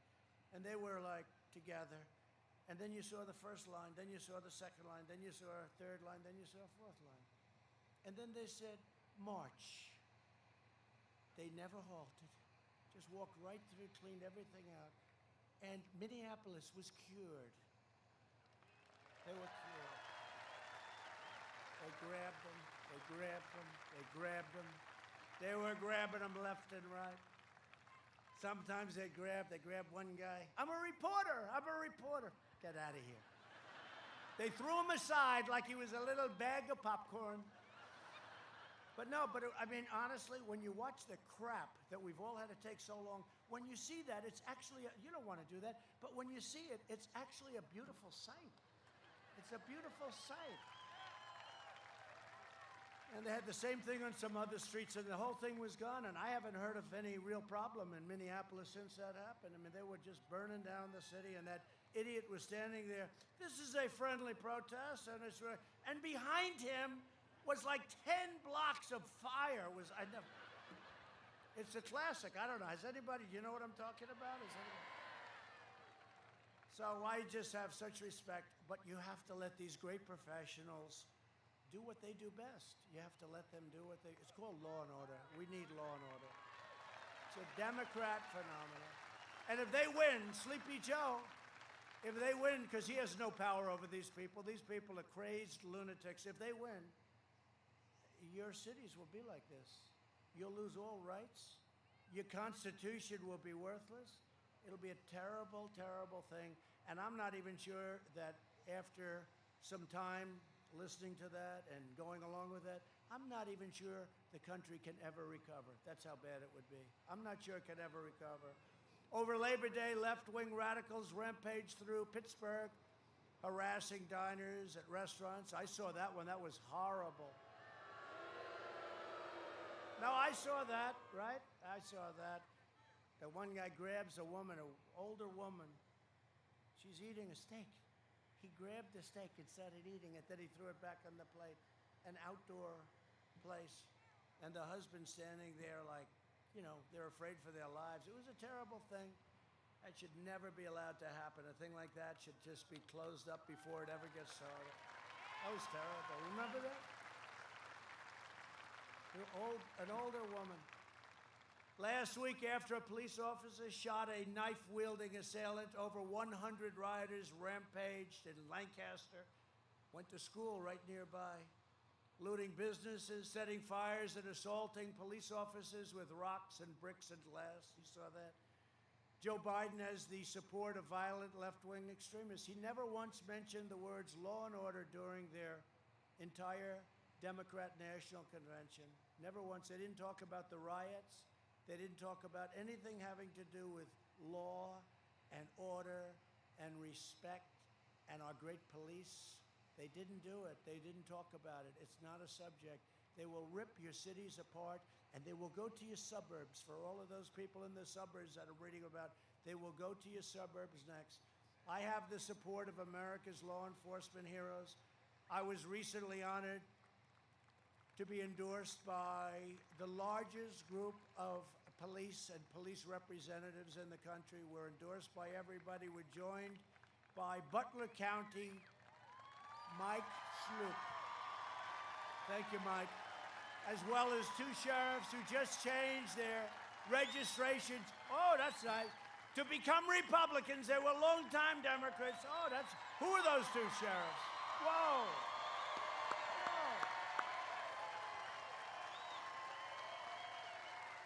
Thank you. That's Fayette County Sheriff James Custer and Forest County Sheriff Bob Wolfgang. Where's Bob? Stand up, fellas. Thank you. Were you longtime Democrats? How the hell did that happen, right? Well, this is somewhat of a phenomenon. You know, this is crazy what's going on now.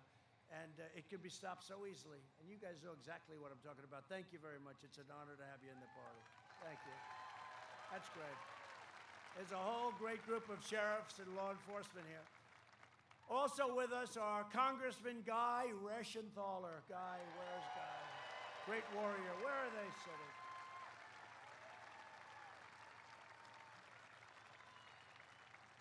And a friend of mine and a warrior. He's a warrior. He's tough as hell. They said, we want to impeach the president for making a perfect phone call. Oh, did you hear today they want to impeach me again? They said, if I submit the name of one of the most talented people in the world to be a justice of the Supreme Court, they want to impeach me.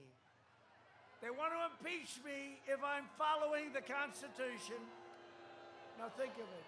This is crazy Nancy. These people are stone cold crazy. Think of it. I got impeached for making a perfect phone call. Perfect phone call. Everybody read it. Nobody to this day. And the Republicans stuck together. It was great. Also, a friend of mine, and he wanted to just rip them apart. I remember when he heard about it. He's a rough guy. And he's a popular guy, too. They love him. Congressman Mike Kelly. Thank you, Mike. Come on up here. Come on up here. Just come up. Come on up. Mike, come up. Come on, Guy, come up. And Congressman Glenn Thompson. Congressman Dan Muser. Come on. And Congressman Scott Perry. Thank you, Mike. Hey, Mike, good shape. Come on, Mike. Get up here. Oh, what a group.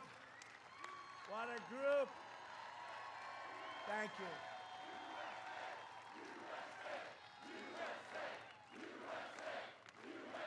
Thank you.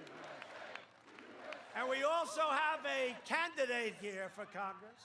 This is a candidate who is the real deal. He is tough as hell. He's no lamb. You know, he's no lamb. I don't know if you can get over that. This guy could get over it. He'll rip it apart if he had to. They have big security over here. That's okay. Secret Service. That's okay. Come on up here. Sean Parnell, who has my complete and total endorsement.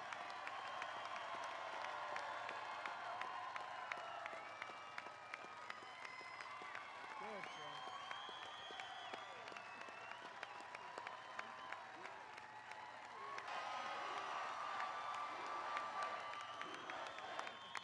He's the real deal. You know, Connor Lamb is just a puppet for Nancy Pelosi and Crying Chuck Schumer. You know Crying Chuck? He cries every time he thinks it's appropriate. Now, I'll tell you what, this Connor Lamb turned out to be a stone cold phony. When he was running, it's a very Trump, they like me. And I thought he was a Republican because his ads were so good. We have to respect our president. I said, this guy's doing some beautiful ads. And I found out he was a Democrat.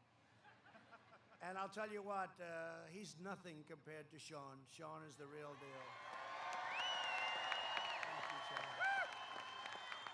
And just give a little hand, because he's done a hell of a job, to our campaign chair, Bernie Comfort. Thank you, Bernie. Bernie Comfort. Thank you. Thank you to Bernie Comfort. Thanks, Bernie. All right. While you guys are standing behind me like a beautiful curtain, well, they're not blocking Air Force One, so we could. But I have a woman with us tonight who has devoted so much. She gave up her business. She said, Dad, I'm going to come down to Washington and help you. And I love you, Daddy, and we're going to help people. And I don't care. And she was very successful in every way. And it's my daughter, Ivanka.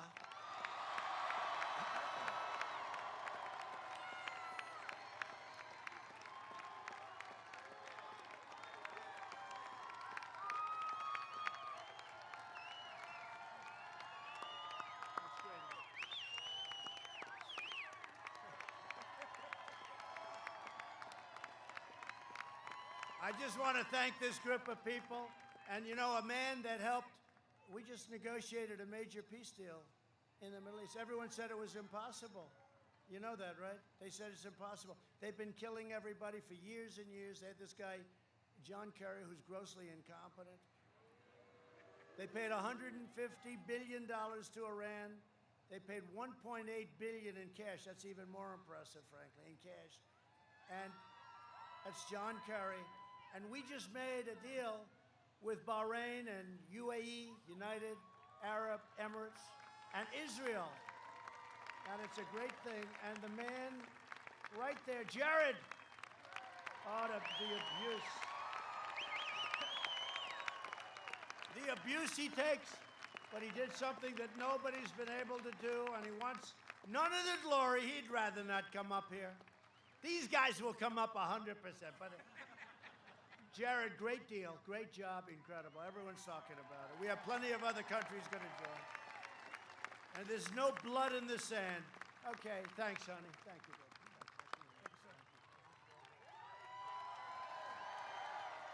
Great job. Okay, Mike.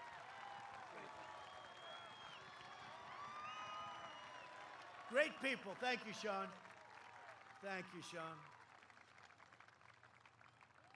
We've spent the last 4 years reversing the damage that Joe Biden inflicted over the last 40. Said they like Sean. Sean, will you please win?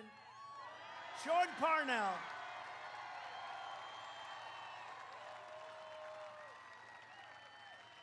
Yeah, I'll tell you, he's popular. That's great, Sean. We love Sean.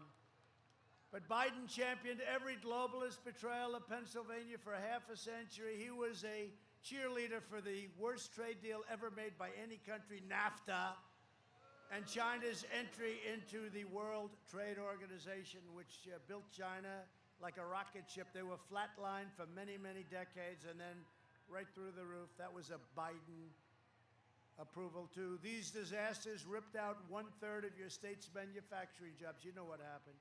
Biden shouldn't be asking for your vote. He should be begging for your forgiveness. He did a terrible job. Now the Democrat Party is pledging to rejoin the disastrous Paris Climate Accord. You want to spend a lot of money for nothing? Eviscerating your state's economy. You will spend $1 trillion, and what it is really, it takes away your power, takes away your energy. You'll be closing your plants and factories all over the place. I withdrew from it, and you know what? The people that understand, the smart people, they said, I can't believe you had the guts to do it. And I figured I was going to be absolutely killed on this one. And you know what? I'm so proud I did it, and people get it. It was a ripoff of the United States.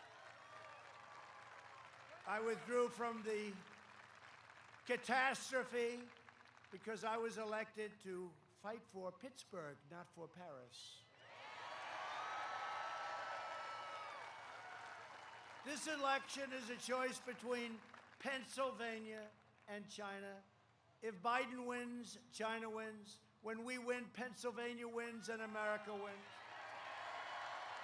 For decades, our politicians spent trillions of dollars rebuilding foreign nations, fighting foreign wars that never ended, and defending foreign borders.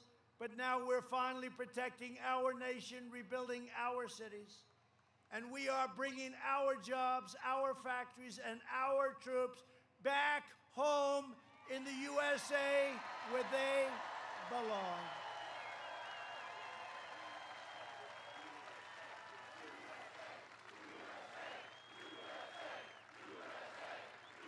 We're all coming home.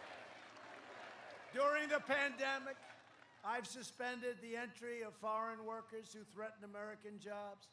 As our economy reopens, I want to ensure that Americans are first in line to get the great jobs and the high wages. America first. Biden wants to flood the economy with cheap labor to replace U.S. workers. You know that. And that's why never, I see his thing, hire American. He got it from me. All the words he's got, they're my words, right? Do you ever see it? They say, he copied my campaign. I keep saying, what the hell happened for 47 years, and now he's copying my campaign as president, and you know it's not going to happen with him.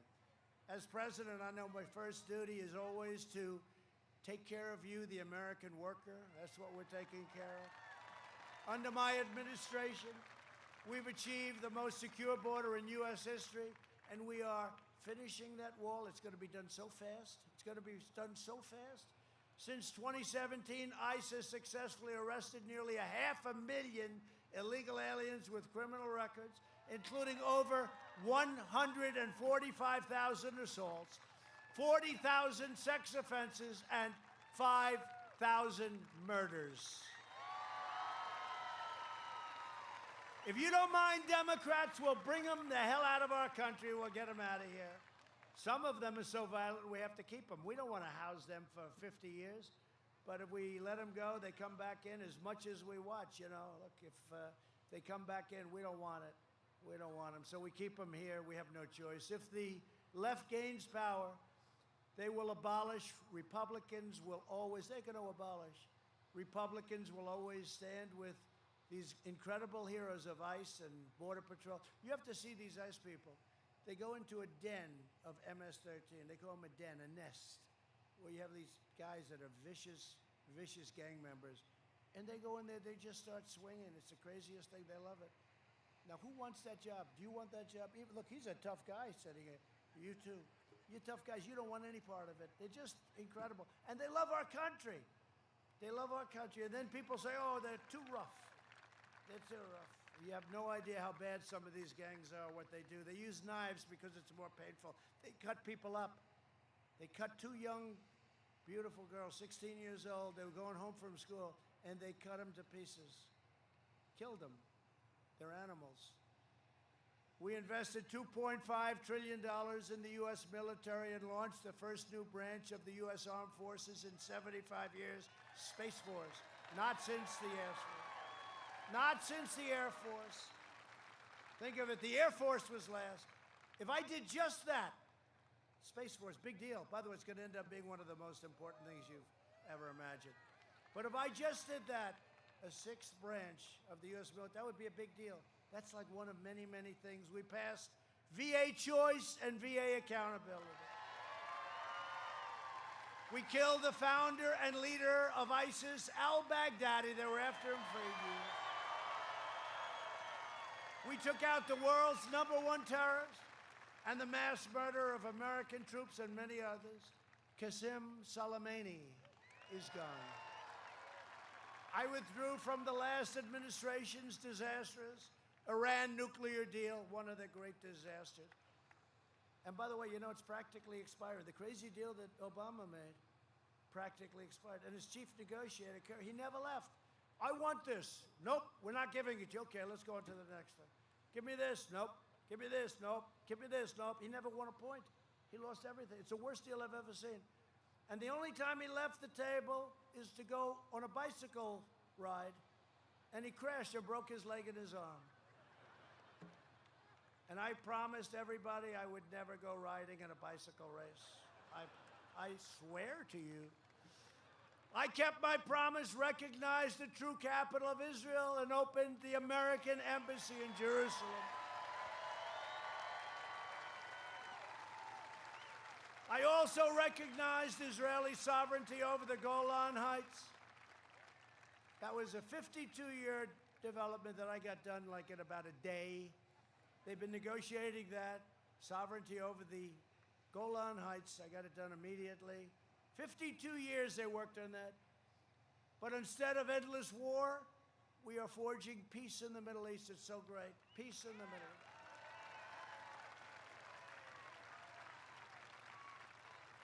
So Biden's put forward a platform that would end America as we know it. And this is true. You know, I don't think of him as a radical lefty, but basically he's controlled by them. And what about this Kamala? How about that? She's at 15%. No, she's at 13%. Then people started, no, she's at 12. No, she's at 10. She's at 9. She's at 7. These are her poll numbers. She got worse and worse. She quit before she ever got to Iowa. Plus, nobody, including Pocahontas, treated Biden so badly. Called him a racist, right? Brought him into the Me Too movement, right? Made him a member of the Me Too movement. The thing she said, and I brilliantly said, well, the one person he can't choose is Kamala. Ladies and gentlemen, I'd like to pick Kamala. And she's rated more liberal than Bernie. You know what? He's number 2. Believe it or not. You know, it's a true story. She is rated the most liberal person in Congress. And I think she's grossly incompetent, I'll be honest with you. I don't think she knows what the hell she's doing. And we have a great vice president, Mike Pence.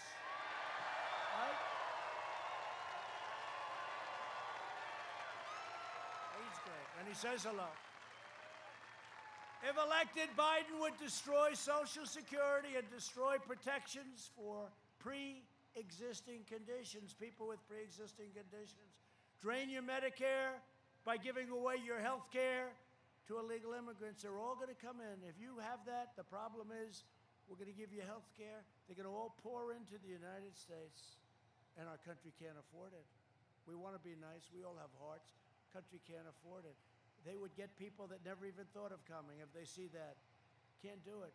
They would end our travel bans on jihadist regions. We have very strong, remember, I got travel bans. Everyone thought it was such a terrible thing. Such a terrible person. He's such a terrible person. I'm such a bad guy, I got travel bans. And increased refugee admissions by more than 700%.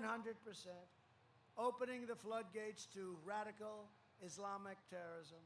Ban school choice and all charter schools. They're very important.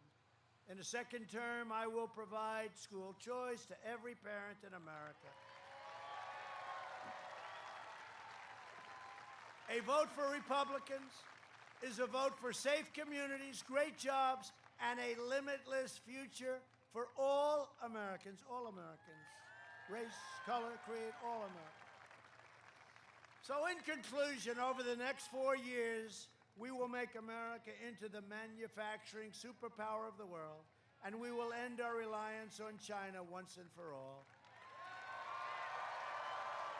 We will make our medical supplies right here in the United States, right here in Pennsylvania. We will hire more police, increase penalties for assaults on law enforcement, and we will ban deadly sanctuary cities. We ban them. We will defend the dignity of work and the sanctity of life. Thank you. We will uphold religious liberty, free speech, and the right to keep and bear arms. We will strike down terrorists who threaten our citizens, and we will keep America out of endless, ridiculous, stupid foreign wars. We lose our youth to countries that you never even heard of, right? Never even heard of them. We will maintain America's unrivaled military might, and we will ensure peace through strength. We will surprise, and think of this, surprise medical building. We're going to end it. Surprise, you ever walk into a hospital, oh, gee, fix up, oh, great, then you get a bill for $2,000 for a Band-Aid. We will end surprise medical billing, require price transparency, which I've already signed and brilliantly starts on January 1st. Hey, you better vote for me. You know, that's one of the, I think that's in a way bigger than health care. Can you imagine Biden if he won? What price transparency is so big? It's all done. It starts on January 1st. How smart is that? How smart? And you're going to see numbers and reductions like you've never seen. Could you imagine if he were president? Sir, our medical costs have dropped in half. Price transparency has been unbelievable. What is that? what is price transparency? And they'll explain to him. He still won't have a clue. But can you imagine giving him credit? I signed it. It's all done. It starts on January 1st. I said, why can't you start it now, just in case? And you know what they said? Sir, statutorily, it has to start then. I said, all right, let's go. But I know we're going to win, so it's not going to matter, okay?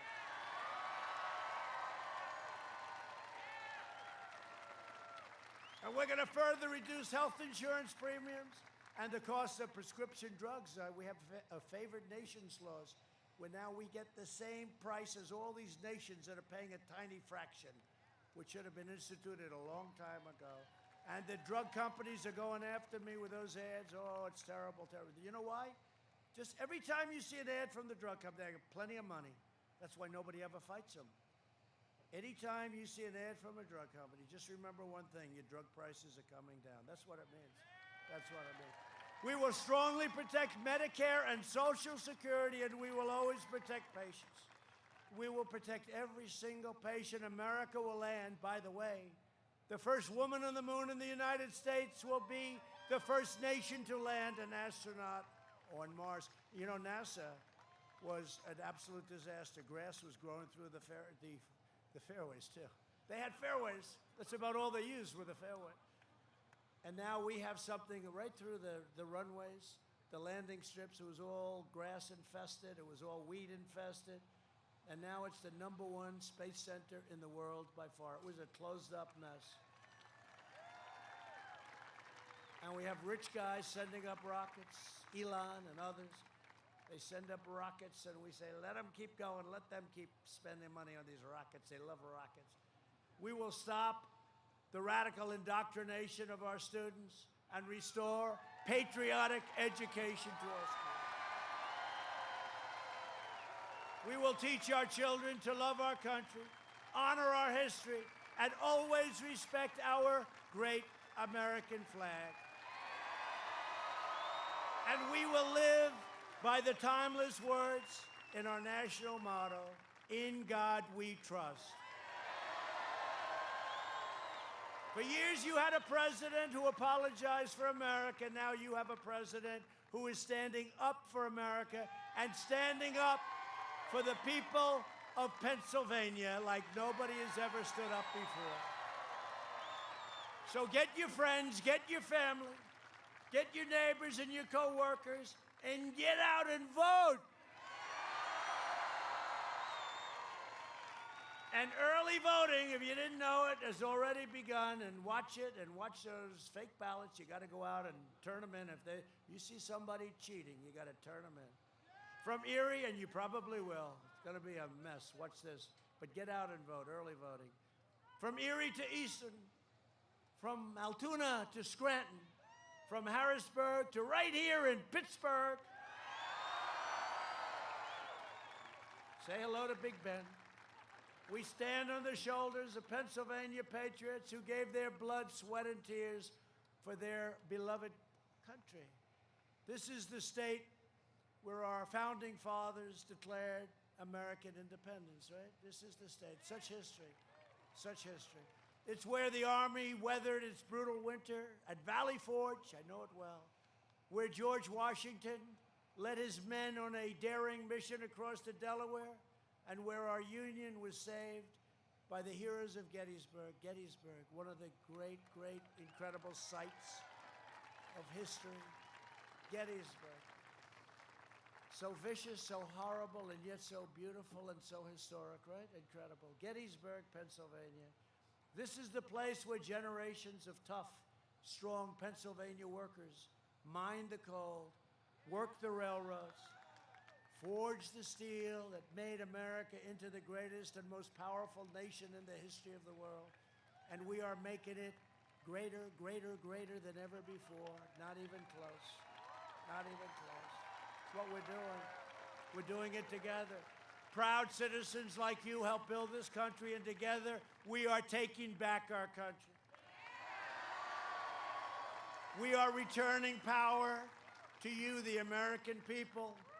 With your help, your devotion, and your drive, we are going to keep on working, we are going to keep on fighting, and we are going to keep on winning, winning, winning.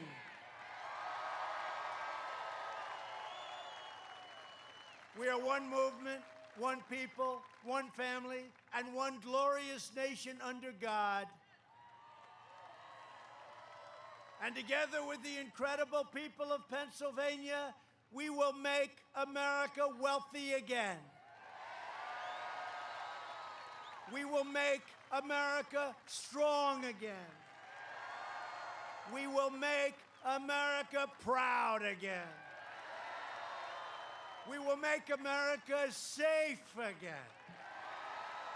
And we will make America great again. Thank you. Thank you, Pennsylvania. Thank you.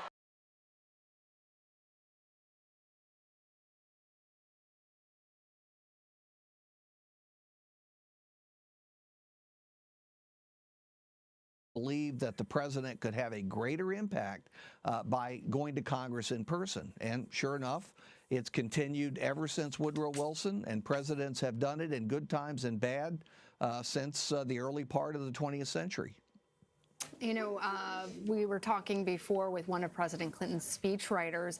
He helped President Clinton to craft that State of the Union address that he delivered while he was dealing with an impeachment trial. Do you expect President Trump to handle it in a similar way tonight? Well, you know, Bill Clinton could be very undisciplined in some ways, but when he knew his political future was at stake, he was good and disciplined, and he was in giving that speech because it was in the middle of impeachment, but he was determined not to talk about it. He wanted to show the country that he was doing the nation's work despite what was going on in Congress. Well, that's the theory behind what we're hearing from the White House, that the president will not mention impeachment. I think we'll all believe it when we see it, simply because this president can't be scripted. When he wants to go off script, he goes off script and expects the poor fellow handling the teleprompter to somehow keep up. So I don't know. Maybe he'll manage to do it. I think he'd be inclined to say something about Iowa if he has the opportunity, if there's something that connects to Iowa, because it simply makes the Democratic Party look bad, and he would enjoy doing that and sticking it to the Democrats who impeached him. But by and large, you can expect this speech to be triumphant, not about the fact that he's going to beat the impeachment rap tomorrow, but rather about the state of the economy, because that's his ticket to re-election. That is what is propping him up. That is what has brought him today to the highest percentage he's ever gotten in job approval from the Gallup poll, 49%. Not very high, but 49% is the best percentage he's gotten in his entire term, including day one.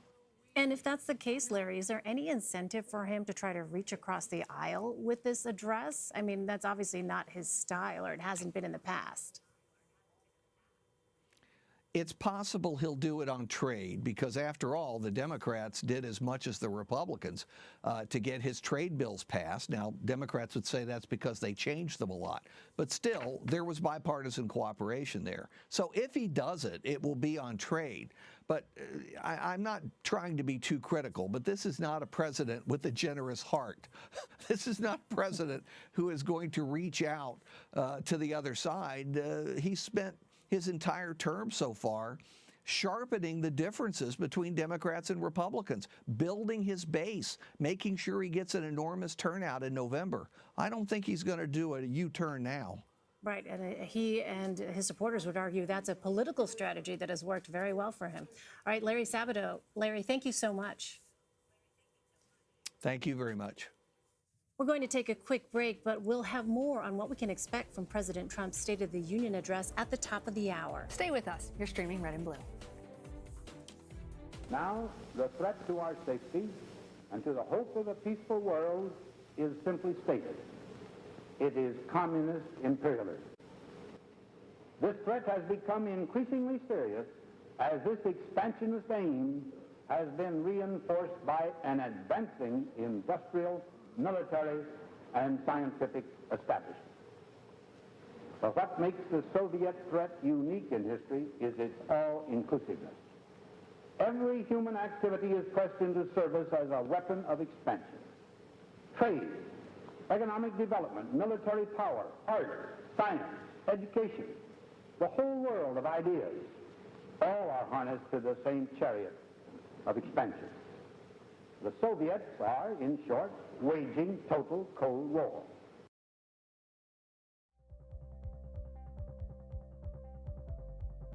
You can watch CBSN 24/7. We've got an amazing story to share with you. Let's talk about the latest developments. There's so many levels to this. We have a CBS News exclusive. Fires in California. What happens next and how does it all play out? We are on a mission with NASA. I understand you have some breaking news. It's not over yet, is the bottom line. This is a massive operation. It's quite an adventure here at CBSN. It's been a day.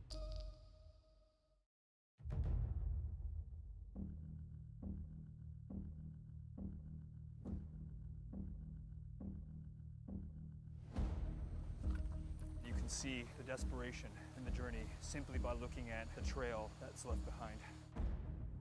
So she says she's 17. She looks kind of like she's 12. Said to me, you know, if you tried to do this in New York City, take a picture of a man, he'd break your camera. There's something very, very uncomfortable about this.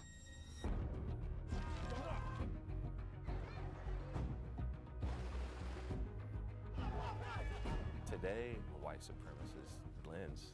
This area can be the new Silicon Valley.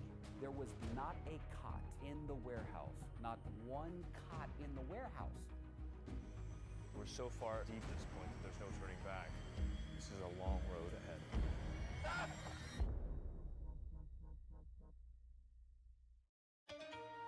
Our nation's capital, decisions are made here that affect all of us. So join us every evening as we bring you CBS News original reporting from around the world, while keeping our eye on what's going on right here in Washington.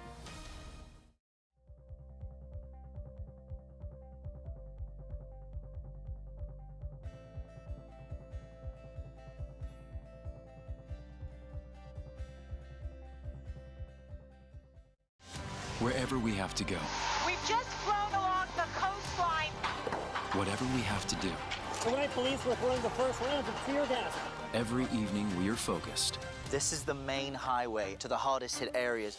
on finding and telling the truth. How does that hamper or hurt our national security? Even among the ashes, you can see the signs of deforestation. And earning your trust. You traveled the whole way with your son? The CBS Evening News with Nora O'Donnell. Good morning to you and welcome to CBS This Morning. Understanding the world. We're going to begin with breaking news. Begins with the right questions. Have police discovered a motive? Does the president have a red line here? What can voters there expect to see today? Join Gayle King, Anthony Mason, and Tony DeCopel on CBS This Morning. We know a little more this morning. This is a major development. This is a very serious situation. More news every morning on the show everyone is talking about. We have much more news ahead for you. CBS This Morning. Last week, the Supreme Court reversed a century of law that I believe will open the floodgates for special interests. Iraq continues to flaunt its hostility toward America and to support terror. The Iraqi regime has plotted to develop anthrax and nerve gas and nuclear weapons. We know big government does not have all the answers. We know there's not a program for every problem.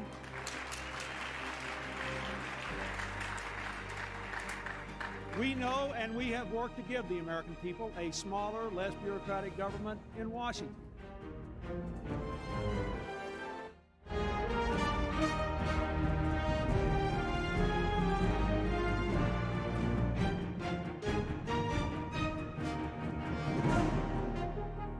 Hi, everyone. I'm Elaine Quijano with Lana Zach here at the CBS Broadcast Center. Thank you for joining us. In just about an hour, President Trump will deliver the final State of the Union address of his first term. The address comes as 2 articles of impeachment still hang over him.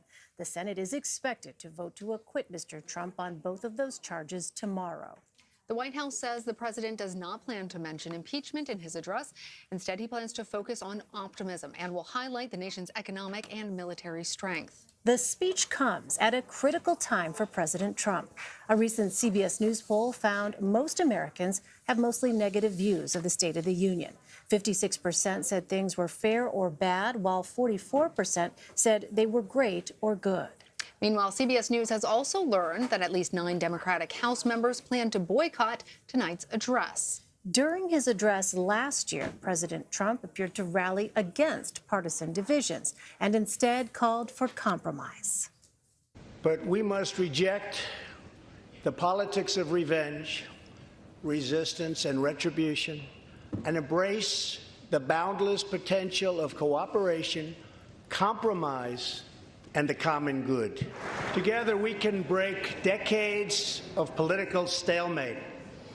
We can bridge old divisions, heal old wounds, build new coalitions, forge new solutions, and unlock the extraordinary promise of America's future.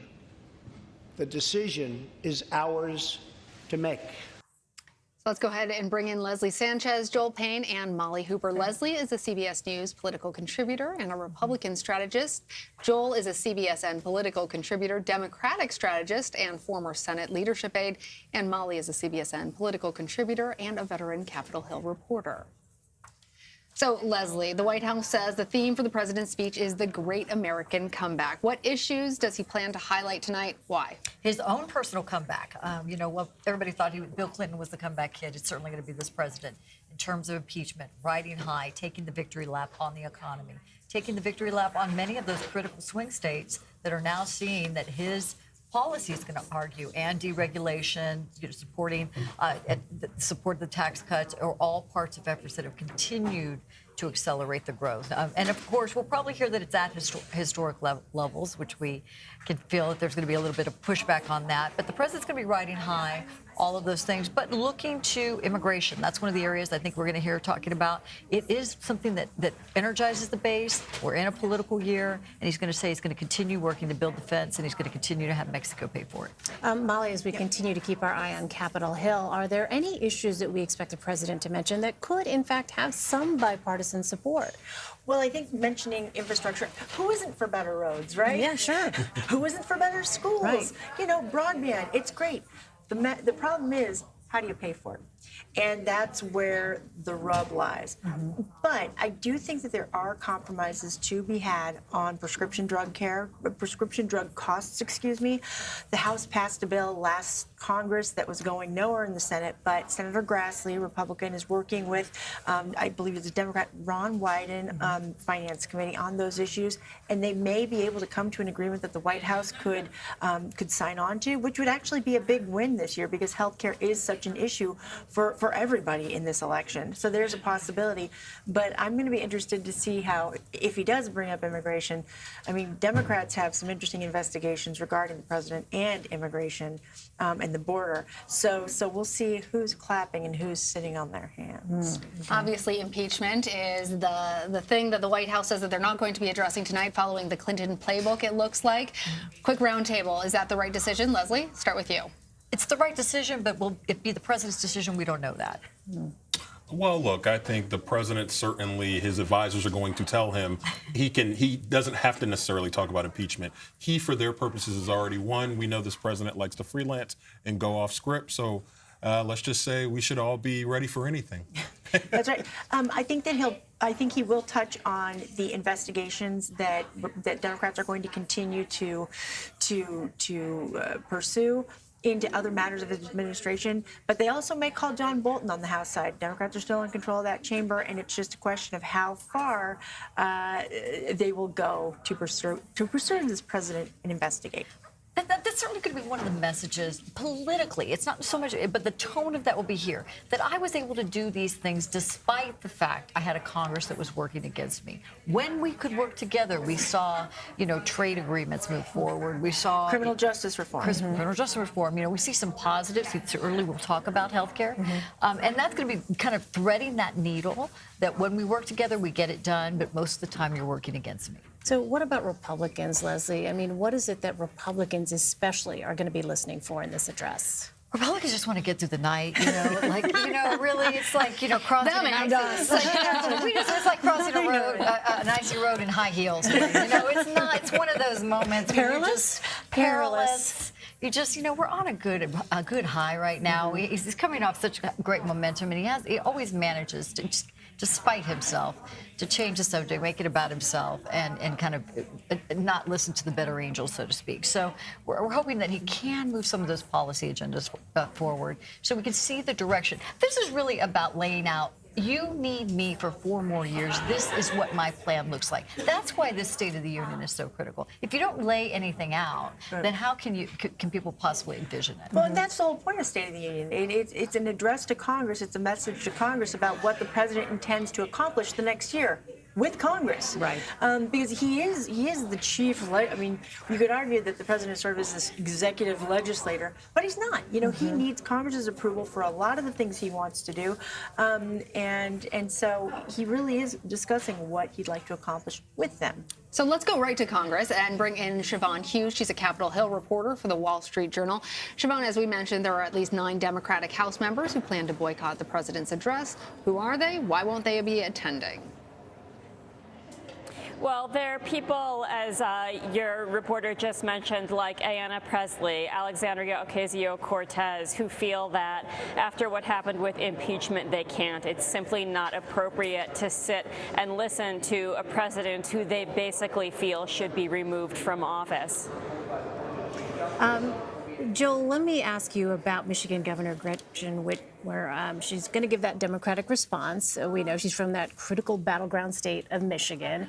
And in the excerpts that we have, she's going to be touching on a lot of bread and butter issues that I know Democrats always say that's really the priority, despite the impeachment coverage, despite the impeachment talk in Washington. So I wonder what you think that messaging says about the direction that Democrats plan to kind of focus, especially given the fact that, you know, November really is just around the corner. It really is, yeah. She's going to talk heartland. And, you know, it's notable that the folks who tend to pick these folks who give the State of the Union responses come from Washington. They are the Nancy Pelosi's and the Chuck Schumer, the ruling class, so to speak, of the Democratic Party, and they want to project an image of a center-left party. And so I think that's the kind of message you're going to get, a message that appeals to the middle of the country. Something else that's notable here is, you know, around this time in most kind of out-party presidential cycles, the leaders of the primary start to become the titular voices of the party, right? The people who are the leaders, right? So normally around this cycle in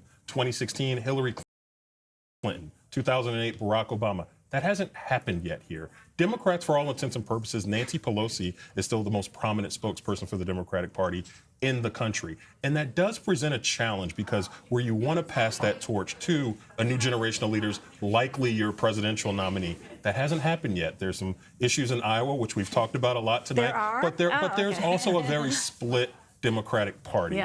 And so I think that that's a night like tonight is a night where that comes to the top, that rises to the top. Those types of issues tend to hurt you. We'll see if Democrats can unite around the message that Governor Whitmer presents tonight. Well, and you don't quickly, you know, just the partisanship starts right away. Republicans have put out a statement saying that 60% of the individuals in Michigan do not approve of her leadership in the state, that she's very unpopular, she has failed on her promises. And so they're going on the attack, just showing you how competitive that this state is going to be, especially among working class voters. 11,000 votes.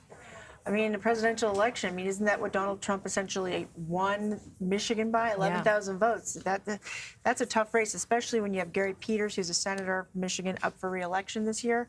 There's going to be a lot of battles to be fought. Yeah, certainly a lot. Siobhan, while you're there, can you tell us anything more about the mood there on Capitol Hill? Well, I just came from the Senate side where the two parties are each engaged in their respective dinners, so there was kind of a jovial mood at that point. Nobody has really stepped back from the brink yet, stepped back from the anger and frustration and incredulity that they expressed at the closing arguments. And of course, there is that big vote in the Senate tomorrow on convicting the president. So I would say feelings are really still raw. It's probably going to take a lot of time to mend relationships. And while there are some Republicans and Democrats who can work together, for example, a group on the House side called the Problem Solvers Caucus will all be sitting together, Republicans and Democrats wearing purple.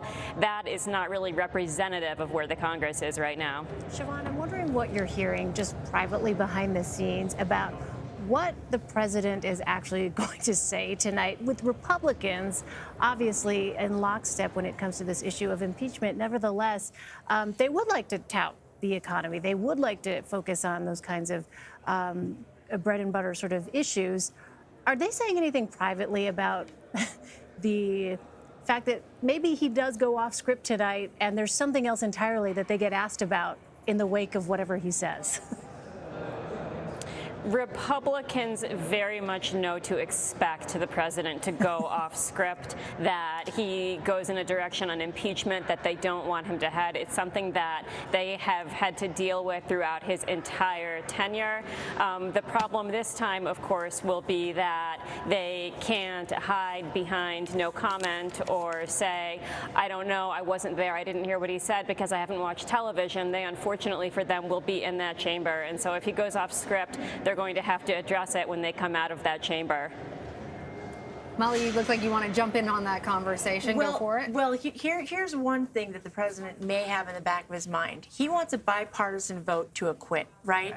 And Doug Jones, or a Democrat in Alabama, and Joe Manchin, for that matter, in West Virginia, still have not said equivocally which way they are going to vote, unequivocally. And so perhaps in the back of his mind would be, Mitch McConnell I can just see how this is playing out, like, Donald, if you want to get those acquittal votes, be good tonight. Just be good. Wow. You can't rub salt. I'm sorry, I just want to interrupt you guys for 1 second because we are just now getting into our newsroom some excerpts from the president's State of the Union speech. And what we're seeing in here, as Elaine and I are pouring through it, a lot of talk about the economy. Of course, you guys were predicted this properly. The president said, from the instant I took office, I moved rapidly to revive the U.S. economy, slashing a record number of job-killing regulations, enacting historic and record-setting tax cuts, and fighting for fair and reciprocal trade agreements. He also talks about how he intends to build the world's most prosperous and inclusive society, one where every citizen can join in America's unparalleled success and where every community can take part in America's extraordinary rise. He also talks about, quote, we are restoring our nation's manufacturing might, even though predictions were that this could never be done. So, it's interesting. He will go on to say, quote, many politicians came and went, pledging to change or replace NAFTA, only to do absolutely nothing. But unlike so many who came before me, I keep my promises. 6 days ago, I replaced NAFTA and signed the brand new U.S.-Mexico-Canada agreement into law. Joel, let me go to you first. What's your reaction to some of that? Well, look, this is what Democrats were concerned about when they gave him that victory on USMCA, and a lot of Democrats feel like it's good policy. So it's not about giving the president a victory. It's about passing good legislation. The president is certainly going to use that as a tool. I haven't had a chance to pour through this at maybe the rate that you guys have, but I'm looking for the name Barack Obama in here, and here's why. When the president's really in red meat mode, he tends to do a lot of, Barack Obama did this, I'm reversing the Obama agenda. If he doesn't, that tells me that they are really shifting into a general election mode, and the president is starting to think about those independents, people who don't like it when he talks in that negative tone, and people who. So if he doesn't name check President Obama. But you said job-killing legislation, or job-killing regulations, but he didn't say Barack Obama's job-killing regulations, which is significant again because that's the president's style. So if the president is pulling back stylistically, I do think that tells us something about what the political calculations are in that White House. Whether or not he sticks to the exact script as written is very much another question. Another interesting thing, and I'm going to throw this question right to you, Leslie. The president also talks about health care, which we know American voters, it's their #1 issue, and he pledges to protect people with pre-existing conditions.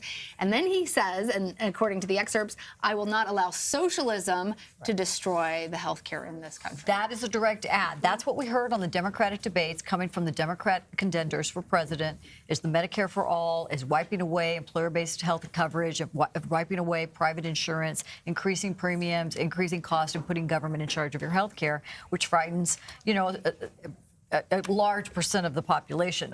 And so that is the strike, and that is directly coming from the Democrats' response. And when he says that, I want to keep an eye on those 30 Democrats in Trump districts, won districts, and I want to keep an eye, because if you see which Democrats are standing up or at least applauding, you know which Democrats would not be necessarily happy with the Bernie Sanders as their standard bearer. Yeah.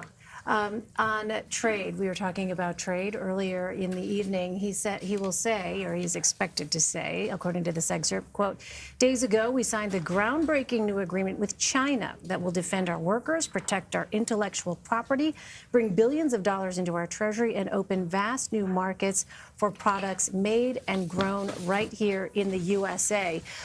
So again, on this sort of economic question, Joel, where we have seen, as I was talking about earlier in the evening with correspondent, the idea that the president had promised 3% economic growth. But in 2019, the U.S. economy only grew by 2.3% as a direct result. Many economists say, by the way, there you see President Trump looks like getting ready to depart, or is that the motorcade only? Okay, no sign of the president just yet, but the shot is up, and we'll bring it to you just as soon as the president does depart the White House. But the idea that the president's trade war with China was really responsible for, many economists say, putting the brakes on U.S. growth last year, this would seem to be a direct reference to that, and essentially saying, look, there was a larger goal here in mind, and I accomplished that. Yeah, and it was a real pain point for a lot of people across the heartland of the country. That trade war was really waged on the backs of working farmers and, people in the agriculture community that the president had promised to look out for. They couldn't export their goods. Absolutely. Yeah. And so I think the president will obviously expend some capital tonight trying to maybe claw back some rhetorical high ground with those folks. But picking up on a point that Lana and Leslie were talking about earlier, related to how the president is going to talk about things like socialism. One thing I will give this White House credit for, the president has learned how to rhetorically start to create wedges for Democrats. He knows that socialism is a wedge issue for Democrats. He also knows that this trade bill is a wedge issue for some Democrats. Even Bernie Sanders and Elizabeth Warren, there is a difference of opinion there on whether or not they should line up behind the president or they should go in another direction. So I will give the president credit for learning from his mistakes of the past or some missteps of the past, and I think that his team is going to continue to try to do that tonight. I also want to point out, we had a second just to say, he does have a line in there that the United States of America should be a sanctuary for law-abiding Americans, not criminal aliens. Exclamation point. Just want to point that point out there. And he will tout his unprecedented efforts to build the border wall. That's so critical here because many Republican voters feel that Republicans have failed after numerous promises made to secure the U.S.-Mexico border by land, sea, and air, and they failed consistently. And this was tantamount to the president's reelection campaign, is that he showed he was able to deliver. Something that I noted, Molly, when the president talks about foreign policy, he will say, or is expected to say, quote, "As we defend American lives, we are working to end America's wars in the Middle East." I just highlighted that. So, it was not that long ago that we saw members of the president's own party very vociferously protest what the president was doing with respect to foreign policy. Can you just remind us of the context? So when we hear this tonight, it will be some of the president's own Republicans, that very much have foreign policy at the top of mind. Well, going back to when the United States went into Syria to help out, the rebels against the Syrian government after the chemical attacks, that was a big deal for a lot of Republicans and Democrats that didn't want to take that step. And then he just withdrew them. Mm-hmm. He just decided in just last December, was it last December or the December before last, to withdraw. It's one of the reasons why General James Mattis, who was the defense secretary, was like, I'm out of here. Mm-hmm. I'm sorry, this just doesn't make sense. But part of that is because he wants to withdraw troops from Iraq, the region, because that was one of his campaign promises. America first, let's get our troops home. It's a big thing for Rand Paul and some other libertarians. But recently, with the strike on Soleimani, who I'm sure he is going to be highlighting, I haven't seen the name, but I'm sure he'll mention it. In Iraq, of this Iranian general, sort of the head of their defense, their armed forces, that took the United States into some pretty precarious places because it was almost as if we were going to be going to war because the Iranians struck back and hit a few, outposts essentially in Iraq, U.S. outposts. But it's a problem because Congress is like, no, we're the only body that can declare war, right? And so they took these steps to essentially say, no, you can't go to war with Iran. But here he is making this promise. So I think that I'm going to watch to see which Republicans stand and which Democrats stand. Exactly. So another thing that jumps out to me, even just the framing of this, and Lana, I think you laid it out at the beginning, the Great American Comeback, that's how the president is framing this. And look, again, a skill that Donald Trump has is how to package and market something. And it's interesting, the president that started his presidency with American carnage, right? The idea that America was just this wasteland and that Barack Obama left a complete and total mess. That's really not the case if you dig into the numbers, but it behooves the president to tell that story tonight. And I think that that's going to be an important part of his 2020 reelection strategy as well. And in the speech, he says we shattered the mentality of American decline, not necessarily that and it's anything more than mental. But it is, at first glance, a very optimistic speech about the future of the country, which stands in sharp contrast to that inauguration speech. And Joel, I don't know if you've noticed this yet, but there is a reference to the Obama administration that he says in 8 years under the last administration. So perhaps not saying it by name. That slippery White House.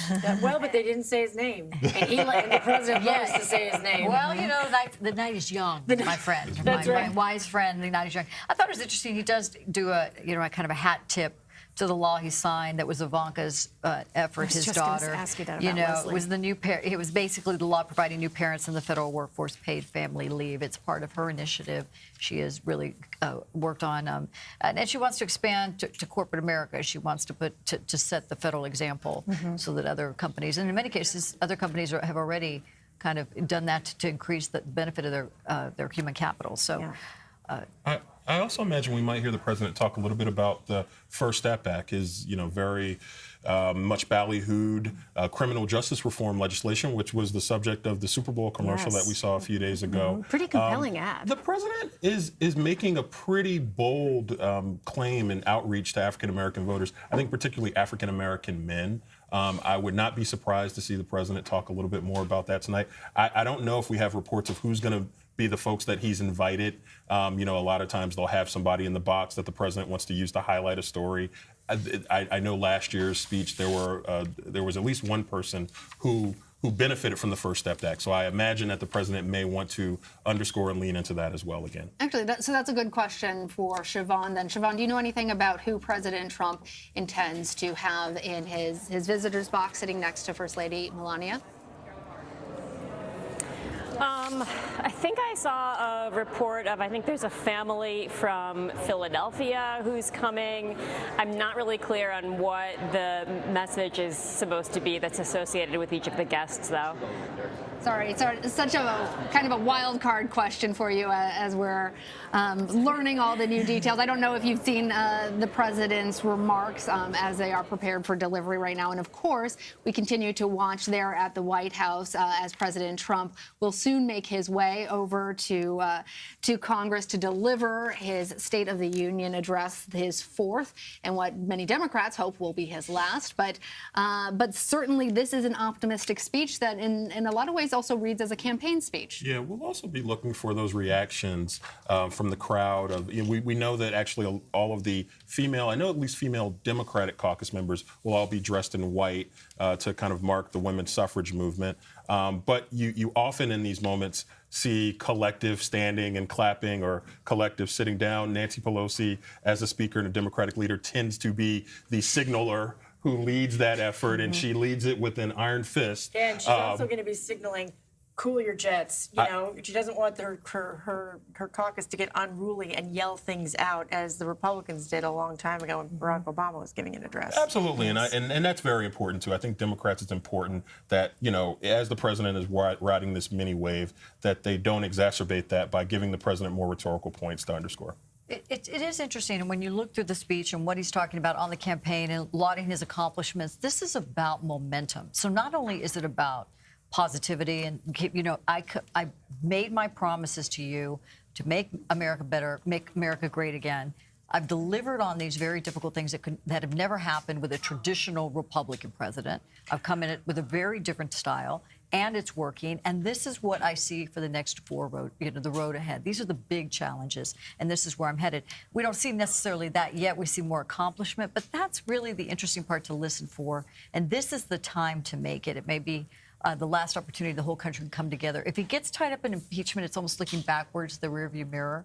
If he's really pushing forward, then that's going to tell you he's focused. And the team has gotten him focused. And I think that's going to be a really important point. And again, I think that he's going to react to the crowd. And again, this is one of those instances where it's, standing up, sitting down, standing up, sitting down, and you're very cognizant of which factions, so to speak, are sitting up and standing down, are sitting up and are sitting down and standing up. I know, stand down. But and he likes to engage. I think it was the last inauguration when the president acknowledged that the most number of women were elected in a single class, and then they all start clapping. He's like, "Oh yeah, I give you props for that," and it was a very spontaneous moment, but he reacts to that. And so I think, again, if he's keeping his eye on Adam Schiff and Jerry Nadler and these individuals who have been leading this charge against him, I don't know if he could resist temptation to dig a little bit, maybe, but No, there's a lot of faces in that audience. That's true. They're like, focus on these. Right. I mean, one thing we don't see in these excerpts, Leslie, Iowa. Any mention of Iowa. However, would you venture to guess perhaps it might make a mention, at least a very quick one, because it would seem to be, as we were talking about last night, in Iowa, a political gift, essentially, to the president. It's been a great gift, and he's already been tweeting about it. And I think hopefully he's, gotten that out of his system, and he's moving forward. So he didn't miss the opportunity. Yeah. He just used another method to convey his. You don't think he'll say thoughts. something there at the State of the Union on it?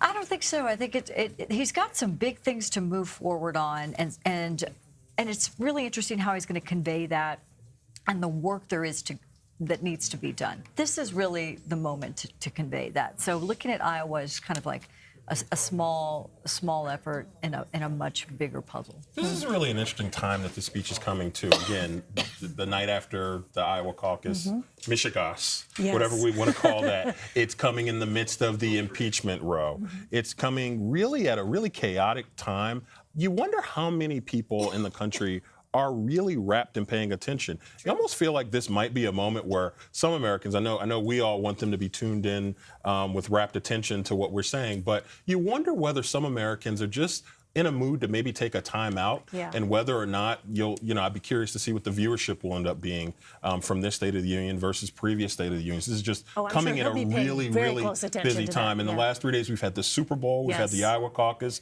we've had the end of the impeachment trial coming up tomorrow, and now we have the State of the Union. That's a lot for the American psyche to handle at one time. Though it might have just gotten everybody revved up and ready to watch him. Wouldn't you want to see what he has to say after he's been going through impeachment? Oh my gosh, right? It's a spectacle a little. It could be. It's not necessarily a spectacle, but it could be a spectacle. Well, for the 75 million people that are on Twitter and get the feeds, and we're constantly looking at all the different things he says, and we're very well aware of where his mindset is. But for other individuals who really are just starting to pay attention to this and want to hear the president's read, they may or may not attend a rally, but they want to know what he's thinking in terms of direction of the country, as opposed to the personal attacks. If he can split those two things apart, he stands to have a really good evening. That's a really good point, too, because there are a lot of people who watch what President Trump has to say on Twitter, and those are either big President Trump supporters or people who are really anti-President Trump, or all of us in the media. But for the vast majority of Americans who will be making a decision in November whether to give President Trump another term, this might be the platform in which they hear him articulate why he believes they should. Right. So I want to go through. We have a list now of the guests. I was just going to say, to Joel's point. Yeah, and again, these are obviously, as we've seen, there are the senators walking outside. I'm told there. You see We're going to continue to keep Those our look eyes like on. actually congressional pages. Yes, Okay, those I are don't the know. Senate I was pages told following something the like senators. that. Okay. The senators all line up, and then they walk down to the pages following Understood. them. I was looking at my paper. I did not look at the screen. My apologies. But on this list of State of the Union guests for the president and the first lady, this is often a place where, as we've discussed before, priorities and statements are made about what the administration in office values. And it's interesting to note one of the guests here, Leslie, is Ivan Simonovis from Caracas, Venezuela, chief of police in Venezuela, imprisoned in 2004 for protecting protesters who escaped to Fort Lauderdale, Florida in 2019. An interesting choice because if I recall correctly, it was his former national security advisor, John Bolton, who was very heavily involved in pushing the idea of regime change. Is that correct? With Maduro and Juan Guaido. What do you make of this choice? What is the statement to be sort of the message to be taken away from this? Super strong message in terms of fighting for political freedom, and there's a stronger line now, especially as it comes to these types of regimes in Latin America. I think that's a very strong position for the president. It's consistent with the administration. You just don't hear a lot about it. But it's something certainly that's going to have a very strong response, I believe, in Spanish language media and certainly in Latin America. And incidentally, I had seen reports earlier in the day that Juan Guaido was going to actually be at the State of the Union. I was just looking for actually a reporter's reporting on that. I haven't found it yet, but I will see control room. If we can pull that up, I believe it was a note from Finn. Yeah, because we remember all the humanitarian aid and all the different efforts trying to feed the children and the starvation and all the, the dramatic crisis, the humanitarian crisis that was taking place and the U.S. efforts to engage in that. And that's part of a consistent effort to protect the plight of these individuals seeking freedom. We have also learned that among the First Lady's guests will be Kelly and Gage Haig from Stillwater, Oklahoma. And here is President Trump, First Lady Melania. They're walking now to the motorcade. We understand that the motorcade is already filled with reporters who will accompany President Trump and the First Lady then over to the Capitol, that drive down Pennsylvania Avenue. A short one, but one that's imbued with so much significance, of course. So let me finish that thought then. Kelly and Gage Haig from Stillwater, Oklahoma. Kelly is a military widow whose husband was killed in Iraq by a roadside bomb supplied by Soleimani. She will be with her son, who was 1 when his father died. So there's Soleimani. Even though we didn't see it in the excerpts, that's right. It's definitely. But that's exactly, and that's the reason why he would say the U.S. took the action it did to attack Soleimani, an Iranian who was in Iraq at the time that he was killed. We see the president now waving at the folks as his motorcade is starting to take off. That's a sign, perhaps, that he is in a good mood as he heads into the State of the Union address. Sometimes he doesn't wave at the press when he sees us all sitting or standing there. Well, he's got his game face on. Somebody also, I worked in. There you go. I worked in Thumbs up too. I worked in Senator Reid's leadership office about a decade ago, and so I've done a couple of these State of the Union response statements. Which one? And I hate to kind of pull the veil back here, but they're done before the speech is even written. So we kind of know what he's going to say. Sure. They kind of know what we're going to say. So we're already kind of backed up into our corners. Maybe it says a little something about Washington. There you see House Speaker Nancy Pelosi, Vice President Mike Pence. Continue, yes, Joe. No, but I think it'll be interesting to see what the unified Democratic message will be.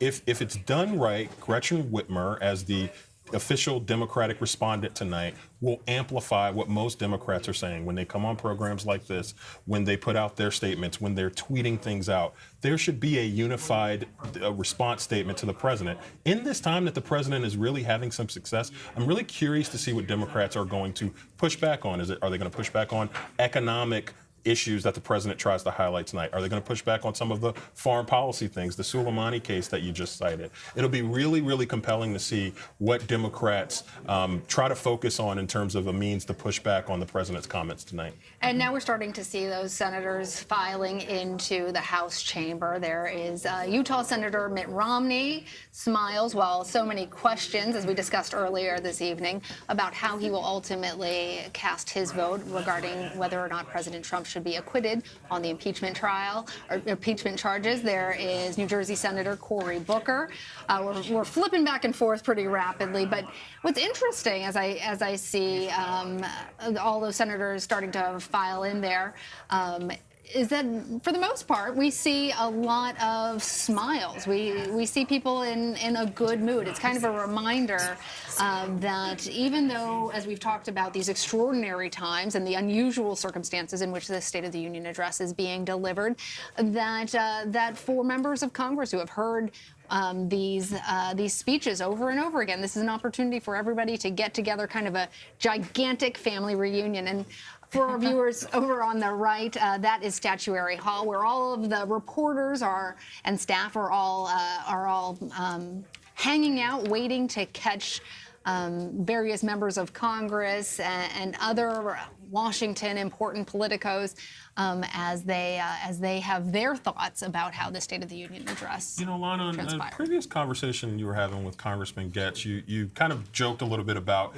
who he would bring as a date from the other side of the aisle, and it does kind of harken back to a time, one of these State of the Unions, I believe one of the Obama State of the Unions happened after the Gabby Gifford shooting, which is actually what started the whole idea of finding somebody from the other side of the aisle to sit with. Right, and because that rhetoric that had led up to her shooting had been so intense, and many people questioned whether or not that type of incendiary rhetoric, and I remember in particular a meme that was posted that had her caught in crosshairs, whether that had prompted the same thing when, at the congressional baseball game a few years ago when there was a shooting. And I hate to highlight that on a night like tonight, but those were kind of flashpoint moments for Democrats and Republicans to find opportunities to come together. We're entering another period of time where there's a lot of tension and there's a lot of division in the country. And it's interesting that this was not sought out by either side as an opportunity to do that. Now, look, we're in the midst of an election season, but again, it was something that I noted that this was a real opportunity, Elaine, for Democrats and Republicans to do that. It's striking too as we look at this tableau continue to unfold. This is one of those traditions where Americans do look and have expected in the past a tone of unity, a tone of togetherness, that whatever kind of bruising political fights have taken place over the course of the previous year, that in fact the rhetoric, at the very least, was expected, I think it's fair to say, to be lofty, soaring, and unifying. It's fair to say.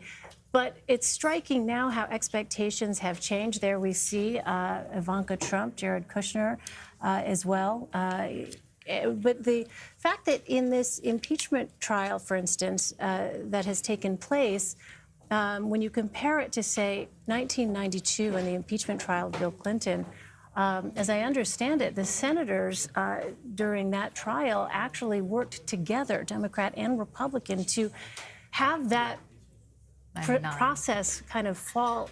I'm sorry, your apologies, 99, yes.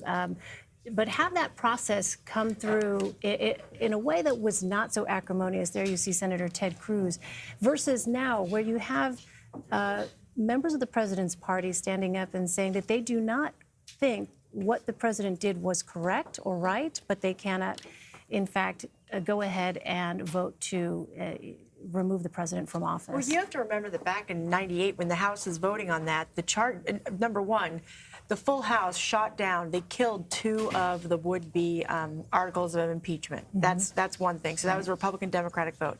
Also, on the two articles that did make it to the Senate, both bipartisan votes.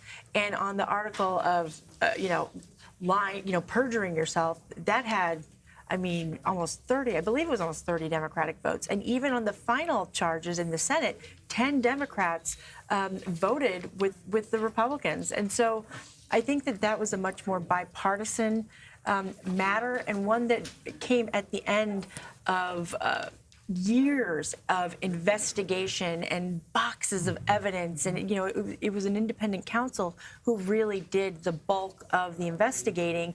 And by the time that it came to Congress, a lot of those facts had already been out, there. And so you had a much more bipartisan process. I think what you're seeing Republicans say these days is that, even though these are wrong, what the president did was inappropriate or not the right thing to do.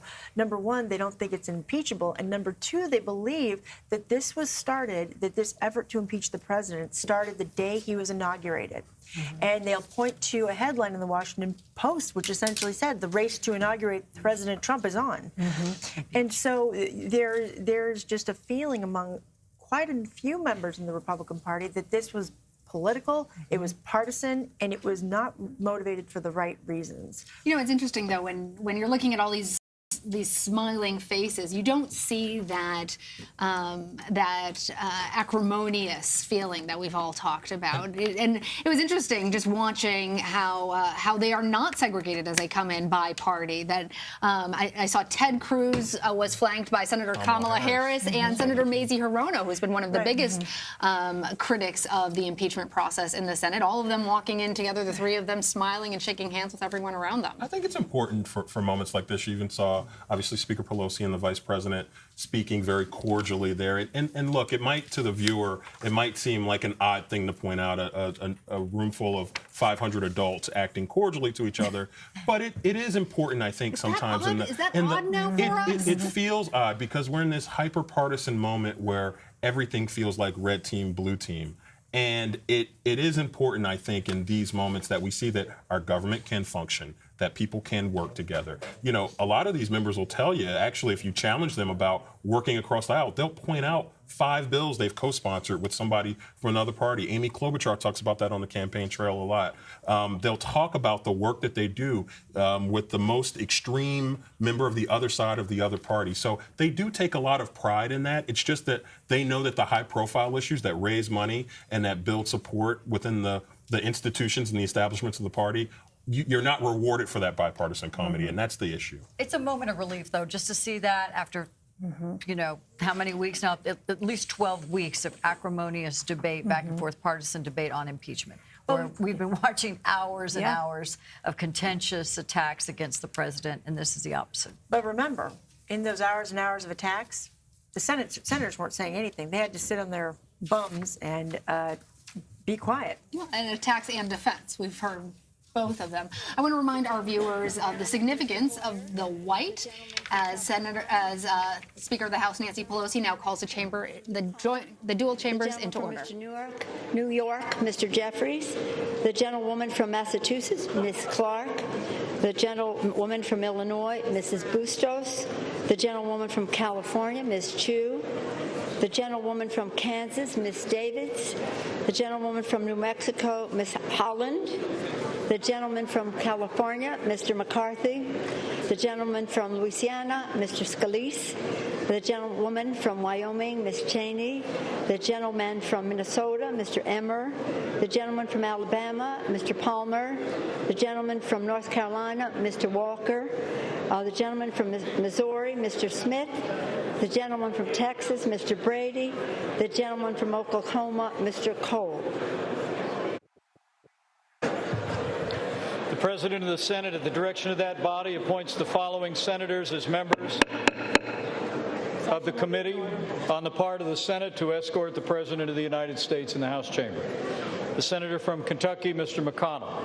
The Senator from South Dakota, Mr. Thune. The Senator from Iowa, Mr. Grassley. The Senator from Wyoming, Mr. Barrasso. The Senator from Iowa, Ms. Ernst. The Senator from Missouri, Mr. Blunt.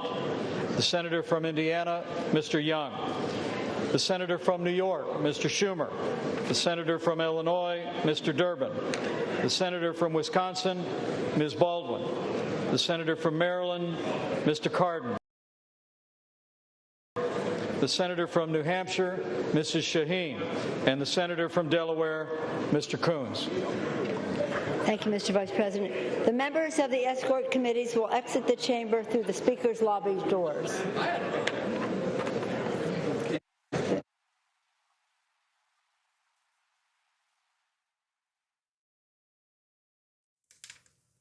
So, Molly, you were just telling me who that roll call, that list of names that we heard right now. What is the significance of those electeds? Well, tonight is all about pomp and circumstance, Lana. Yeah. It's all pomp and it's all circumstance, and they are part of the circumstance, I suppose. And what it is it's essentially each body gets to have their leaders, and we were discussing leadership. Members of the leadership team, you escort the president into the chamber. I believe he comes in first, and then they follow, shaking everybody's hands again, going down the aisle. But what's interesting about this group is that one of the individuals who will be on the escort committee, so to speak, is Hakeem Jeffries, who we have seen talk about acrimonious over this past few weeks in front of the Senate, arguing the case for impeaching the president. So like I was saying off camera, I kind of wouldn't mind being a fly on the wall that they are in.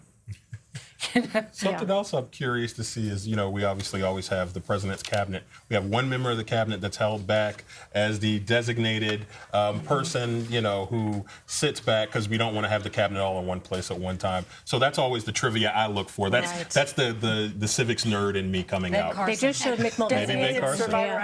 And we do understand right now that the president has just arrived at the Capitol. So in just a little bit, we will hear the announcement of the president of the United States. Or they...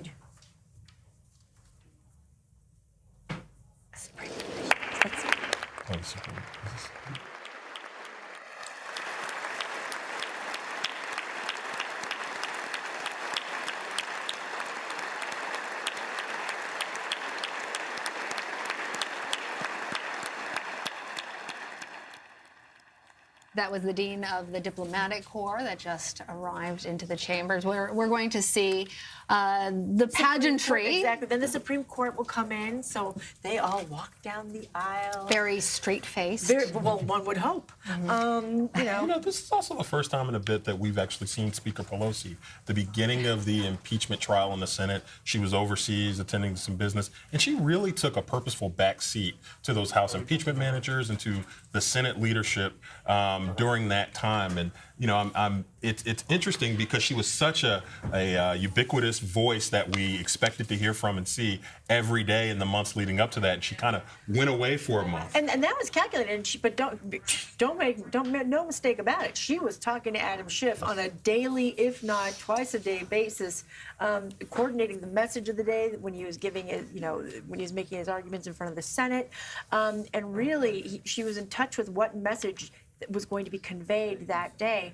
But I think what's almost even more striking, this is the first time I've seen Nancy Pelosi with Mike Pence in a long time. And I thought you were going to say this is the first time we've seen Mike Pence, full stop. Well, there's that too. Because we hadn't seen him in quite a while. His name has certainly been circulated during all of this impeachment. That's right, but it's always interesting when C-SPAN or cut or whoever the pool camera is cuts to that shot of the Speaker of the House of one party and the Vice President of another party. It always looks like it's an awkward conversation. And keep in mind, the Vice President arrives. He arrives pretty early because he's technically the president of the Senate, which is why Mike Pence is the one who now announced the names of the senators who would be on the quote-unquote escort committee. Yeah. So they've been sitting up there while all these people have been coming on, and I just get a kick out of watching them try to interact. Because when Nancy Pelosi doesn't like an individual, I've noticed that she's not subtle about it. Mm-hmm. It is not subtle. You don't say. I'm going to go out on a limb and just say it. Yeah, this is such a grand occasion, though. Again, as a former staffer, these are the moments when you're kind of taking political science in college and you're thinking about a career in government service. You think about this. It's this imagery. It's the committee hearings. Yep. It's not the bickering and the back and forth, which we've become accustomed to, but it's these kind of moments that really stand out. It's what stands out for me me in terms of the moments of my career that I had to experience like this. And you'd like to think that there are a lot of young people who are looking at this and saying, oh, this is what it is. This is what government service and being elected office, this is what it can be in America. Well, that's true. I mean, covering Capitol Hill and attending a number of these, just what, because you know all the personalities, you know who. Sometimes it's hard to keep track of 435 members, but as a former page, we had to know everybody's faces, so it's something you just kind of is ingrained. And I just love seeing which faces are talking to which faces, because you know sort of like the different degrees of partisanship. All right, let's go ahead and listen in. Madam Speaker, the Chief Justice and Associate Justices of the Supreme Court.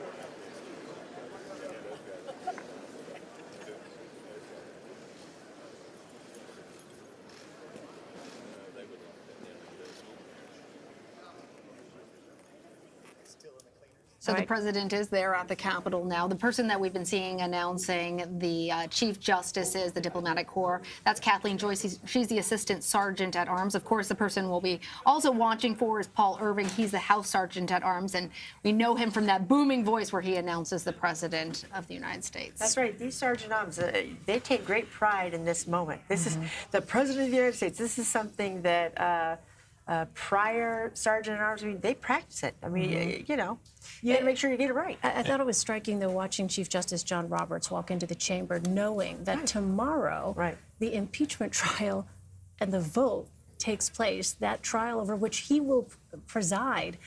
Certainly just a unique moment in He's got his steps in between the Supreme Court and that walk across the street to the Capitol. A little tunnel underneath. We were talking off air a bit about whether or not the 2020s will be there. It looks like Bernie Sanders, who's actually one of the Democrats who will be delivering a response tonight, is in New Hampshire. Right. So he's not there, and I bet you the other 2020s aren't there. Of course, they will be back tomorrow for that impeachment vote. But, you know, that would have made for some interesting imagery and pageantry. I'm sure the president would have referred to some of the campaign themes that we've heard beaten into the ground as well.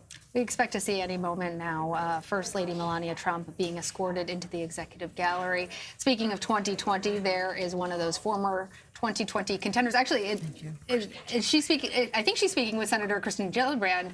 So two former contenders who have now dropped out of the quest for the Democratic nomination. There's a number of those boys, girls and boys in there, isn't there?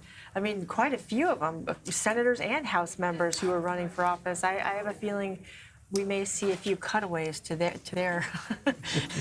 their faces. Oh, see, there you go. Oh, actually, no, that's Joaquin, Julian's brother. I wonder if, Molly, you could just very briefly, while we wait for the First Lady to arrive, touch on how fundamentally, though, in many ways, both the House and the Senate have changed over the course of the Trump administration with respect to not only how they work with each other, the House and the Senate, but within each of those chambers, because there's, from what I understand, in the Senate especially, such a different sense of comedy compared to comedy, C-O-M-I-T-Y, compared to what had existed in the past, whereas you may have had senators from different parties who were able to kind of forge friendships in a way that perhaps isn't quite possible now. Well, I think it's a number of factors, and Joel, I know you're going to want to weigh into this because, of course, a former Senate staffer, but what I've noticed is the more House members that run for the Senate and become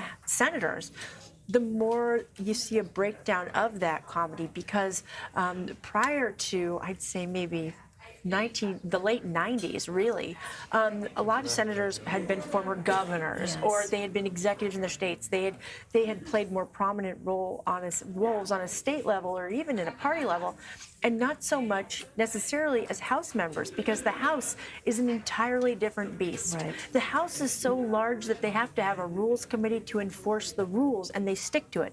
Whereas in the Senate, there are no rules.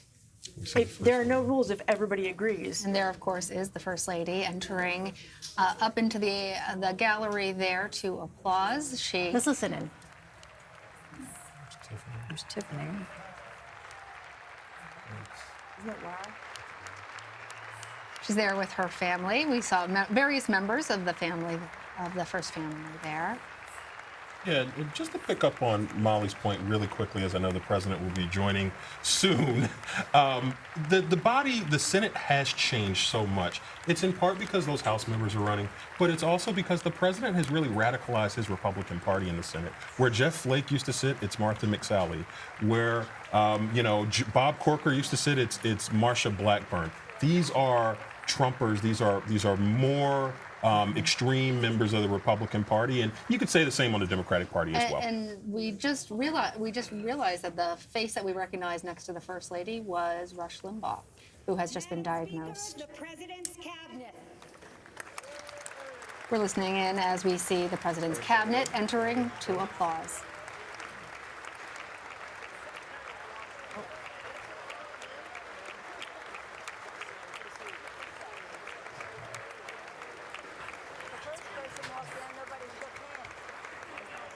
When you talk about Rush Limbaugh, obviously he was diagnosed with lung cancer recently, and there was reporting that the president plans to award him with a Presidential Medal of Freedom. I imagine he may use the moment tonight to announce that or talk a little bit more about that as well. Certainly that will be a polarizing decision, but I don't think it is polarizing to wish anybody Godspeed and good health from a diagnosis like that. Well, but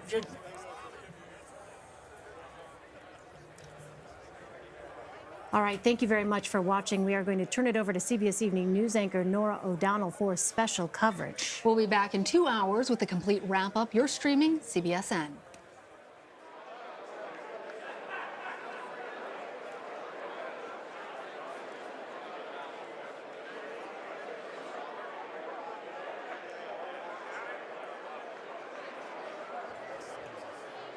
Special report, President Donald J. Trump's State of the Union Address. Good evening. I'm Norah O'Donnell in Washington. President Trump is about to deliver his third State of the Union address at a critical time in his presidency. I want to show you these live pictures now of the House chamber. The president expected to arrive there shortly in the chamber. His theme for the night, the Great American Comeback. And in one excerpt just released a short time ago, he says, in 3 short years, we have shattered the mentality of American decline, and we have rejected the downsizing of America's destiny. The White House says we can expect relentless optimism in his address tonight. Mr. Trump can point to a strong economy, a booming stock market, and new trade deals. He just scored his highest approval rating since taking office. You can see First Lady Melania Trump has already arrived, and there the Vice President and the Speaker of the House. I mentioned his approval ratings. A new Gallup poll out today shows the president's approval at 49%. Also worth noting that the president was impeached in this very chamber just 48 days ago. One of the questions tonight, will he mention impeachment as he stares into the faces of many of the Democrats who voted to impeach him? Many Republicans have advised him to avoid it. His press office says the word impeachment is not in the speech as planned.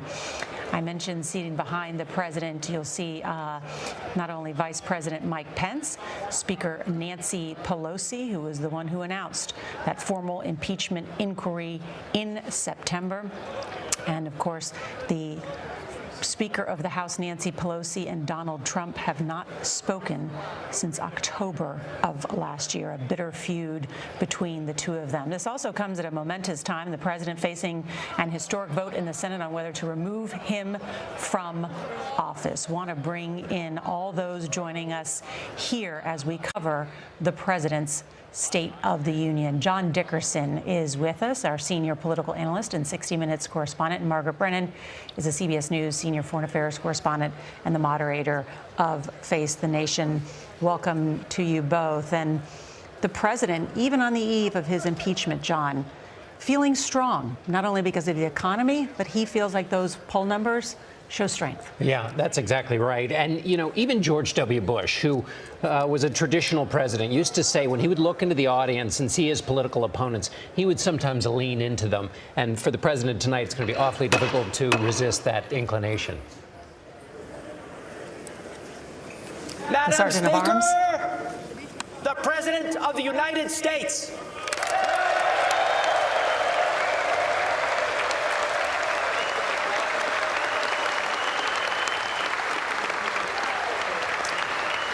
And the president now begins not a long walk, but it becomes an extended walk with the shaking of many hands there.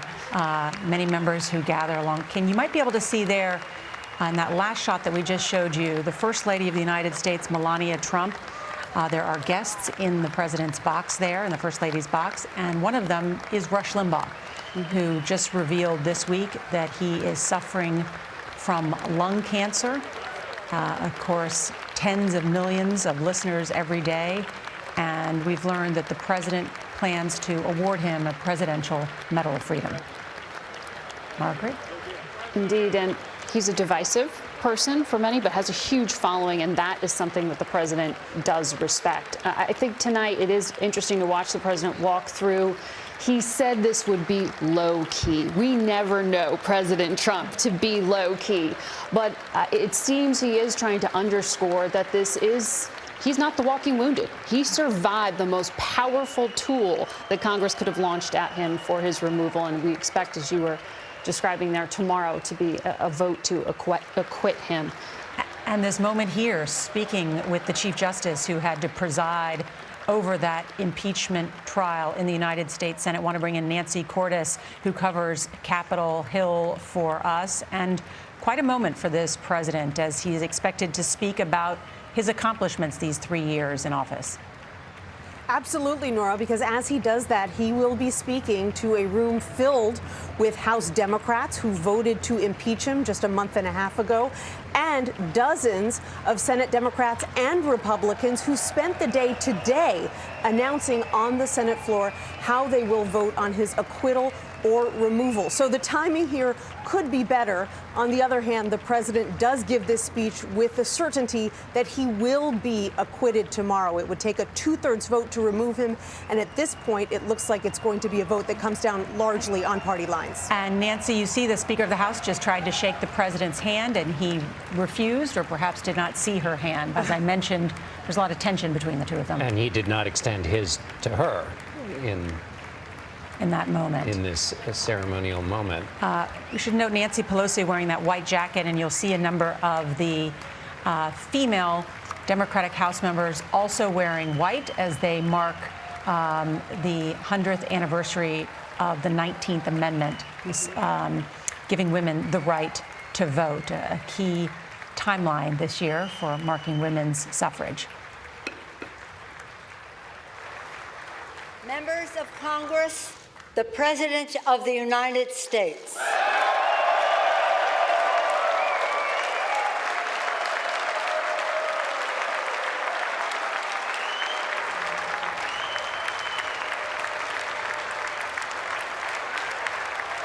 And a standing ovation for the President of the United States. It looks like They're saying 4 more years. And this is in many ways for the president the official primetime launch of his reelection bid. And you're hearing that 4 more years from those Republican supporters who really went to bat for him. Thank you very much. Madam Speaker, Mr. Vice President, members of Congress, the First Lady of the United States,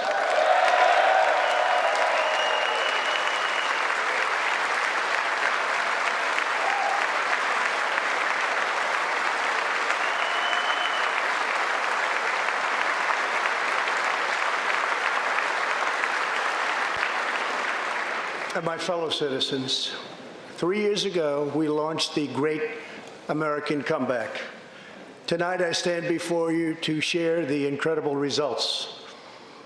Jobs are booming, incomes are soaring, poverty is plummeting, crime is falling, confidence is surging, and our country is thriving and highly respected again.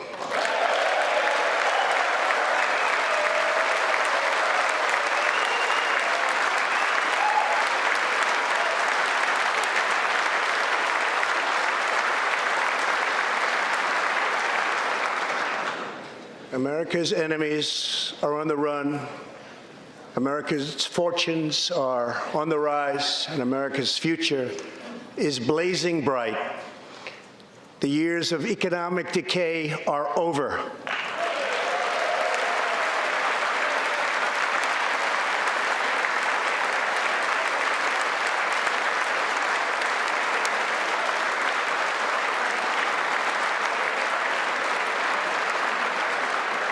The days of our country being used, taken advantage of, and even scorned by other nations are long behind us. Gone too are the broken promises, jobless recoveries, tired platitudes, and constant excuses for the depletion of American wealth, power, and prestige. In just 3 short years, we have shattered the mentality of American decline, and we have rejected the downsizing of Americans' destiny. We have totally rejected the downsizing. We're moving forward at a pace that was unimaginable just a short time ago, and we are never, ever going back.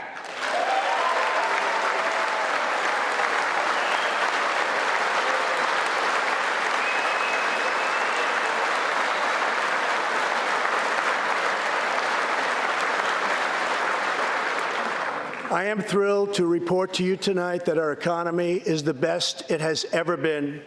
Our military is completely rebuilt, with its power being unmatched anywhere in the world, and it's not even close. Our borders are secure. Our families are flourishing. Our values are renewed. Our pride is restored. And for all of these reasons, I say to the people of our great country, and to the members of Congress, the state of our union is stronger than ever before.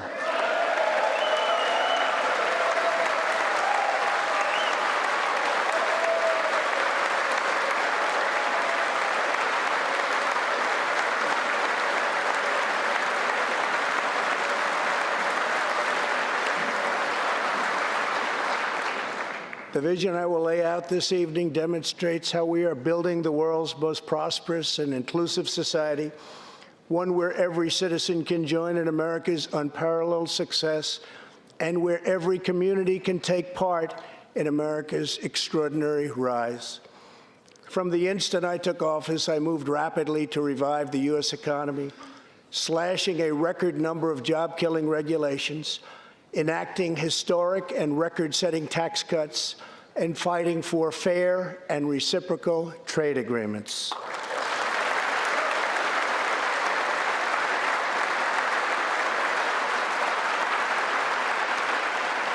Our agenda is relentlessly pro-worker, pro-family, pro-growth, and most of all, pro-American.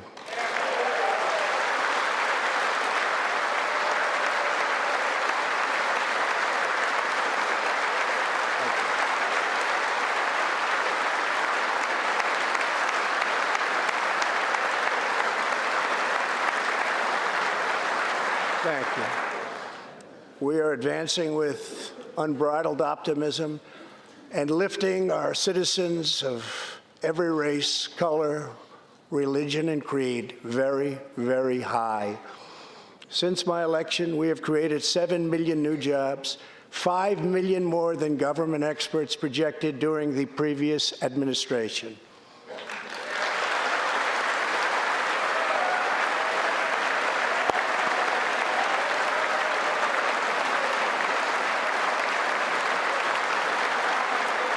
The unemployment rate is the lowest in over half a century.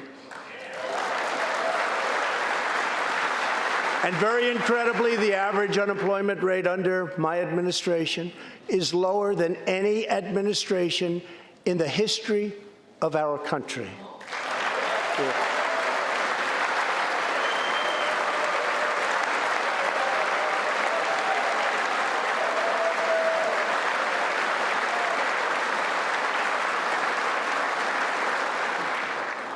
If we hadn't reversed the failed economic policies of the previous administration, the world would not now be witnessing this great economic success.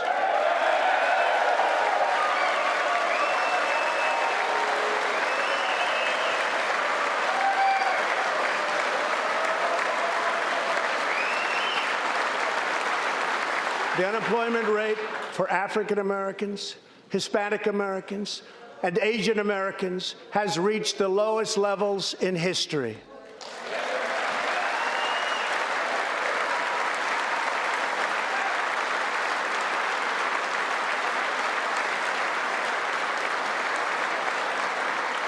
African American youth unemployment has reached an all-time low.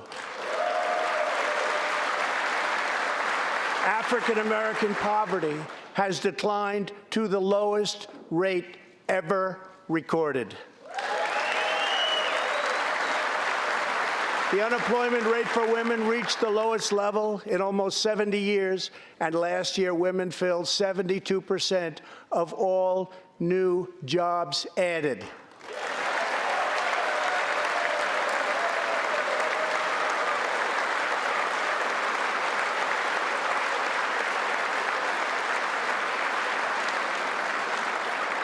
The veterans' unemployment rate dropped to a record low.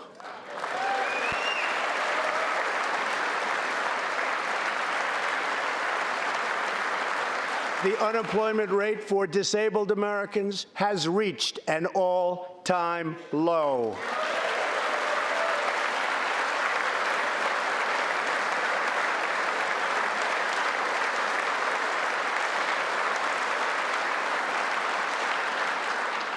Workers without a high school diploma have achieved the lowest unemployment rate recorded in U.S. history.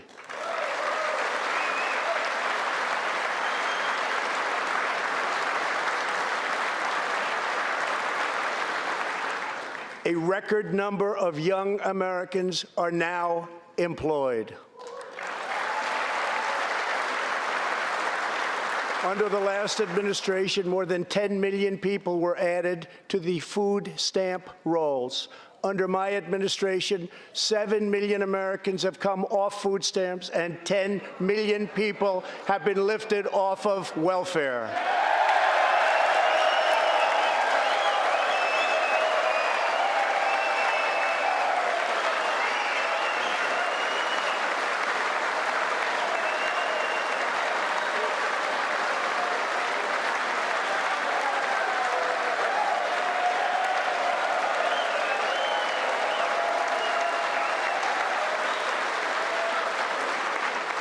In 8 years under the last administration, over 300,000 working-age people dropped out of the workforce.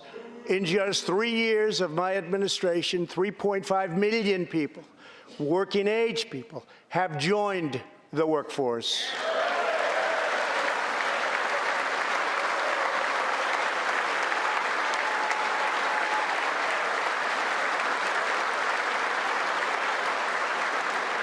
Since my election, the net worth of the bottom half of wage earners has increased by 47%, 3 times faster than the increase for the top 1%.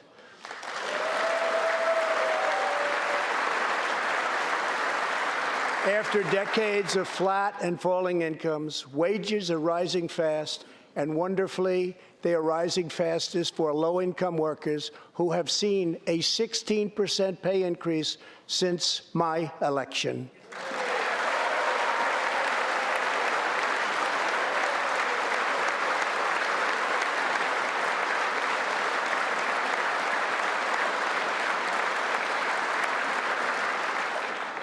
This is a blue-collar boom.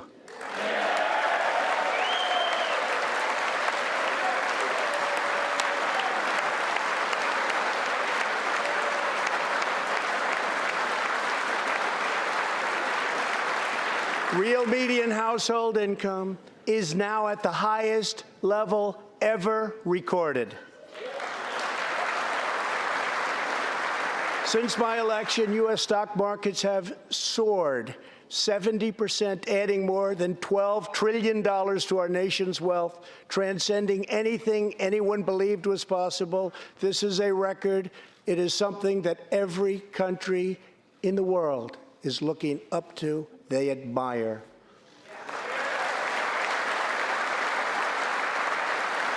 Consumer confidence has just reached amazing new highs. All of those millions of people with 401ks and pensions are doing far better than they have ever done before, with increases of 60, 70, 80, 90, and 100% and even more. Jobs and investments are pouring into 9,000 previously neglected neighborhoods, thanks to Opportunity Zones, a plan spearheaded by Senator Tim Scott as part of our great Republican tax cuts.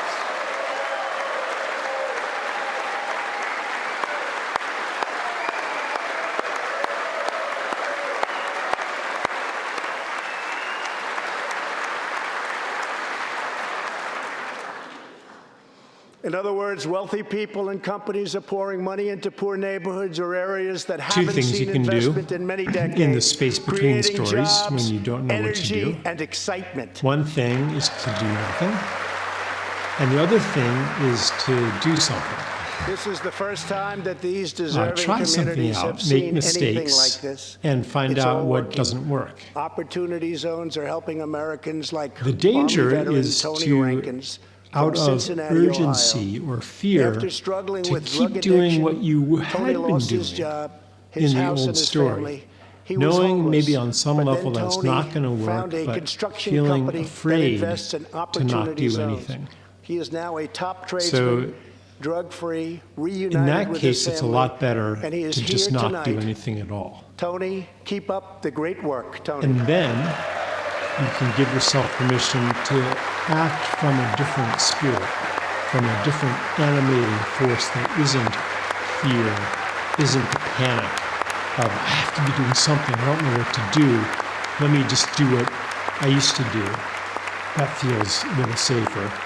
But instead to act from a spirit of play, Thank you, a Tony. spirit of exploration.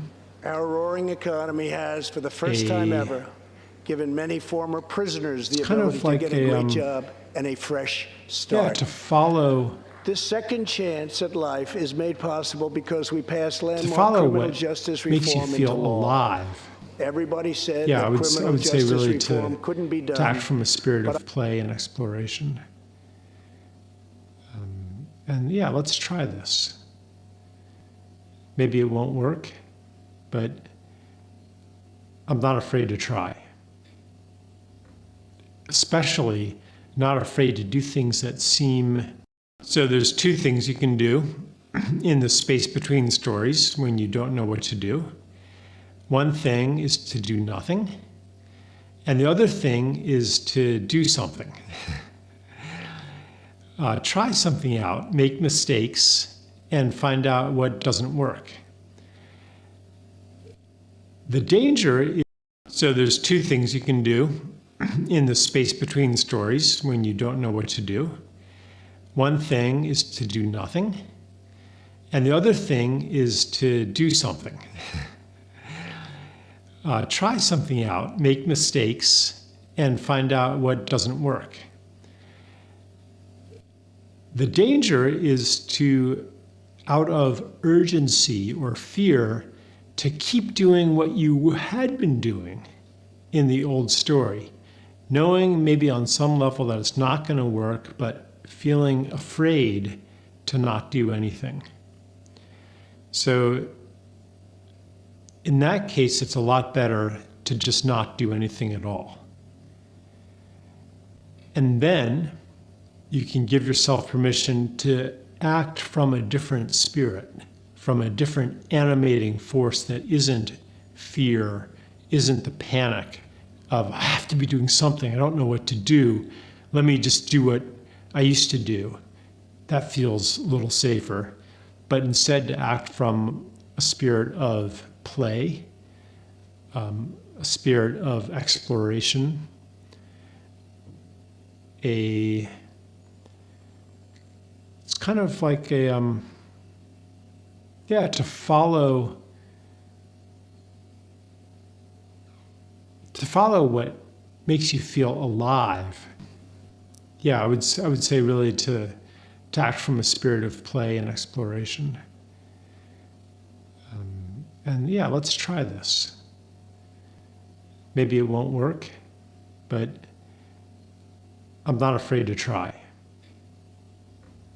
Especially not afraid to do things that seem illogical, irrational,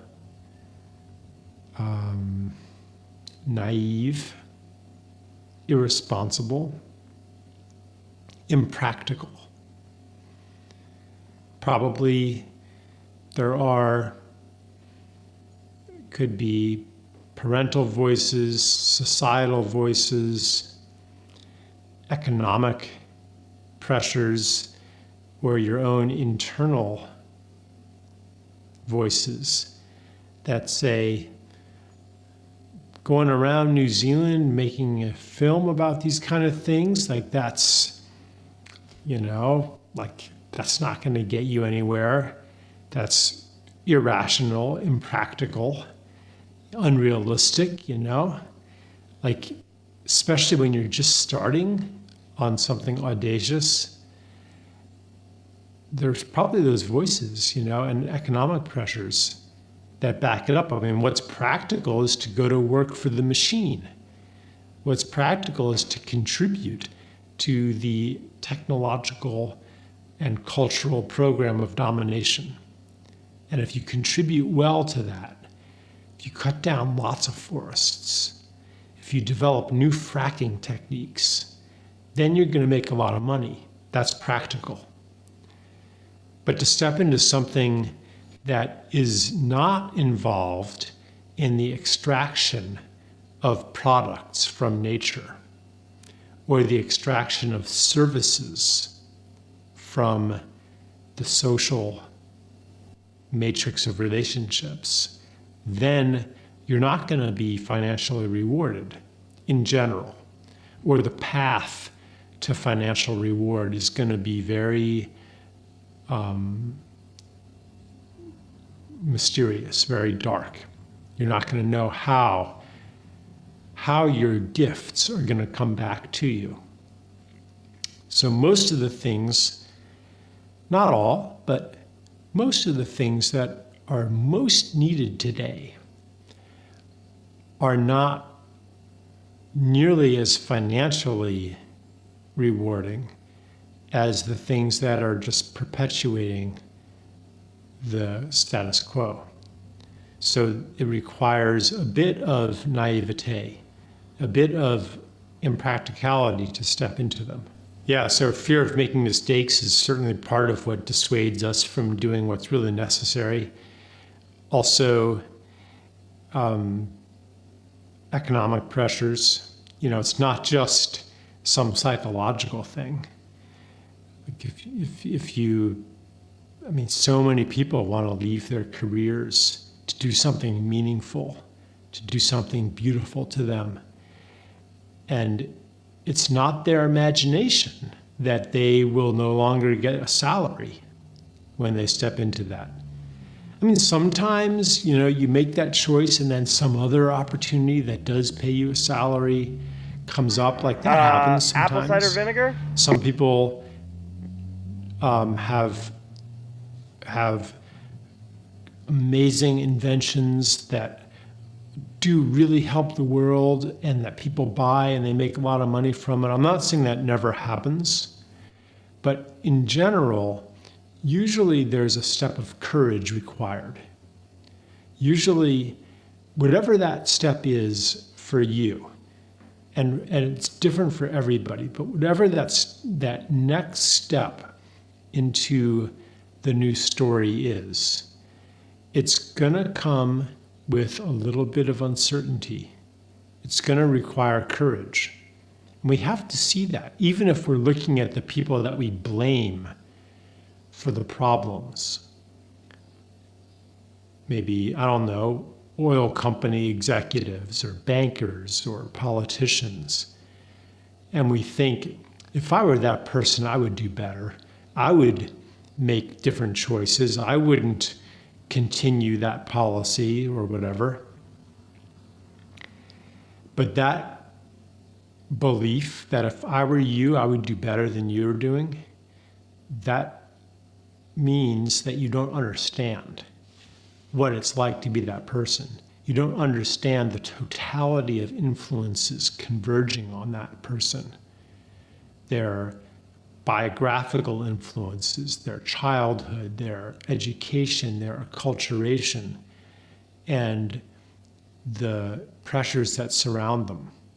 If you understood all of that, you'd realize that it takes just as much courage for them to make the next step into service to a more beautiful world as it does for you to take your next step.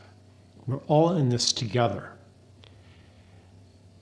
And when we let go of the judgmentality that says, I would do better than you, then it opens up curiosity. What is it like to be you? How can I change that totality of circumstances? How can I change the story that you're living in? And that allows us to be much more effective than we are in an oppositional frame that says, you're bad and I'm going to stop you. Like sometimes that works, especially if you have more force at your disposal than they do and you can stop them. But normally speaking, those with the most force at their disposal are those in charge. And you're not going to stop them with more force. You're not going to outgun the military-industrial complex. We have to rely on a change of heart. We have to rely on their story breaking down, not working for them. So how do we do that? How do we create conditions for a change of heart? How do we disrupt the system and disrupt the story that they're living in? How do we accelerate, perhaps, or facilitate their stepping out of that story, the breakdown of the story? How do we do that?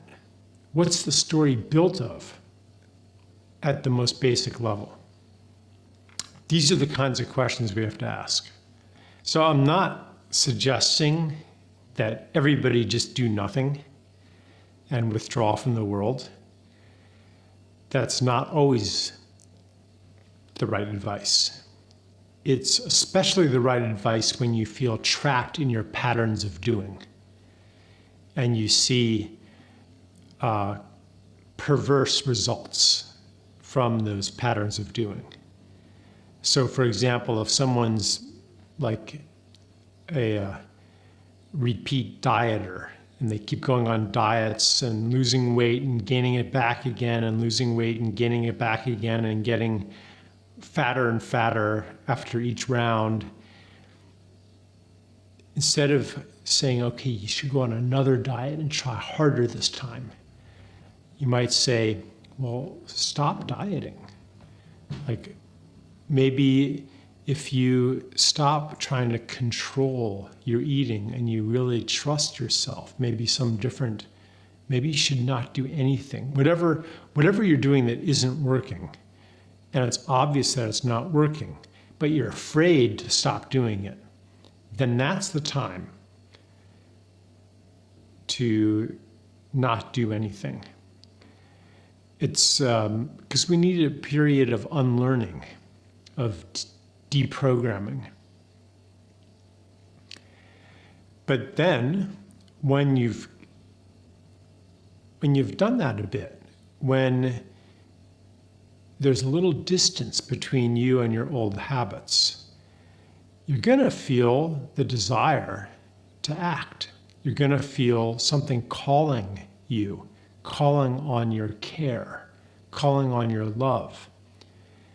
And you might not know what to do, but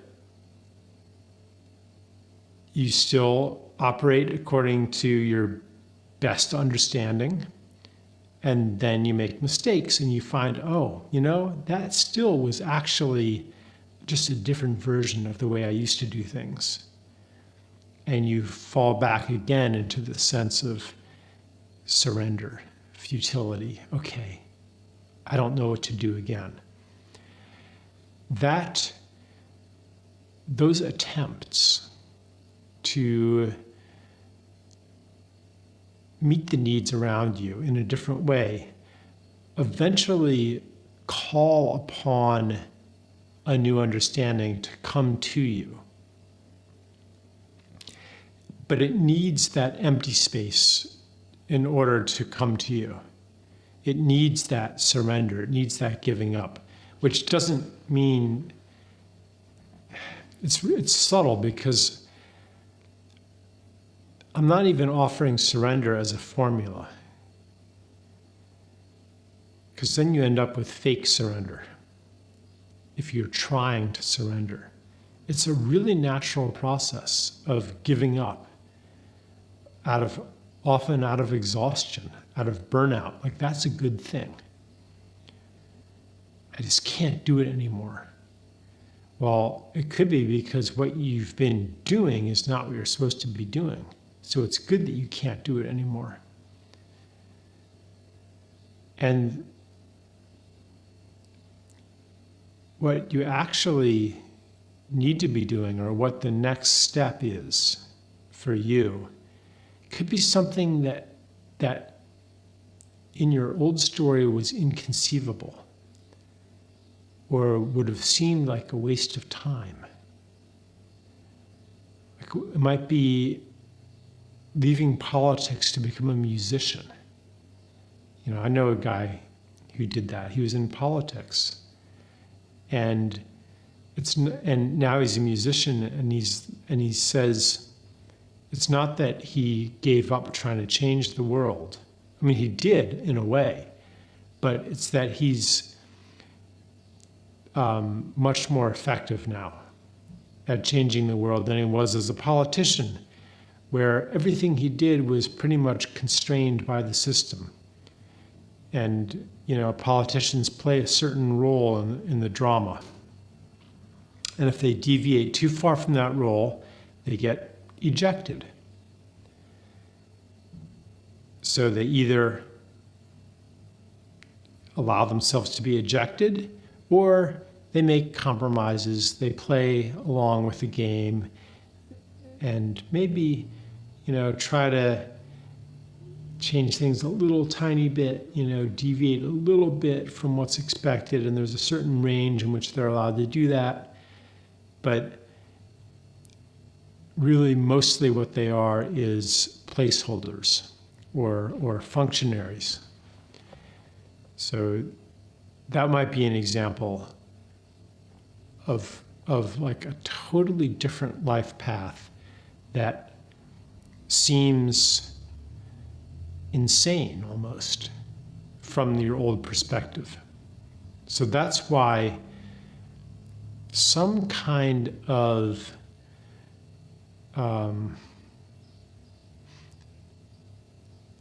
descent into an empty space, a dark space, a liminal space is usually necessary to really change your life path.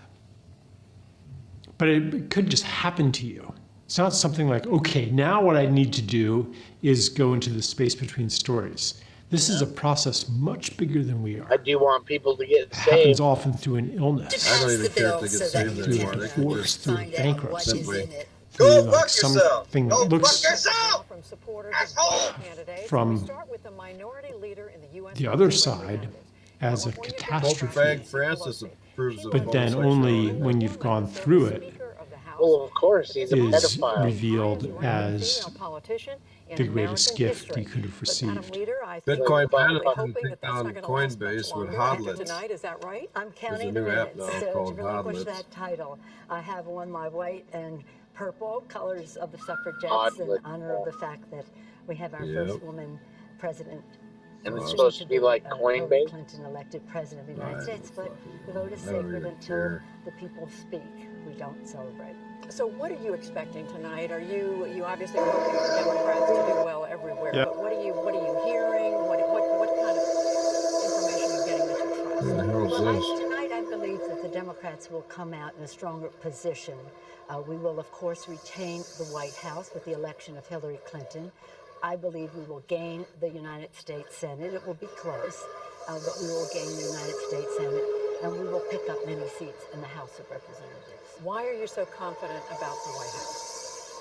Because I'm confident in the American people.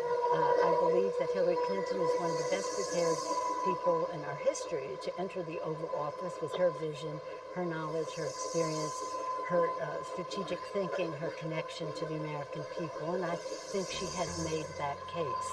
But as you know, the vote is sacred. It's almost a prayerful time for us as we wait for the people to speak and returns to come home.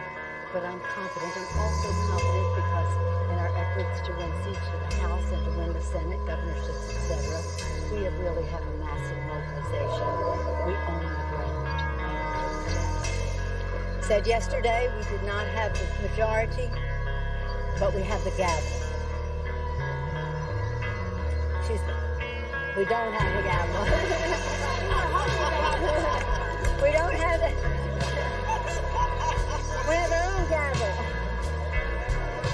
Back then, but now we're trying to make a political issue out of it now. Gentlemen, will continue. It's true. I did the research on it. You might want to try it.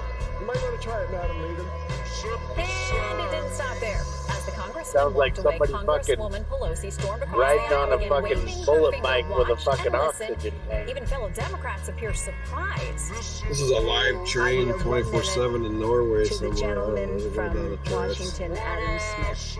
Gentleman from Washington is recognized for 1 minute. I want to see him run into something like a deer or something.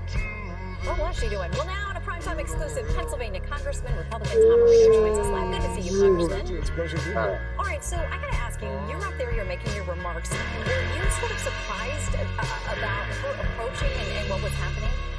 I wasn't surprised, but it's just a breach of protocol. It's not really, I have never seen it, and my colleagues certainly they have never seen it. But look, anything she does will not surprise me anymore. She was clearly upset, and I understand this conversation continued. Can you tell us about any further words that were between the two of you after what we saw there? Sure, when she came over the first time, she called me a liar. You're a liar. This isn't true.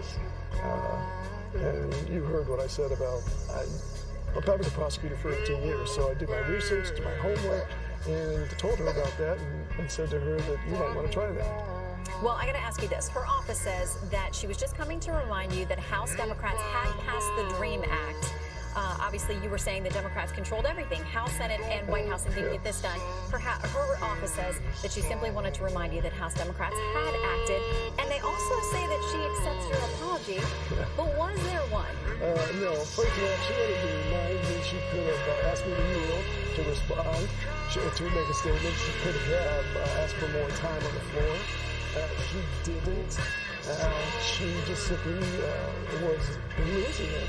And when I finished and said I must have struck a nerve here. Well, Dave, I'm gonna crash out, man. I'm fucking. And I'm pretty much fighting to keep my eyes open.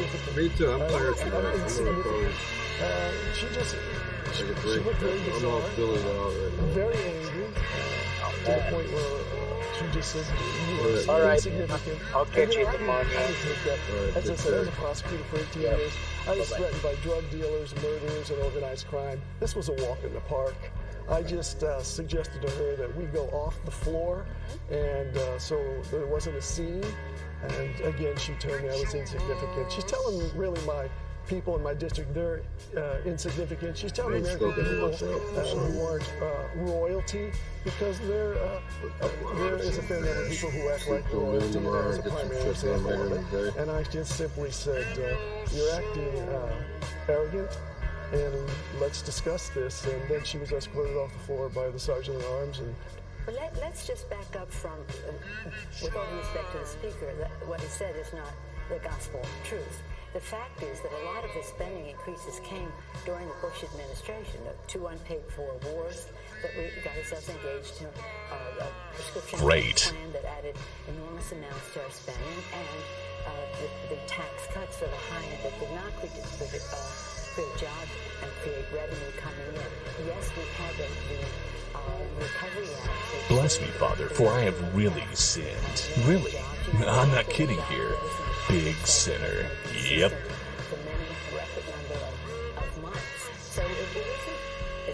You probably think I'm not a nice person.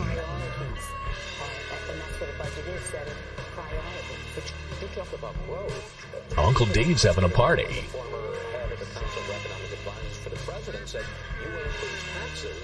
That also hurts growth. Well, it's about timing.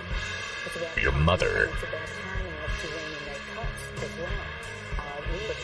Shut up, moron. $650 million right away. Yeah, and that was a very good thing to do on people making over the high end in our population. Nothing brings more money to the Treasury of the United States than investment in education of the American people. So it is almost a false argument to say we have a spending problem. We have a budget deficit problem that we have to address. The top 1%. Right. Top 1% pay 30 What fucking moron designed this? of all federal income taxes. The top Only my 5% weapon understands me. 9% of all federal taxes. If you took the total income of everyone making more than $1 million a year, if you taxed it all at 100%, that's only $726 billion, which is God, what's that awful stench? I mean, the bottom line, Congresswoman, is you can't raise taxes enough to solve the deficit. Because you're fugly. We're saying it has to be balanced. We just couldn't be prouder. I believe that it's a winner. And by the way, I'll follow you home and kill your dog. It's called the Affordable Care Act. I know you didn't intend any compliment Fuck or you. derogatory. Fuck you. It's called the Affordable Care Act. Affordable. Fuck you. Affordable. There's a reason. Affordable. Fuck you. Affordable. Fuck you. Affordable. Crap. Affordable. Fuck you. I'll follow you home and kill your dog. Could you look in their eyes today and tell them that they're expendable? Yeah, that's what they all To have say. a nicer life. Which one would you like to say? Sounds You, reasonable. my child, are expendable for someone else to come over here and not follow the law. You probably think I'm not a nice person. Gee, I hope nobody is taping this. I can't even imagine the pain. No, I can't even imagine. There's you. nothing, I'm sure, that Fuck can you. compare to the grief that you Fuck have. you. And so I Fuck pray you. for you. I pray for you. And again, we all pray that none of us has to experience what Fuck you've you. experienced. So Fuck thank you you. for channeling your energy to help prevent Fuck something you. like that from Fuck happening. you. But I do want Fuck to you. say to you that in our sanctuary cities, our people are not I'll follow you home and kill your dog. these are law-abiding citizens. Damn, here I was minding my own business, just enjoying my Second Amendment rights, and you people have to freak out on me. In case of another crime that they might bear witness. What for? Inauguration, there's complete evidence. We've seen nothing that we can work. I can Hi work there. with President Bush on, and I'm disappointed that The Lizard King. President Bush can work with President Bush on, and I'm disappointed because I thought that there might be some interest. Oh, I get it. Because of what he said in the campaign, which turns out to be not Jeez, true, whoever designed this town was on and serious really crack. dangerous to the economic stability of America's work. What he said was that the insurance Your mother. companies must tell the policyholder what they are deprived of. Fuck you.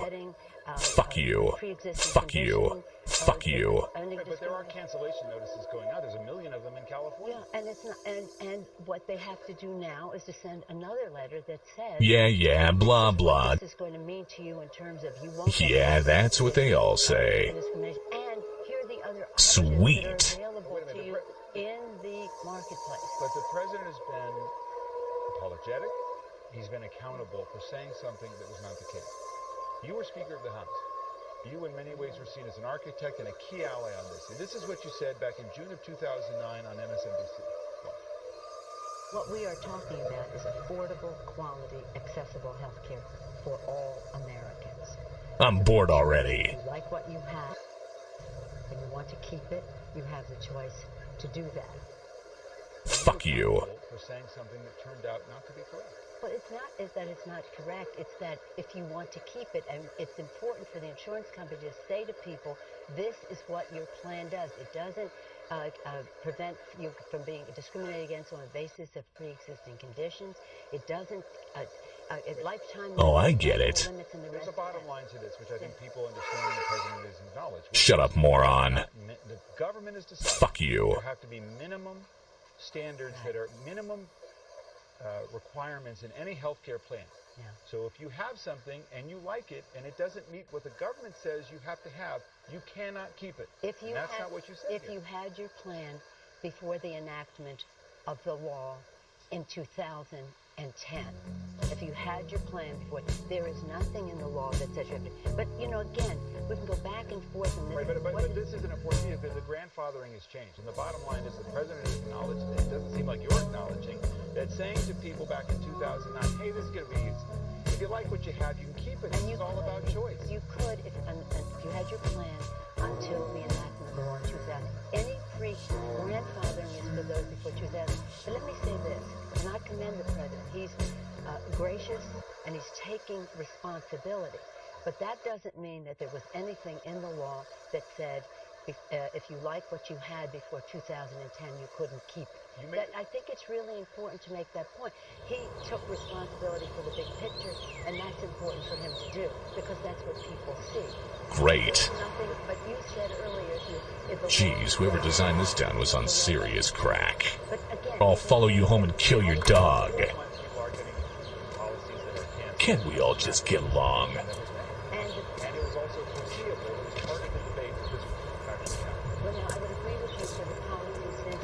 Yeah, blah, blah.